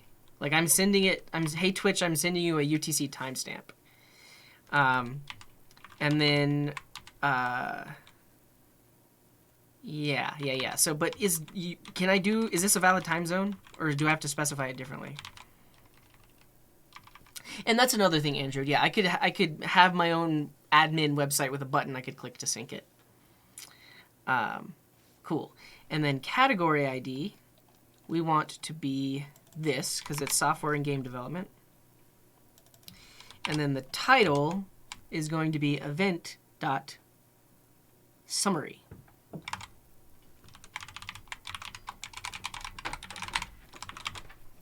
Cool. And then the duration, it's the duration in minutes. So I want event.end minus event.start. And does that give me milliseconds?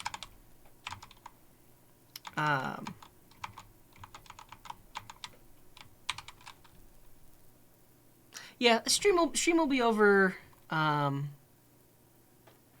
soon-ish when I'm done with this. But also we'll look at the to-do list and see if there's anything else that I want to work on. What I wanted to do right now is I want to go into Node and see what we get back from a date minus. I mean, that's not gonna help me because it's the same date. But can I do something like 2022 08 10? And then if I divide this by 1,000, does that give me seconds? And then if I divide that by 60, does that give me minutes? Am I 183 minutes away from tomorrow? And if I divide that by 60, will it give me hours? Am I 3 hours away from tomorrow? That's not right. Well, maybe I am in UTC.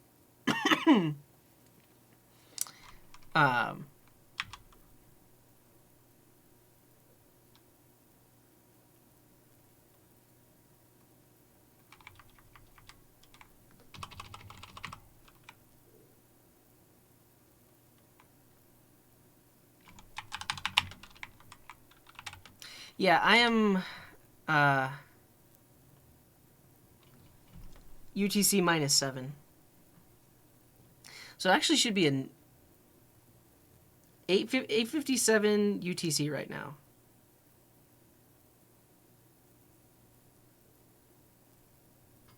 No, I'm -7 during daylight savings and -6. Yeah. So in all I want to know is this the right math that I need to do to get the number of hours? That's all I want to know. And I think it is. We can test that out. Honestly, we can test that out because I've got this start time.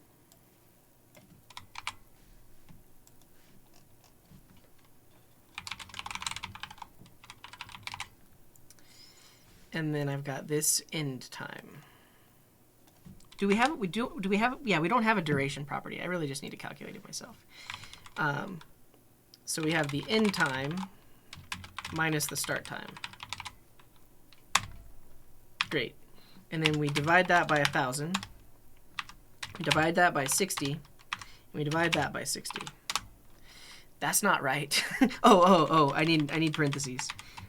Yeah. I also could get a lot. Yeah. It's the right math because the stream on Friday is planned for 3 hours. That's all I was doing was checking my math. So this should work. Done.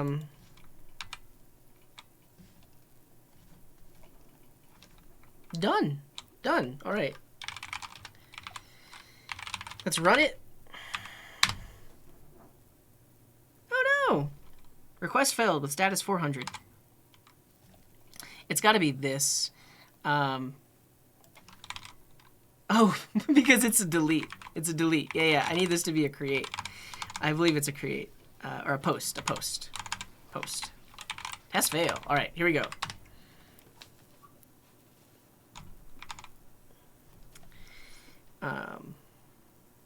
Duration on Twitch is minutes, not hours. Oh, good call. So this is hours. We want minutes.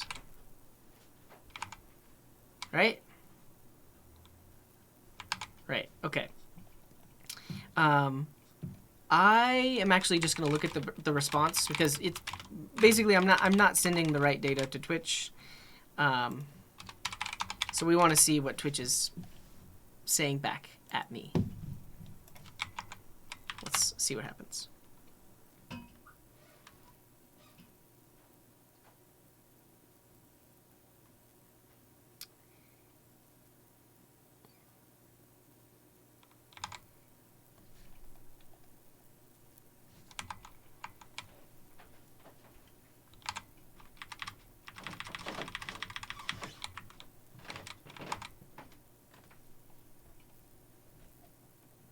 Oh.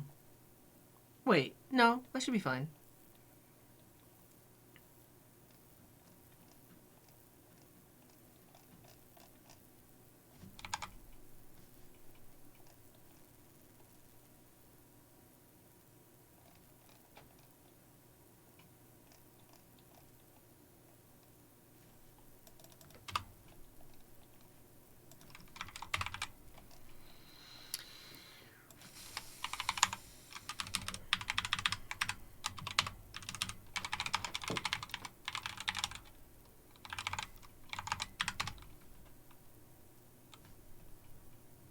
OAuth token is missing. What?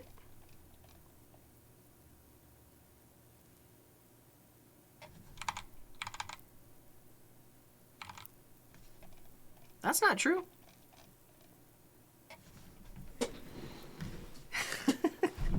Yeah, I mean, I'm just doing it to be cautionary. Like, there shouldn't be any...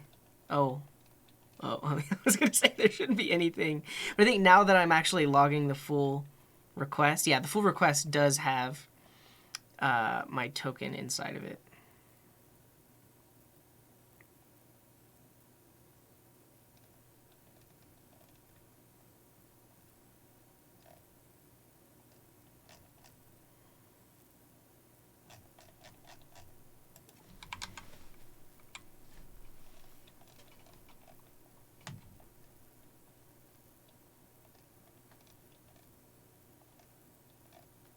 So I have the client ID, I have the authorization header, but Twitch is telling me OAuth token is missing.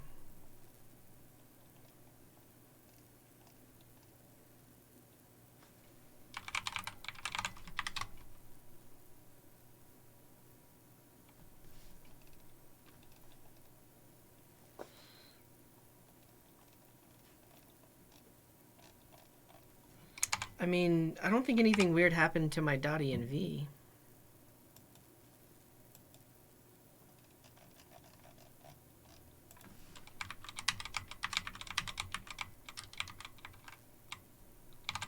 Didn't someone earlier say that these endpoints might be bad, like not working? The duration parameter doesn't seem like a string. You're right. It's gonna come back as a number. So I feel like I would get a different error. But you're right. I probably do need to stringify this. But I shouldn't get an OAuth token missing error if duration was the wrong type. But who knows? Who knows what Twitch is doing? No.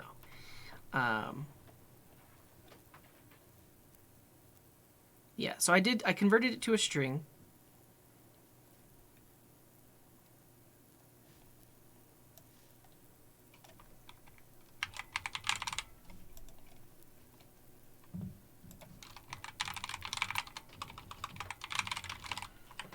Just doing some logging of the data that I'm sending to Twitch, just to make sure not doing anything weird.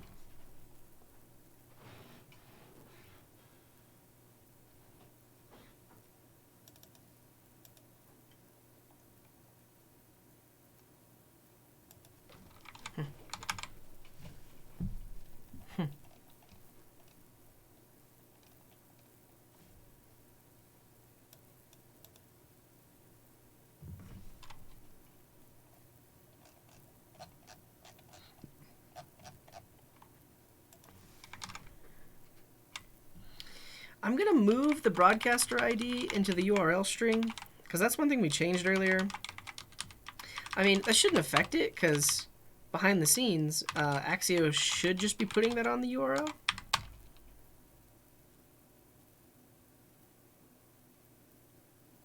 Huh.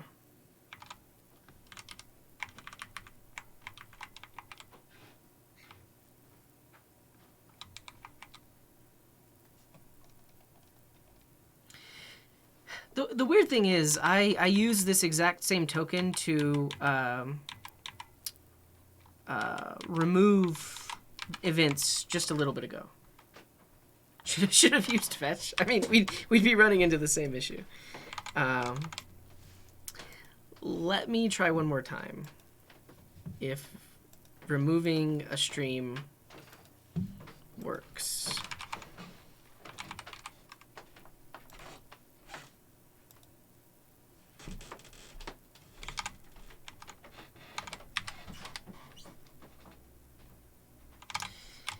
Yeah, that's really weird.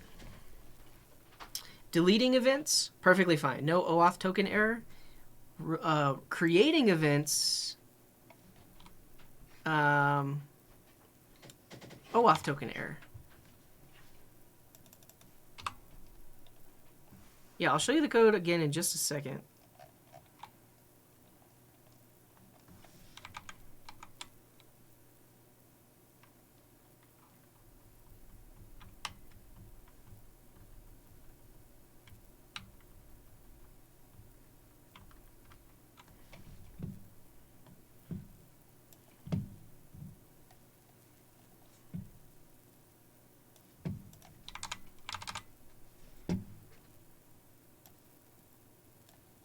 Let you all check the OAuth token. I mean, the nice thing about this OAuth token is all you could do is manage events, and then I could just revoke the token if you get it. Give me a sec. I'm gonna do some Googling to see if someone else has come across this issue.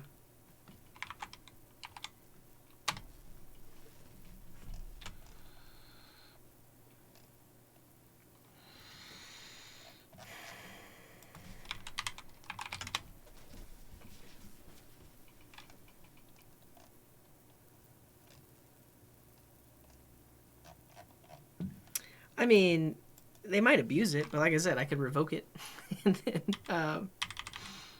and all they could do is just add a bunch of weird events to the calendar. What's up, Murdoch? We're calling it a Twitch API endpoint to create a schedule segment, but it's saying that our OAuth token is missing. I mean, it could just be a bad error on the Twitch side. Like, that's not the actual error, but that's what they're telling us.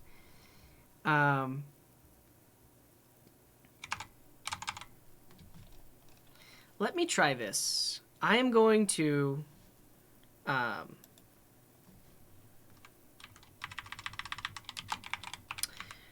create a dummy event. So a dummy event that starts like right now.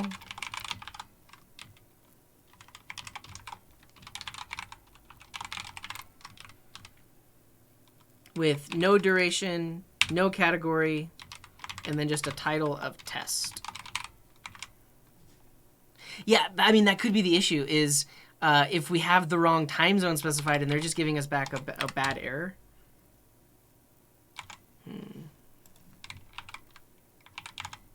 Is time zone required? It is. The IANA time zone database format. Watch Paw Patrol. Okay.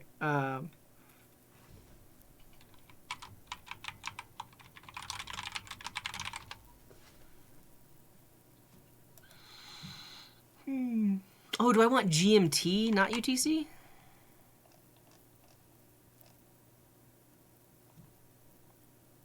Is an alias of ETC/UTC.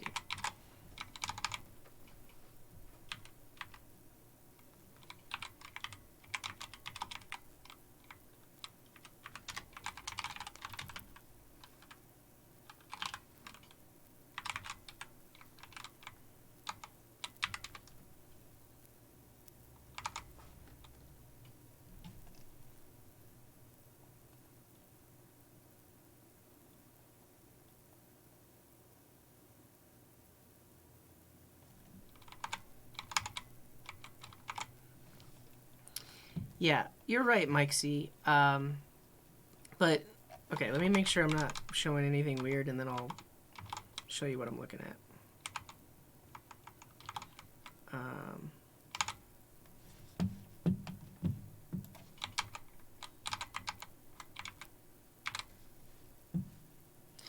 Yeah, so channel manage schedule, the same scope is required for deleting, and we can delete events just fine. So that's why I know that the token is working, because we tested with deleting first. So I can create events here, and then my script will delete them.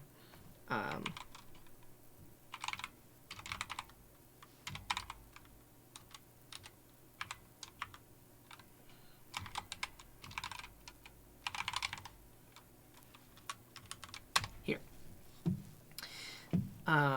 So I know that that is working. But if you look at the docs here for create, yeah, I'll try it for Postman, just to make sure that nothing weird is happening. But for create, these are the headers.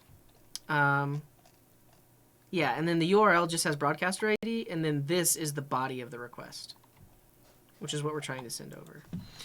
But yeah, let me try it in Postman, see if I get a similar issue. Or similar response.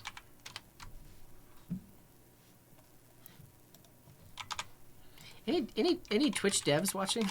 Any Twitch staff? You have any ideas of what I should be doing here? Or what I'm doing wrong?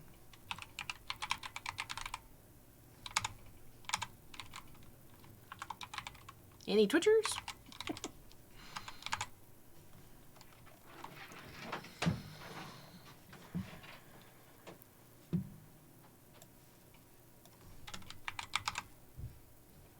I mean, Alka doesn't work at Twitch. He just has a whole lot of experience with with their API.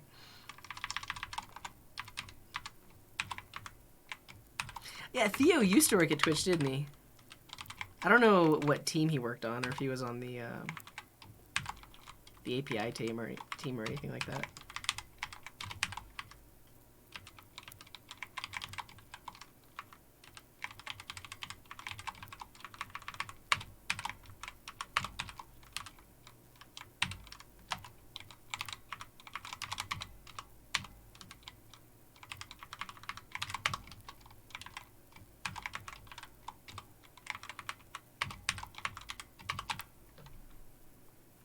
Oh, we talked about Midjourney yesterday.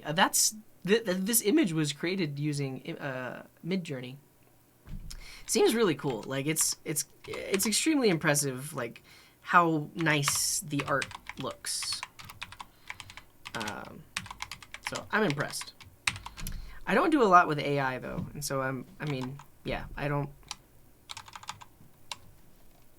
I'm not sure why my opinion would matter that much because I don't do much with it, but yeah, it seems cool.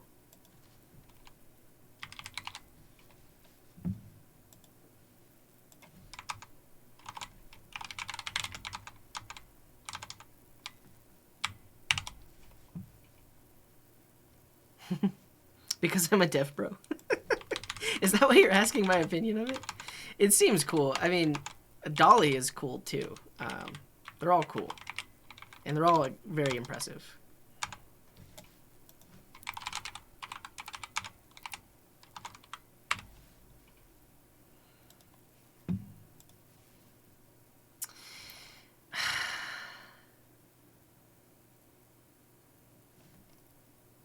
Insomnia works.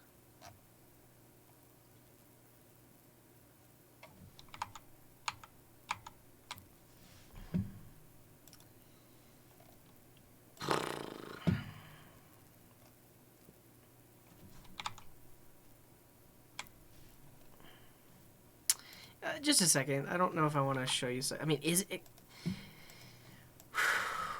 I've never had a post request issue with Axios. I mean, honestly, it could be the params thing. I mean, I thought I removed the params thing. That might be why I never used params.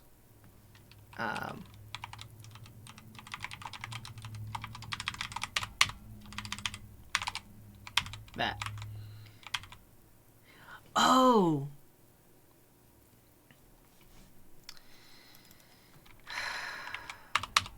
When you make a post request, the second argument is the body, the third argument is the headers.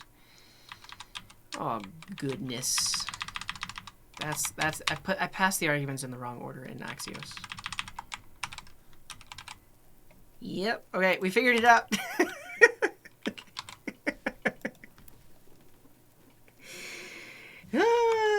Like, how long did we debug that, though? It's always something simple. You call yourself a dev. All right, it works. So now, look at that beautiful calendar event created by my code.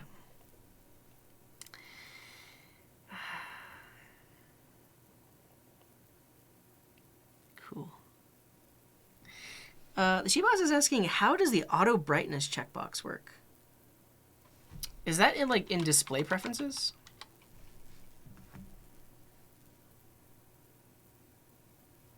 Because I've never used that setting.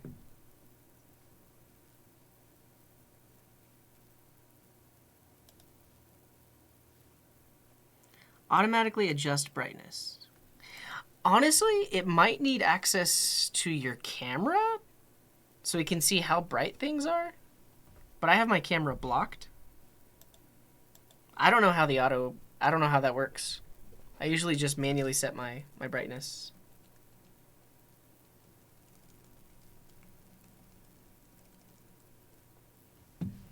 Yeah, I don't know.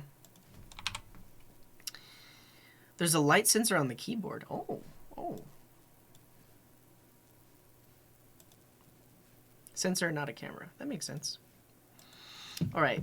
Did somebody say something relevant?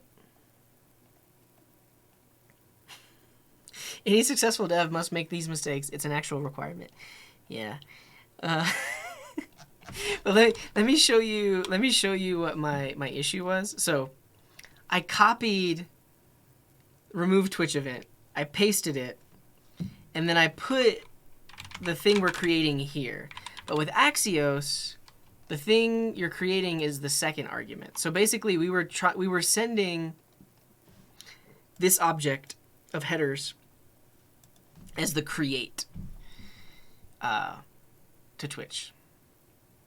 But now it's the second argument. So we fixed that. Yeah.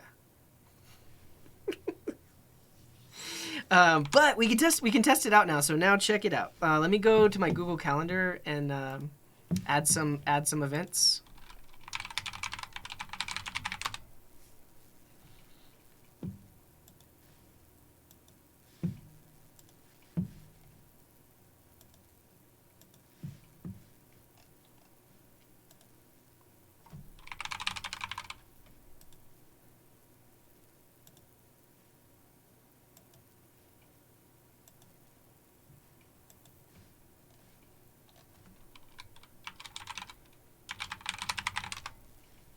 Yeah, so literally no auth header was being sent because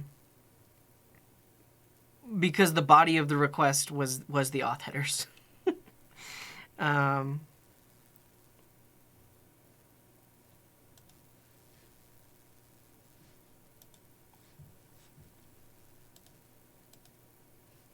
Cool.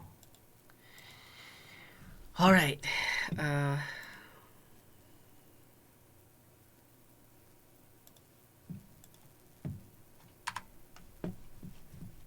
Thank you for the posture check. Here we go. Okay, so I'm in Google Calendar.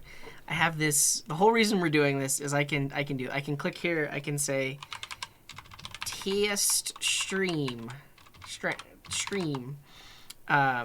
Save it. Now it's on the calendar. And then if I run my little script here, give it a second. We go back to Twitch. We refresh, and we should see a Thursday test stream. And we do. That's it. That's the whole reason I did this. Is now I can go weeks in advance as well. I could go like next week, Wednesday, test stream, save it, and then run this. And I guess what's funny is it's deleting all of the Twitch events every time. But the to-do, I don't know. So if I refresh this, we don't see it, and then we see upcoming because this is next week. It's not even this week. I don't think there's a limit in how far the future we can schedule. Like, that would actually come into play right here. Oh. Apparently, you can only schedule 1 year in advance. but that's fine. I'm never going to schedule a stream for more than a year in advance. But now here's the other thing. If I delete this event, and then I go and delete this test event, and then I run my script only, the test streams should be gone, and they are.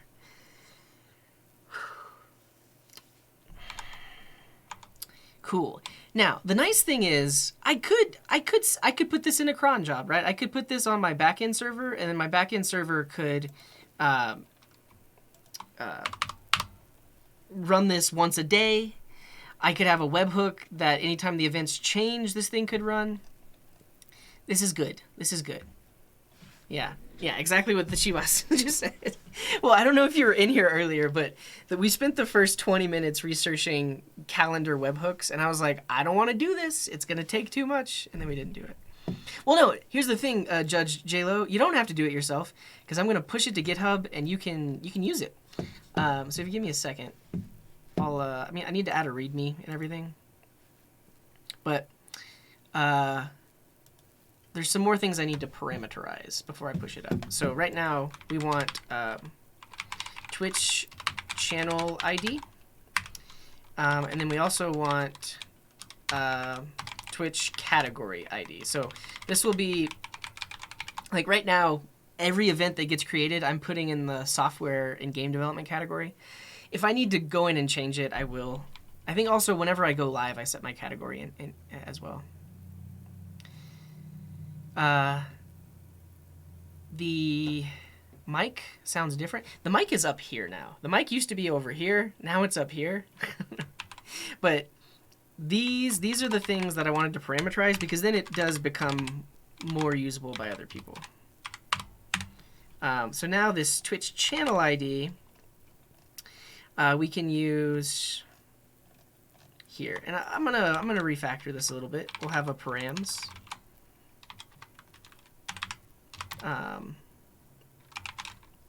Broadcaster ID, like that. Cool. And then we already have the params here, but that goes like that. And then we're going to put these back in params. Yeah.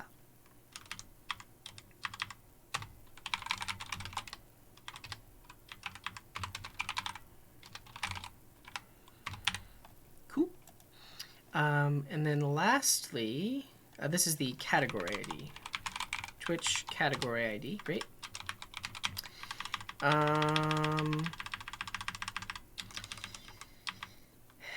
The Google Calendar ID will also be an environment variable. Right here. Google Calendar ID.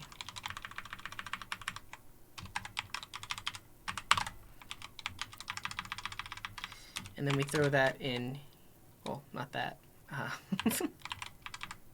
We throw that here. Cool.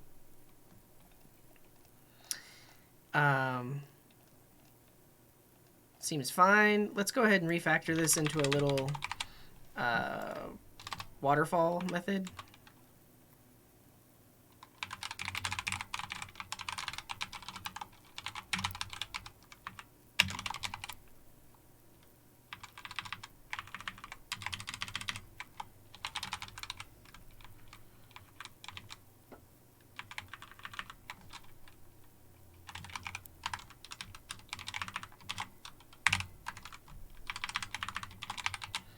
Cool. So now we can do this waterfall.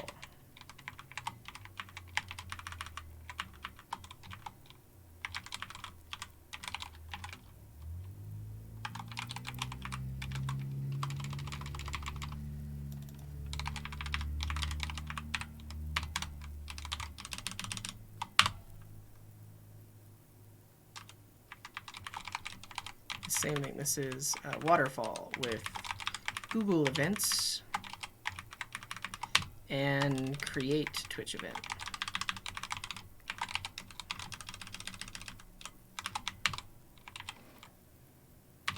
Cool. Cool. Now that's nice and clean. We got this as reusable. We will throw this in a try catch so we can actually log that error.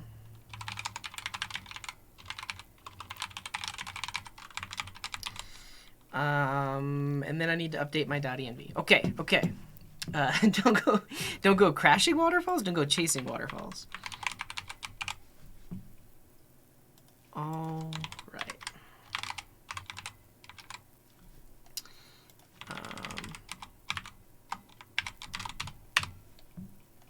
You're right. It should be a console.error.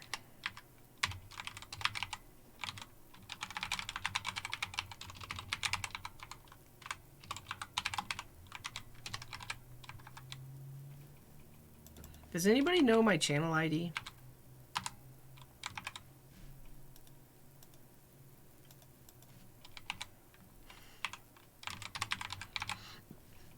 Eight?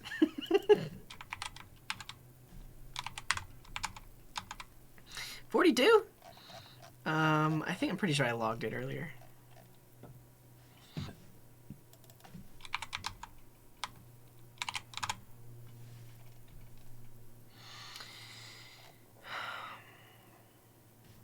I have it. Broadcaster ID 413-856795.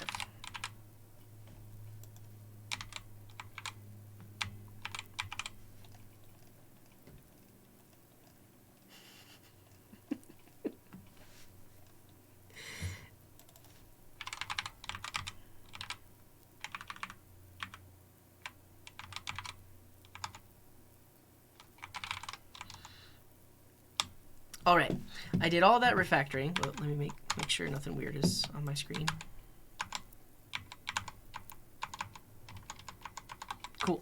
I did all that refactoring. Let's see if it works. Again, we're gonna go into Google Calendar. We'll add a test event. Save it. We will run our script. No errors. I guess I could add some status logging. And if we refresh over here, we should have we have a Thursday test stream. Nice. Yeah, I mean, this is my test suite, basically.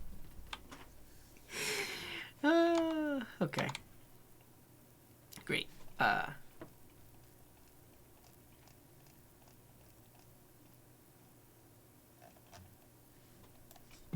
These are the environment variables you need.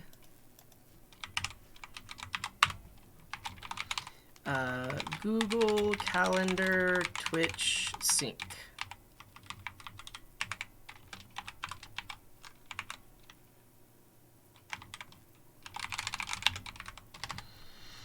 How do you do a table in Markdown? I just realized by asking that,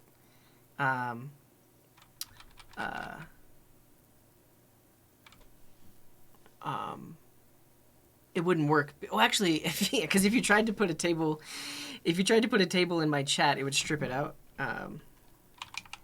Table? You don't. All right. Yeah, I moved the iCal URL to it. I parameterized everything. Yeah, and what Judge JLo was mentioning, they're gonna make a CLI that reads from a local file. So you could, yeah, I mean, you could do a lot of things with this. You could have a local file that has all of your scheduled streams in it, and then like push those up to Twitch, or anything else. Okay, GitHub, or not GitHub, Markdown table with pipes. How to create a great looking Markdown table. This is what I want.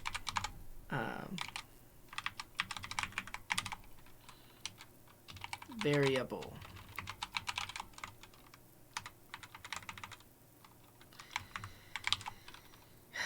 Description.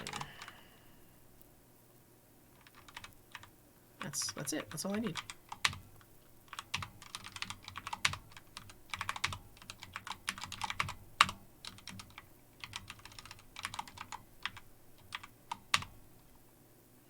I need to use, yeah, and I think like all the extra space is not necessary. You can define it like this,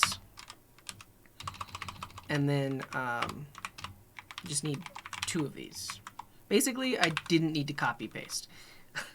I can do this, but now Watch me.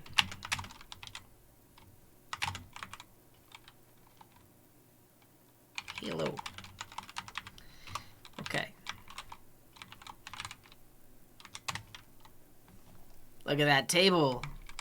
Nice. You only need one dash?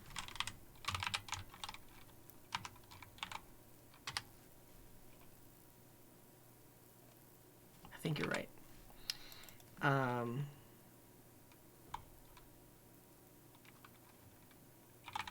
Google Calendar ID. It will look like this.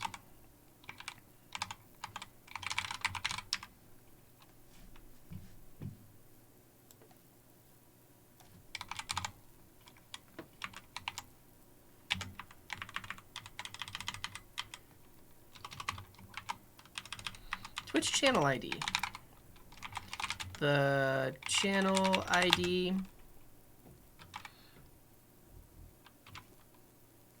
to sync to.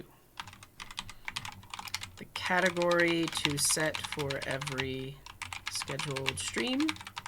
The OAuth token must have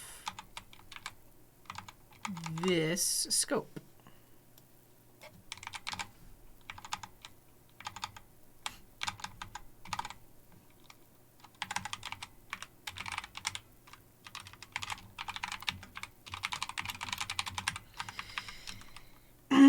Must have channel managed schedule scope for the channel you are syncing to.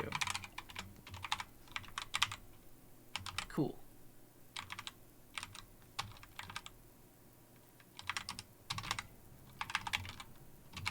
Setup environment.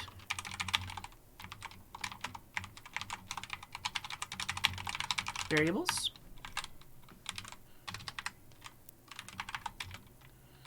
Install dependencies. What's up, Alka? Welcome in. We did a thing. I made a script that syncs my Google Calendar to Twitch Calendar. You have been missed. So we ran into an issue earlier where Twitch kept saying OAuth token missing, and I was like, I'm giving you the OAuth token, but I just passed the arguments in the wrong order into Axios, and it took me like 30 minutes to figure that out. So run.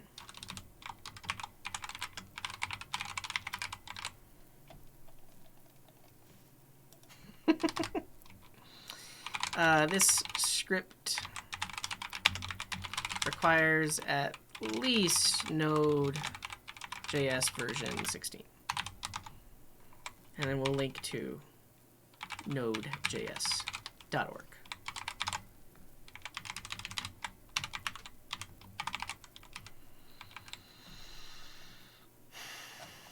Seems fine. Can I do that in package.json? I just don't know the syntax for it. Engines. I don't know.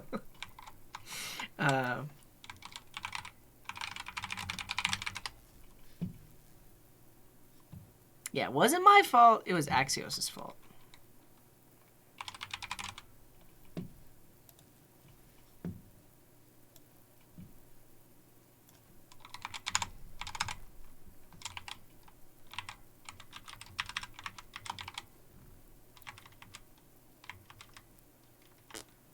Greater than or equal to 16.0.0?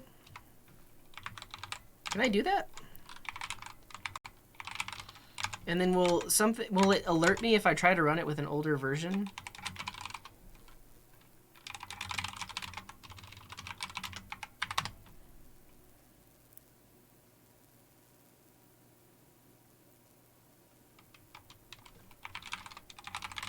All right, we're now running node version 14. If I say node source index, it still technically works with 14, so we'll allow it. I think honestly, I'm not using any like weird syntax.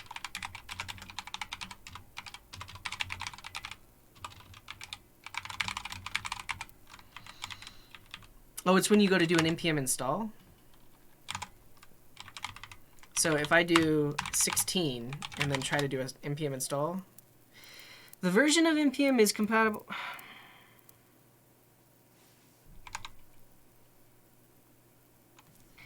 Twith.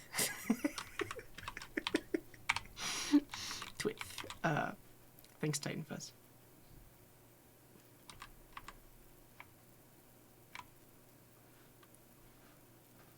Oh no, yeah, we rated them. That was yesterday.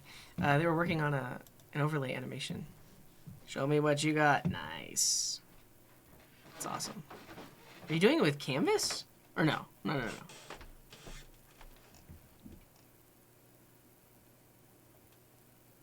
Did you write this code, Alka? Because it looks like a computer wrote this code. This looks like generated code.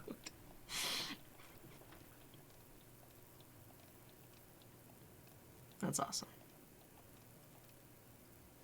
Sick. Okay, you wrote it by hand. Yeah, I thought you did. Engine strict. This was removed in npm 3. Prior to npm 3, this feature was used to treat the package as if the user had said engine strict and is no longer used. Doesn't matter. Well, we'll do this.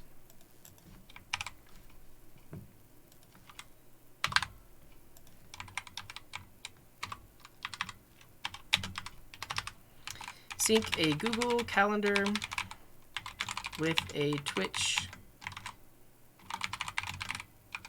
schedule. All right. I'm going to put it up on GitHub now.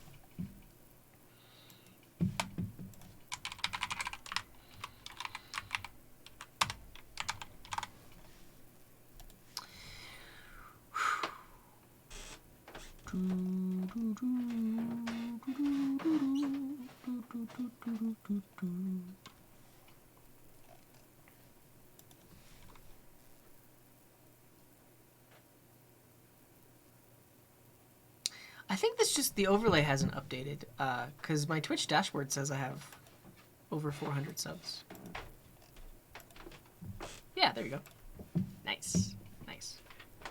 Does it actually sync the schedule with the calendar, though? Yeah. Did you just get here? I mean, I don't mean to be mean or anything like that, but yeah. So you go to Google, add all of your events, and then run it, and it will take any events that are on Google and put them onto. I wrote it the other way around. It syncs from Google to Twitch.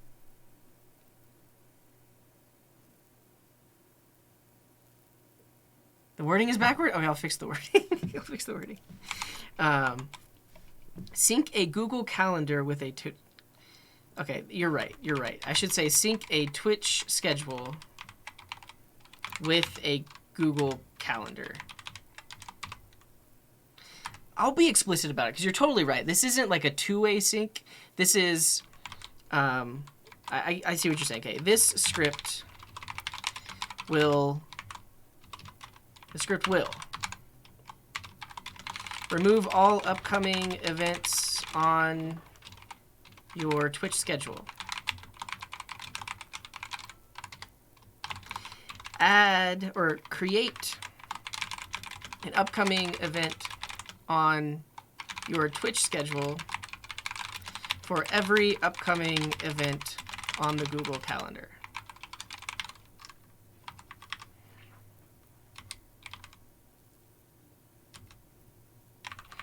On the given Google Calendar. Yeah, I appreciate you for saying that, because I don't want people to... The thing is, that's the thing. If you run this script, it's going to delete every upcoming Twitch event. So it is important that people know that.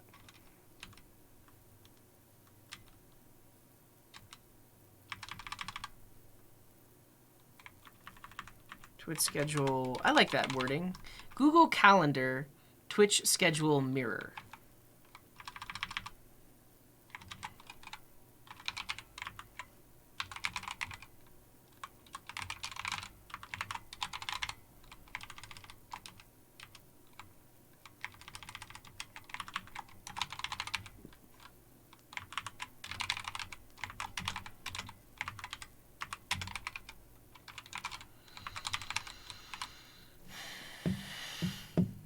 riveting markdown content.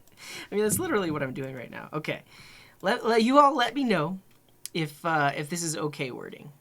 So, Google Calendar Twitch schedule mirror. This script will remove all upcoming events on your Twitch schedule, and it then will create an upcoming event on your Twitch schedule for every upcoming event on the given Google Calendar. Updates your Twitch schedule based on a Google Calendar link. That's so much better as it's working.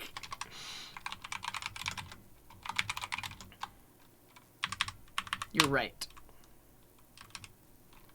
Good call, Worsty.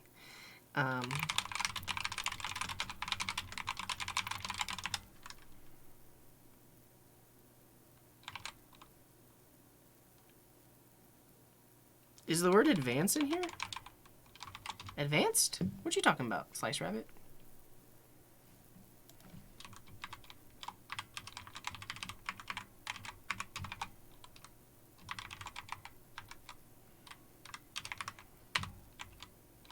Oh, you're correcting yourself. Okay. All right. I think I've got it at this point. Now I'm ready to push to GitHub, and I appreciate the clarifications because we want to make sure we're doing it right.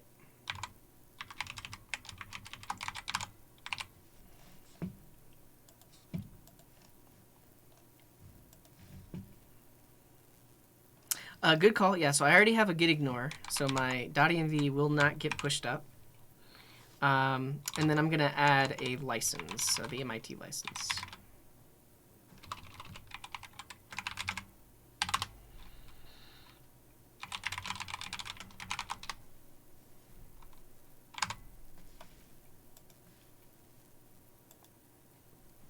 What happens if you add a September 2023 stream to your Google Calendar? I don't know. I don't know if the Twitch API would error out. The Twitch UI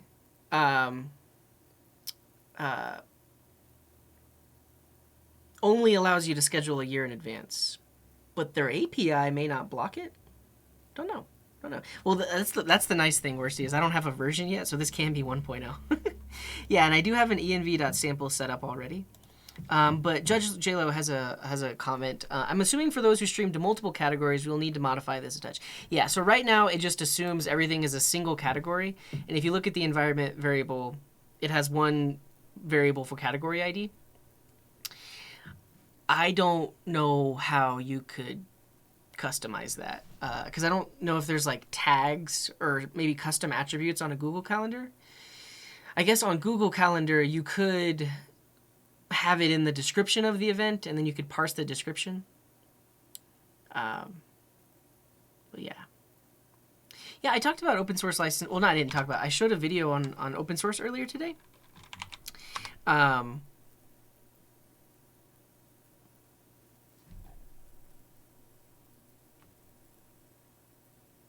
Just a second.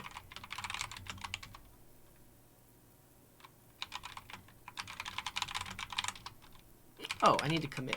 I need to commit. That's why. But yeah, I'll link. I'll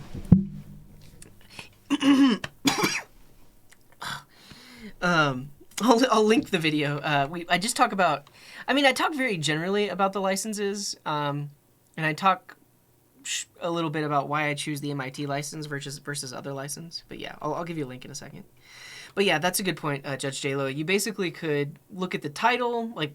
If you specified the title with dashes and maybe you put the ID in the title or something like that. Yeah. Yeah, you can add descriptions or comments to an individual thing. Oh, thank you for the hydrate, by the way. Where's me? Okay.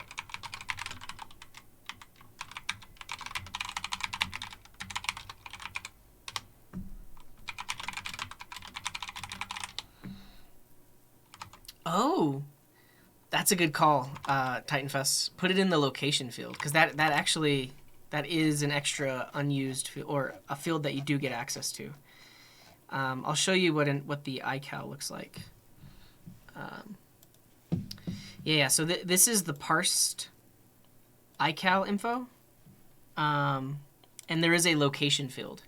So yeah, if you put the ID, the category ID in the location field, You could just use that. If you want this to be super user-friendly, you could let people put the text, like software and game development or just chatting, and then in your code, you could look up the category based on the name. Yeah, there's lots of cool things you could do here. Yeah.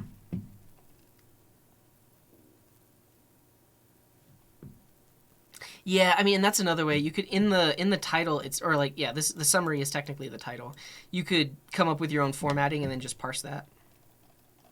Yeah, yeah. Okay, here we are. Code is here. Feel free to fork it. You don't even have to make a pull request. Like especially if you're going to be making heavy modifications to it, feel free to just copy paste the code. The MIT license allows you to do that. Software is provided as is without warranty or any kind express or implied. Do whatever you want with it. If you think your changes might be useful for my script, feel free to make a PR. But otherwise, do what you want. Oh yeah, and let's delete this test event and then run it one more time.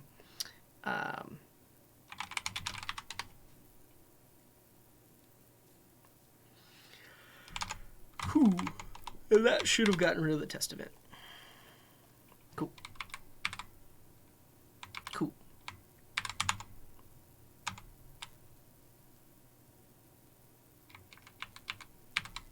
Yeah, that was fun. Code review rule number 1, no to-dos on master.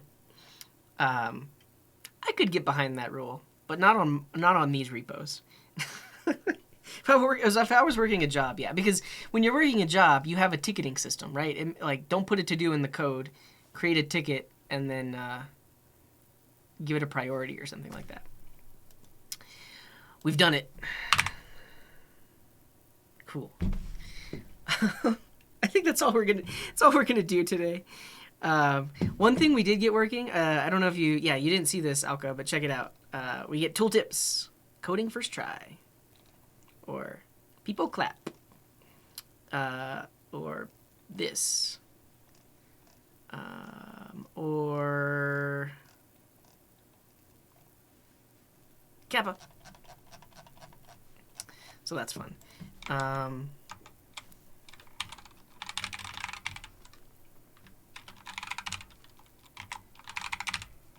Tips. Pog. Onaker, Marquez. Nice. Nice. Let me link that YouTube video I was talking about, and then we'll get out of here. Coding a garden, open source. So I have 2 videos. I have one on how to contribute to open source, and then one on what does it mean to be open source. I don't know. I feel like this video is pretty rambly. I don't know. If it's rambly, I'm sorry. But feel free to check it out. I do talk about how you should have an open source. You should have a license on any project if you want it to be open source, because otherwise it's not actually open source. And then actually there's a good website, how to choose a open source license. This takes you through like a questionnaire. Choosealicense.com. That's it. This will take you through a questionnaire, and then based on what you answer, it'll suggest what kind of license you should pick. So that's another cool thing. All right. Whoa, what is that? Twitch glitch. That's nice. Is that a global emote? Oh, I don't have it. Dang. QA TW partner? Who dat?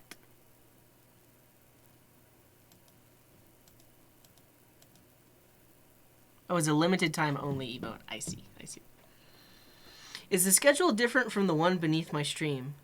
No. And that's what we just set up. Yeah. So right now, because I just wrote this code right now, if you're on Twitch desktop or probably even on mobile, if you click the schedule tab, that is now accurate. So twitch.tv/codinggarden/schedule, it should say that on Friday there's a stream. Yep, that's it. That's for real. Oh, it's a GlitchCon emote. Nice. It's different for you? Oh, we didn't even check time zones, did we? Can everyone do me a favor and go here? And so yeah, for me, this will be 11:30 a.m. my time, which is accurate here. But for you, you're probably in a different time zone, so it's going to show a different time. And mountain time, actually, world time, buddy, is good about this. Denver, not that one.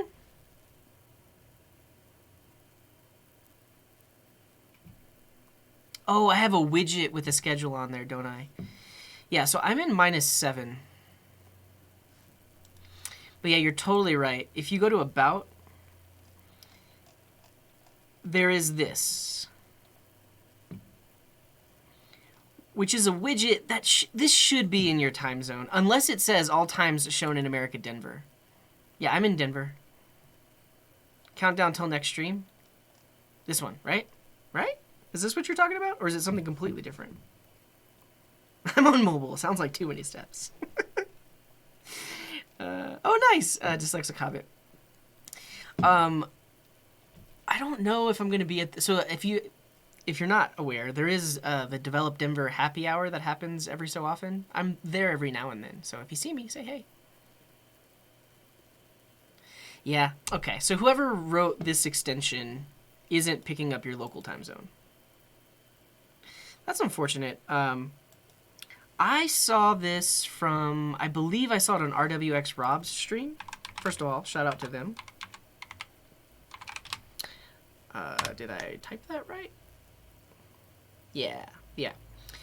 Because if you look at their channel, oh, he's live. He's live right now. But I saw this here in his About. And I was like, oh, that's really cool, because you could actually just point it to a calendar.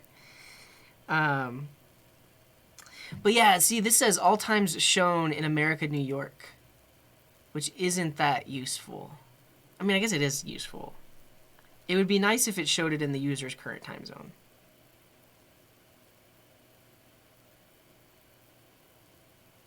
So that's an issue with that extension. Yeah. That's unfortunate, but what's nice is now you can, if you go here, if you click the schedule, you can trust this, and this will stay up to date. As long as I have my streams scheduled ahead of time, this one should be in your time zone. Yeah, new opportunity. Make it an app. Sell it as a software as a service. Oh yeah, and I just released this shirt today, so if you like it, now that's what I call code. You can check it out over on my merch site. There's a long sleeve and a short sleeve. Follow on YouTube if you haven't, or subscribe there. Join my email list if you haven't. I send go live notifications there. I have a Twitter. I send go live notifications there as well. I also have a Discord, so go there as well if you want to. I think that's all. Thanks for hanging out today, everybody. Thank you for all the supports. Lots of gifts and subs. I appreciate it. Next stream, we've been talking about it. You know it. It's going to be on Friday, so tune in for that. And that's all I got. Oh, yeah. Well, I'll tell you what we're working on next Friday in case you're interested. So we started this app, I think 3 weeks ago at this point. But essentially, it's an app where users can create and share lists of places to visit. Now, that's the app idea. But mainly what we've been doing is essentially experiencing what it's like to work within an ecosystem that is very new and doesn't have as many community projects, because we're working in Dino. We're working with a framework called Fresh. So most of our work has nothing to do with Dino and Fresh. Most of our work so far has been working with the database library, working on auth, and then also trying to get maps to work within Fresh. If you have been watching those streams, check out the issues that people have opened up, because they have some really good suggestions. I think we're gonna use some of those suggestions. We're gonna have a much better time than we did last time. Yeah, using humane technologies, and it was such a pleasure. Nice. Do you have a code link? If you want to share it, feel free. We were about to scrap it, but we're not going to. Like we're gonna get it working. I think it's worth getting it working, and then also once it's done, talking about what was it like working within Dino and Fresh at this point in time. Yeah. Okay, that's it. That's all. Check out the raid messages here. If you're a sub, that's your raid message. If you're not a sub, you can use this raid message. And we're gonna go. I don't know who we're gonna raid, but whoever we raid, show them lots of love. Drop a follow if you like what they're doing. I appreciate you. Thank you for hanging out with me on this Tuesday. Have a wonderful week. Hopefully we'll see you Friday. If not, we'll see you next week. And wherever you are in the world, have a wonderful morning, afternoon, evening, or night. And until next time, here's this.